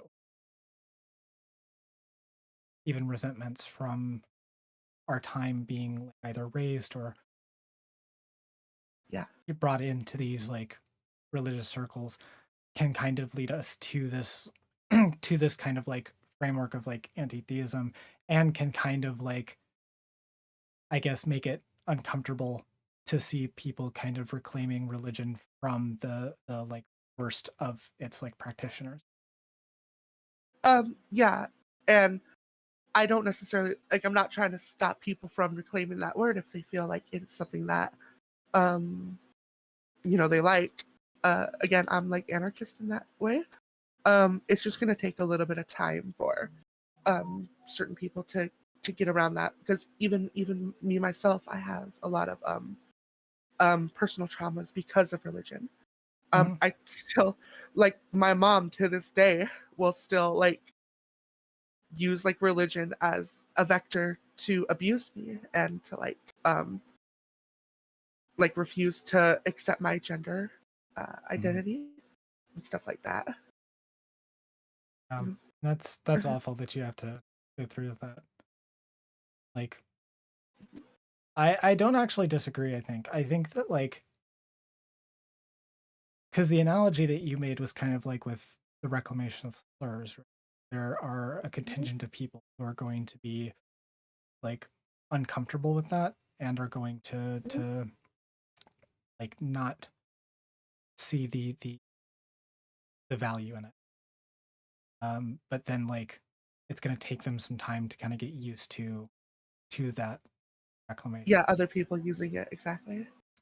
I don't think I disagree. I think that a lot of like anti-theists do tend to like fall in those circles. I mean, I know that's where I came from. Like you, I also have like trauma from my like upbringing in like religion, being homeschooled and all of that. And like Mhm. it's it's obviously taken like a long time for me to kind of move past some of that to kind of see the value that took like a lot of like, I think, personal work on my end. Not to say that like people who haven't done that are like worse people or anything.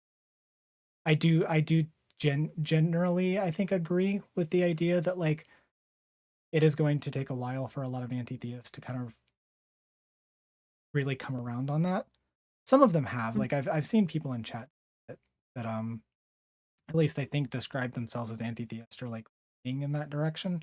but like also feel like anti-theists generally don't represent their actual overall goals.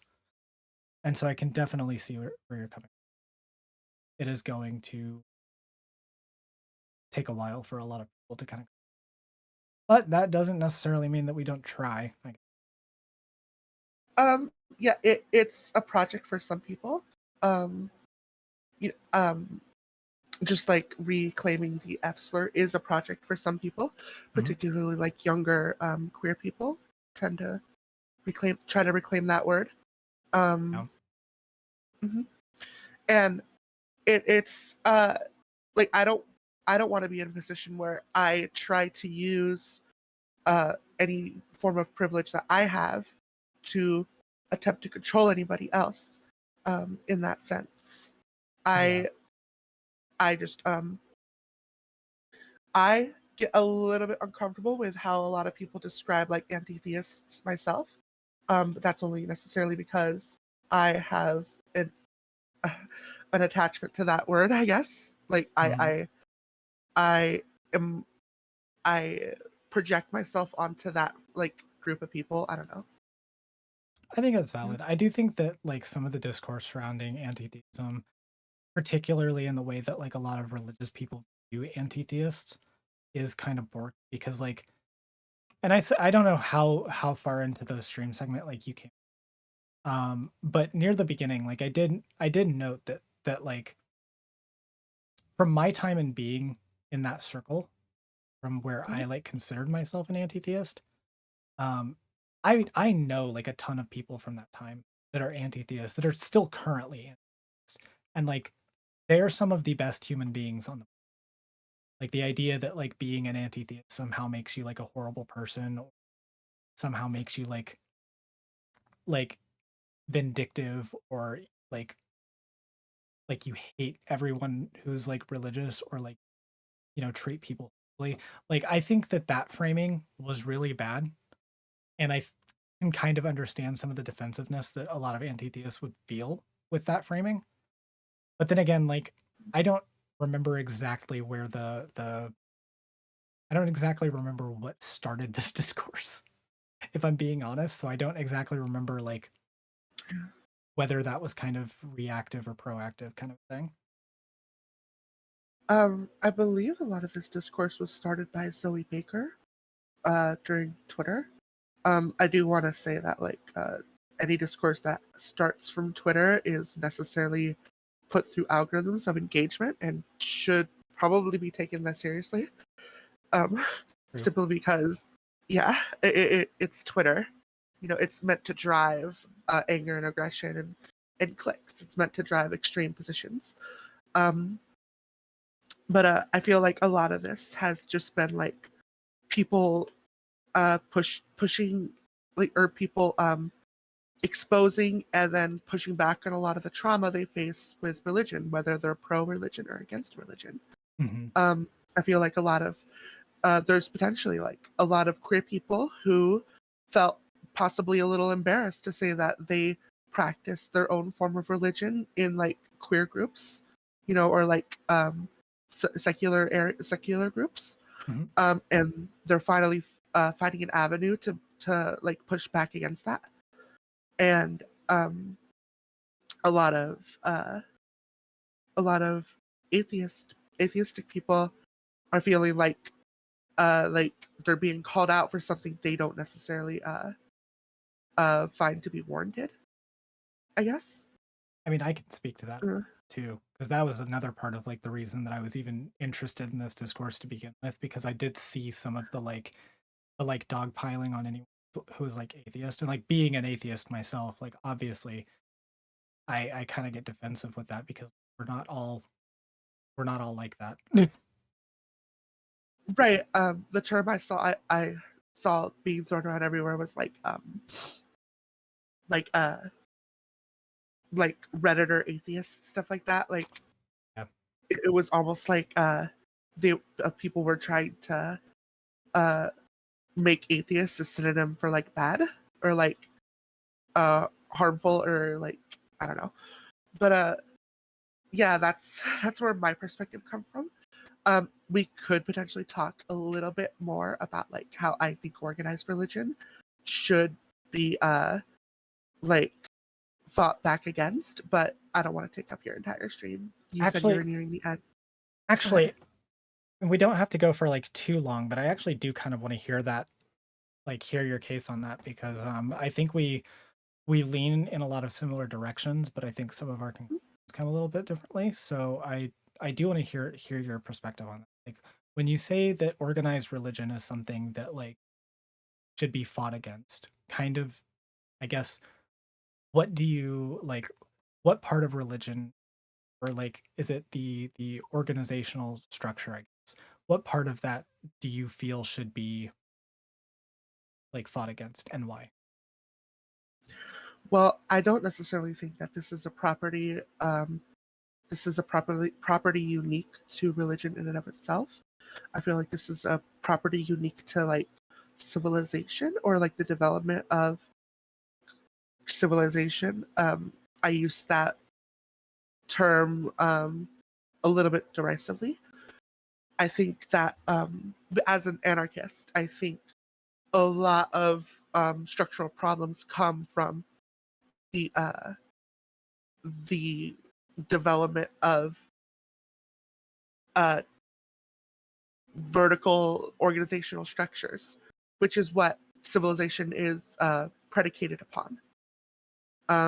As like forms of hierarchy, it's not necessarily anything to do with religion in and of itself. It's everything to do with how hierarchy forms, and if you build organized religions, you're going to start creating systems of like oppression. Okay, so when you say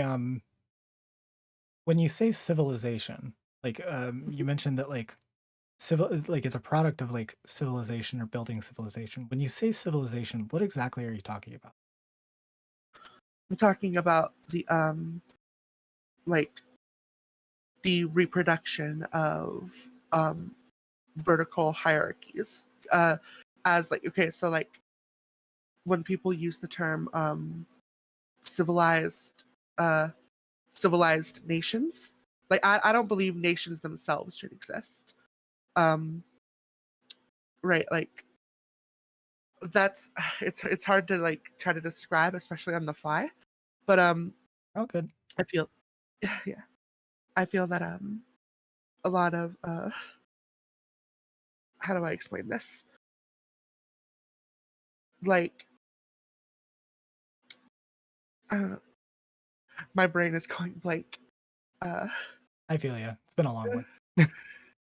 right, no, I'm sorry. I just my brain does that sometimes. But what? So what I mean by like civilization is just like the captured term that a lot of authoritarians use. You know, like if you don't like organized structure where you are being led by a group of people or by a single individual, then you're against civilization in and of itself. Um, so their capture, I use that term because I feel like they've captured it. Okay, so when you So say civilization, you don't like literally mean like society. You just kind of mean like the organizational structure of the state, or like I yeah, guess like a state structure or state-like structure. right, yeah, like there could be like civilizations that structure themselves horizontally, which I would be in much, I'd be in much better favor for, or like if you had like a personalized religion. I don't think that's necessarily harmful either. A lot of my problem comes with the development of social hierarchies, where whereas it's like a lot of that stuff leads to othering and forms of oppression. You can very easily in like in a town there could be like a predominant religion, and you can very much find yourself, if you don't believe in that religion or don't practice it, being considered an outsider and then therefore treated less so. I mean, I can see that, but I'm also like, I also don't know how like the elimination of like the organized, like how the elimination of the hierarchy prevents that, right? Because you could still find yourself in like, I can imagine myself this like, you know, society, so to speak, where like, you know, these like top down Mhm. structures are kind of like a limit, sort of like a horizontal. And I can kind of Mhm. imagine like a scenario where you have like areas of like country or areas of like a city even where like the predominant belief structure is the same way, and you could still end up with like social like outcasts, or you could still end up with like social problems between differing groups even without necessarily the thing leading them. That yeah, that is possible. Like the elimination of hierarchy doesn't necessarily eliminate all problems. I just think that the structure, like the force, is much less is diminished by some. Um, in like there, if you have a structure versus a something that isn't a structure, you could potentially face a lot more harm from that structure than you would an unorganized one. Does that make sense? I mean, I see where you're coming from, but like Mhm. I suppose my like I suppose where I'm getting like hung up on it is like Mhm. I can see the potential happening either way. And so like for me, um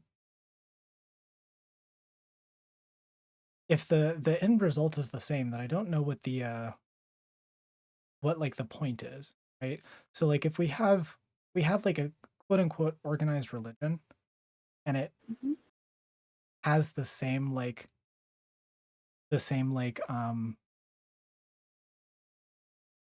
positive outcome as like a group of people who don't have like an organized religious structure but all kind of vaguely believe the same thing. Like I don't know what the problem in like I don't know what the point in like necessarily fighting against that structure and saying, okay, don't have this structure is going to do if the outcome is the same. Does that make sense? Yeah, I would probably push back on the idea of the outcomes necessarily being the same, but that could be a point of disagreement there. And we can just end it there if you would like. I mean, yeah, that's fine. Like if you don't want to go into it. I just like I think my the overall thing that I'm having with like the organized religion when we're talking about like fighting for or against the concept of org would be that like Oh, I care about the outcomes of it, and if the mhm. outcomes of like a group of people that have this like organizational structure is good, then I don't know what fighting against that organizational structure, like what benefit we have to that that's unique to not having it. Well, that yeah, that it's there could potentially be a lot of good that comes from organizational structures, but that in and of its how do I say this? Like it also comes with a lot of baggage that I don't necessarily think that we have to um, like carry with it. I think that if we had unorganized structures, they would do a much better job at like dismantling certain or not allowing for certain bad parts of like of like reproduction to assume like I would say like conservative values. Like if you have an organized religion, then they are much more likely to have like um, particular dates of doing things, particular ways of doing things. That's all very conservative in nature. Um, I and don't I don't. Go ahead. I don't know that I would agree that like tradition is inherently like conservative. I think that like tradition and like the kind of structures that can come along with that, like just as progressive as well. Like I see people on like all sides kind of use. I don't think it's necessarily conservative. Possibly. But again, that could be a topic for another time. I don't want to take up your whole, you said come on quickly, I did. We talked about how I was using the rehabilitation of religion, which I do think that this discourse has been. I think, again, a lot of people have been coming out and saying, hey, I am religious, and I don't want to be afraid to admit that within a secular space, like a lot of queer spaces have been. Mm-hmm. And at the same time, I feel like a lot of anti-theists are getting like whiplash because they didn't realize a lot of this antagonism was even there to begin with, and now they feel like they've done like something wrong to harm friends that they've had and stuff like that. I don't know, or that they're being harmed. Yeah, I don't necessarily disagree. And for what it's worth, like I appreciate you going on and kind of, being willing to kind of give your take. Yeah, I know that it's probably a little bit like nerve-wracking too, and like not everyone is willing to do that. So I do appreciate you. Well, I'm mostly fine with that. I do have moments where my brain pauses. I can't necessarily help that. But I've been on streams before. I streamed with Vosh once where I like quote unquote debated him on the whole Hogwarts Legacy thing. Oh wait, that was you? I was one of the people that he debated on it. I thought I recognized your voice, honestly.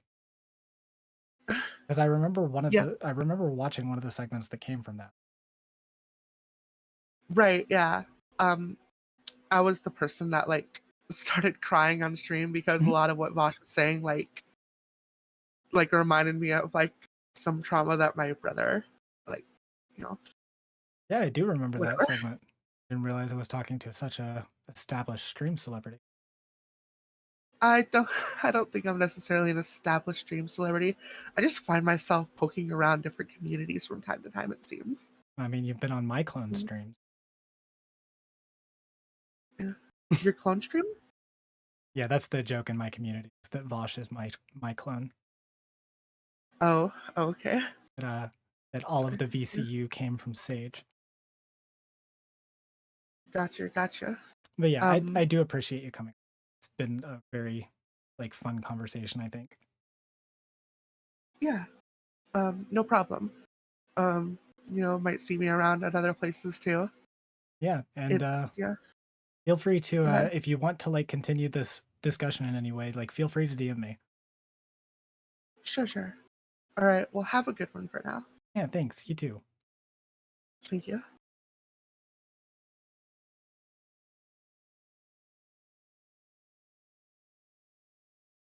Well, that was a decent conversation.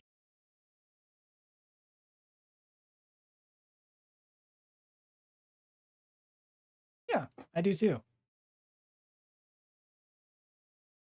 All right, so we've got nice and chill content. I see some comments in YouTube chat, so I'm going to read these, but I don't want to stay too long on. This has already been a long segment. So there is, in my opinion, actual fundamental issues I assume you mean impossible for me to integrate it in a progressive world. I mean, you could mean possible, but I'm assuming based on the context you make it impossible. Boils down to two issues. First, the lack of empiricism, actual reality as basis for moral reasoning and evaluation. Second, that religion serves a primarily emotional service to those believing and participating, which makes it ineffective for. So I disagree with both. So, for one, I think that on the first point, I think the lack of empiricism / actual reality, I think that presupposes something, right? It presupposes that there is no empiricism in the way that people come to their beliefs. Because this was part of the why I have a good day, Nikki, or I guess a good night at this point for us. I think that it presupposes, right, that there is anything inherently irrational with the thinking patterns that lead us to religion, when in reality, like the thinking patterns that lead us to religion are the same types of thinking patterns that lead us to any other. And then on the second point, the idea that like religion primarily serves an emotional service to those participating. Well, for one, that's kind of what most things that we do and believe in kind of provide to us and to each other. Like the vast majority of things provide like an emotional service, but to say that it only provides an emotional service or even primarily provides one, like I don't even see that as being the case. A lot of like religious institutions do things like for their communities and do like better their community. Like there's a reason why like the stereotype is like the church like homeless shelters or like food pantries or like things like that, because a lot of religious institutions provide those. And that's not to say that like those things are exclusive to religion. They're obviously not. And it's not to say that like you couldn't just have a non-religious counterpart to that. But to say that like the fact that like those counterparts exist mean that there's anything like inherently wrong with having them in the first place, or that like we get to kind of erase those contributions in service to the emotional like service provided by religion to people, I can't agree with. And also like even if religion did only provide an emotional service, what's the harm in that? It doesn't actually, and I want to push back on the idea that makes it ineffective for actual life advice, because there's a lot of like general life advice that comes from religious groups. Like I said, my like grandparents took a lot of like their life advice from their religious beliefs in how they treat people and in how they interact with them. And I wouldn't say that that was like bad for them. It obviously made them good people.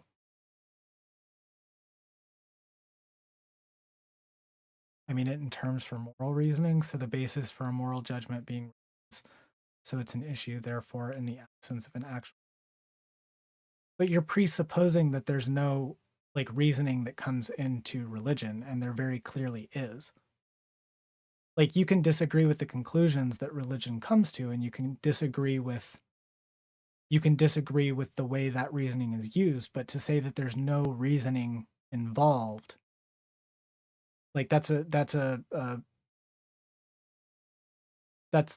like a fallacy.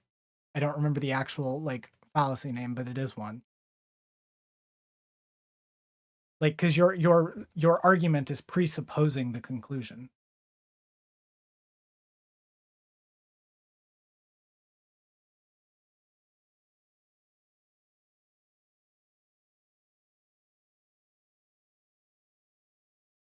I like the opiate of the mask, but the a lot. That's valid.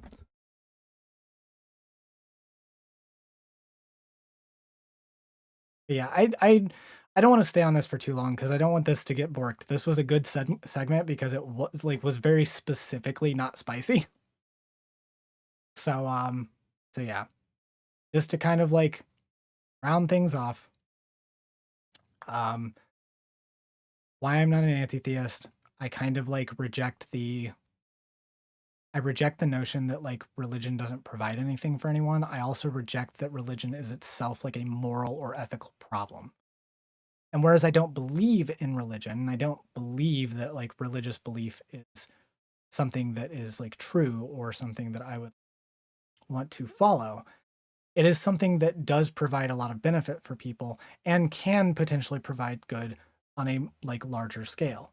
Whether or not it does is dependent on the people and not dependent on like religion itself as a concept. Because if you go down that road, you can go down that road with literally any concept. But anyway, not to relitigate everything, it's been a very long segment. Thank you all for watching, and I will see you next time. Go team.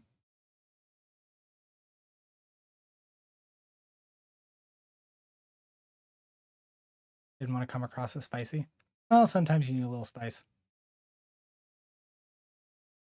Woo! We did it. We got through all of the segments except for the ones that I that I'm going to put off until tomorrow.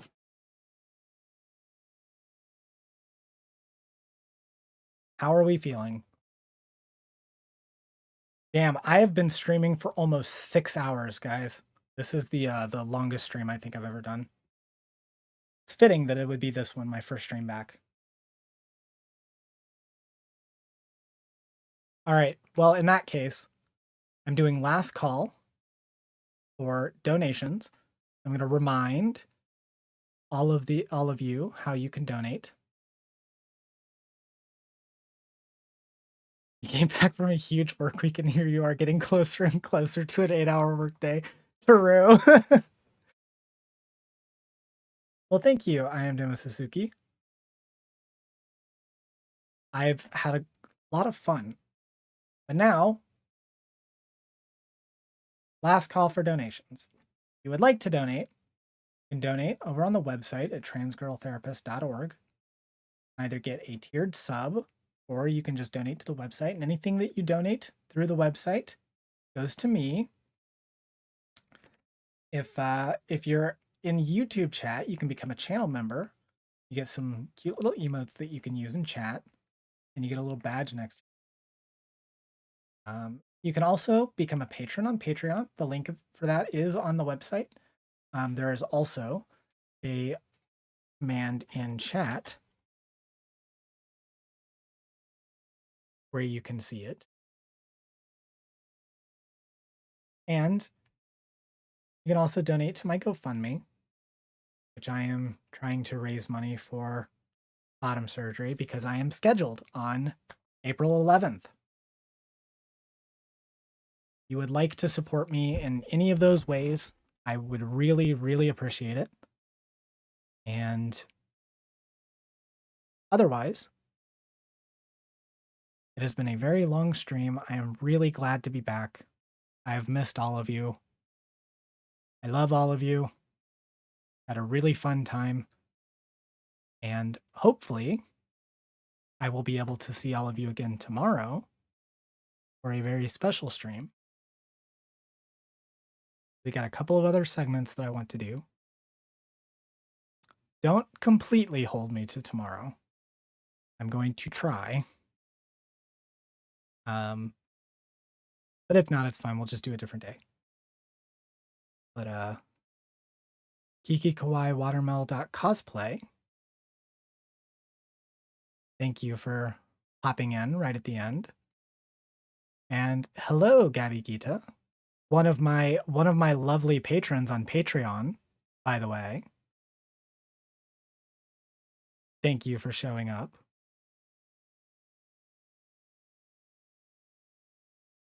Good to see all of you. And of course, everyone who stuck around in the site chat, the most based chat.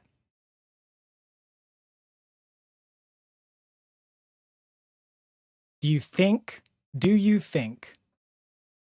that we can round off the stream with another combo? Do you think you have it in you?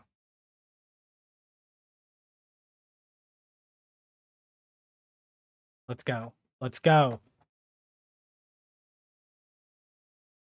I don't know why that one doesn't combo. But I will take just all of them. Just flood me with dance. Rave, I guess.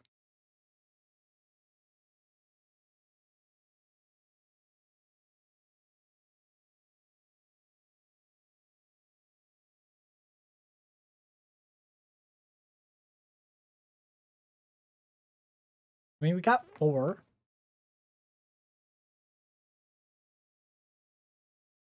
Peter. All right. This has been really fun. And I cannot wait to get back to streaming more often. Hopefully I will see you tomorrow, and if not tomorrow, definitely sometime this week. Either sometime in the middle of the week or definitely next Sunday. I'm going to try to be streaming more often during the weekends if I can swing it. So let's all hope for that. Thank you all so much. It has been amazing. Bye.